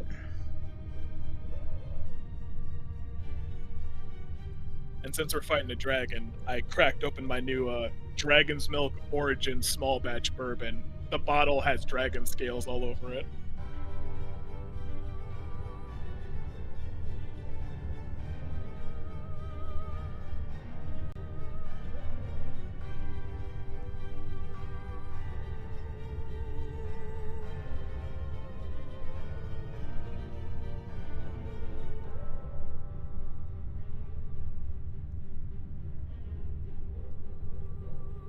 All right, the dragon, sensing its end is near, flies straight up into the air, 80 feet. Hell, this is where Elianis dies.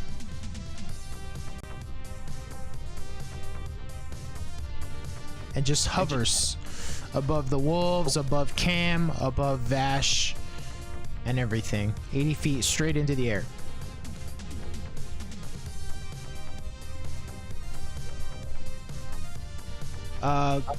Cam, Vash, and all the wolves make opportunity attacks.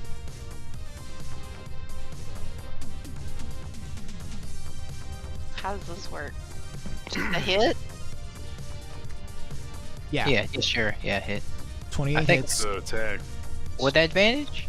Well, Yeah, I think it's with advantage, isn't it? Attack of opportunity. No, not an attack. Well, actually, no, it would be because he's completely surrounded, and usually when you do flanking, you would get advantage. Got 28, but let me see what advantage gives. Yeah, I'll take my 18. 28. so I just roll 16. All right, let's do D4? one at a time. So I got a 28 from Cam. Go ahead and roll damage.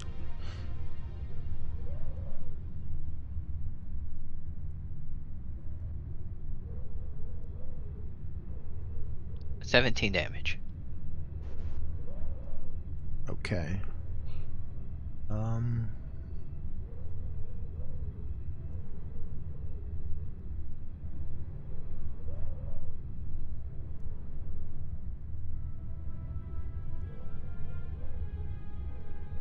Okay. And then Vash. What did you roll? I rolled an 18. An 18 hits. We'll roll damage.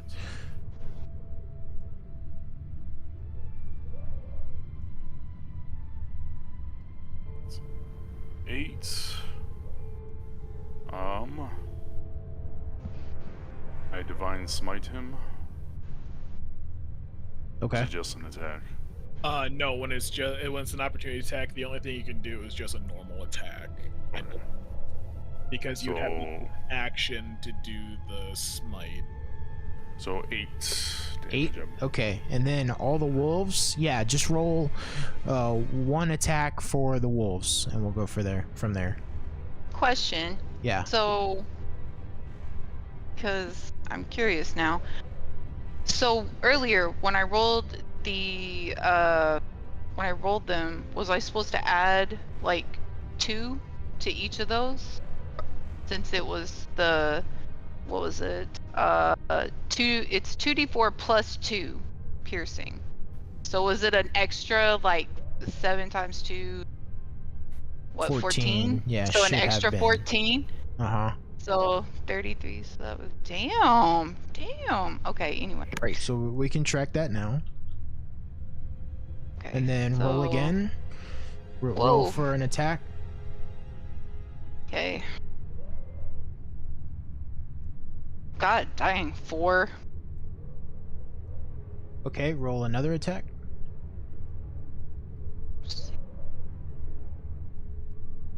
And I got a 19 that time. All right. 19 hits. So once again, roll your damage and then add 14. Okay. Well, it's the Jeez. D6, right? Yeah, it should be. Nope. 14. 14d4. 14d4 plus 14. God, that's so much. 14d4. Hold on. 14. Oh wait. Hold on. I fucked up. How do I? How do I clear this? There should be an X next Okay, to it. I cleared it. Hold on. Oh my god, I broke my game. Oh my god, my laptop's gonna crash. All the dice. I fucked up. Don't ignore that. Anyway. That's Holy like shit. a fuck. No, that's wrong. That's wrong. Ignore that. That is not my wolf's damage.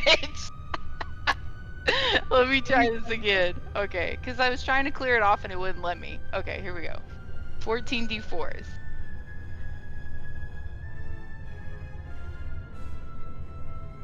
So 38 plus 14. 52. Yep. Okay.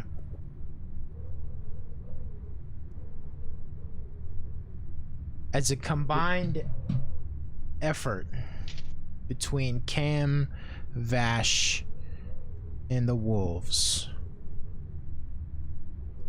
explain to me the scene as the dragon tries to lift itself up with its heavy wings, already weakened, as it falls back to the ground, dead.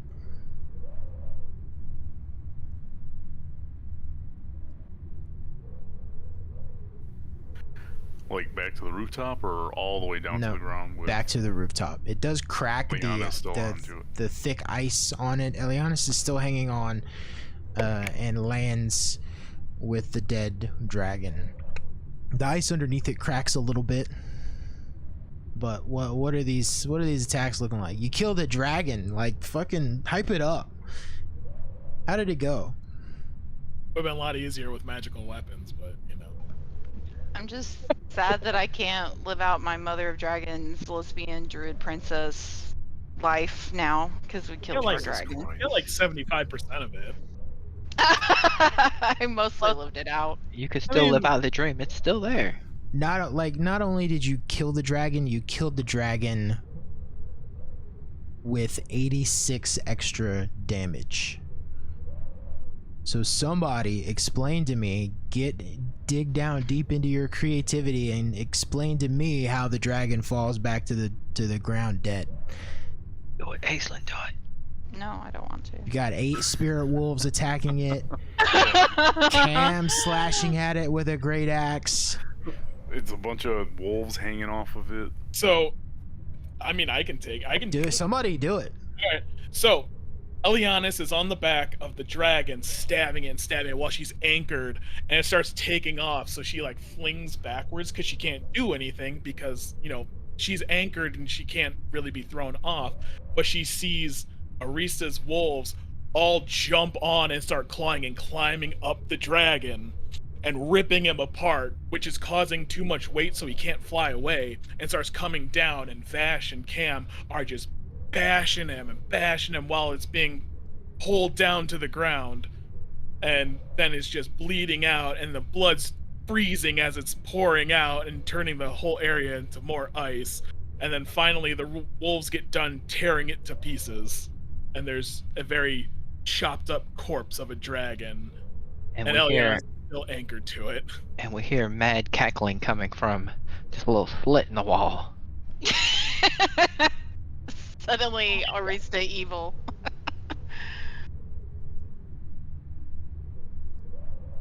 Fantastic.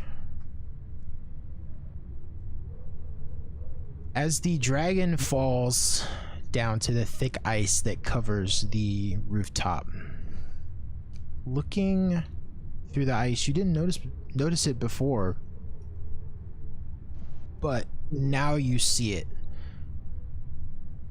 This entire time you have been walking and battling on top of the dragon's horde.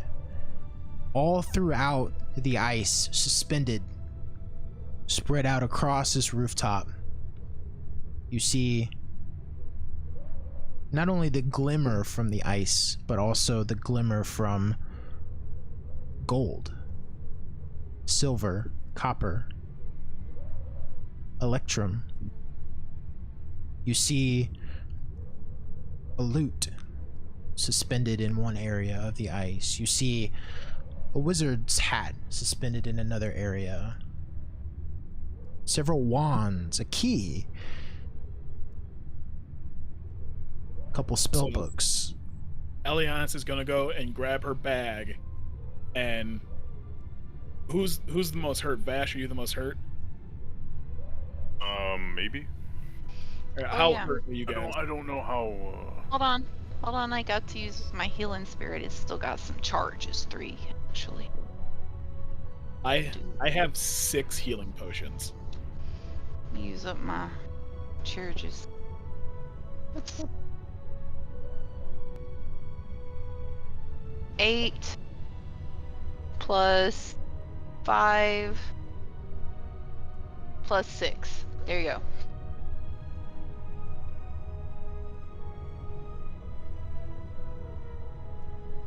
So I healed you for 19 more. Awesome.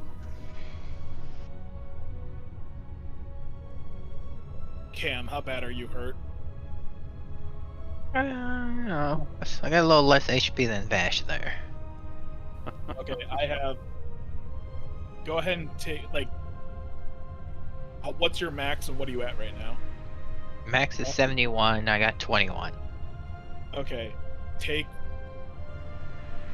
I guess 4 of those healing potions I have. Is that a D4? It's 2d4 plus 2. So times 4. So I gotta do 8 times, and then I get plus 8. 4 plus 8, yeah. GT, what's up? Sorry I'm seeing this late. Because we're probably gonna have to fight those Been deep in it. stupid scout bounty hunters. I got plus 28. Wouldn't you have 30? 24 plus 8. You have 32. Yeah. My math's not so great. And then Okay. How much are you at compared to your max? I'm at 34. What's your max? 58. Alright, go ahead and take the last healing potion. Oh, wait, no. 2 healing potions, so 44 plus 4.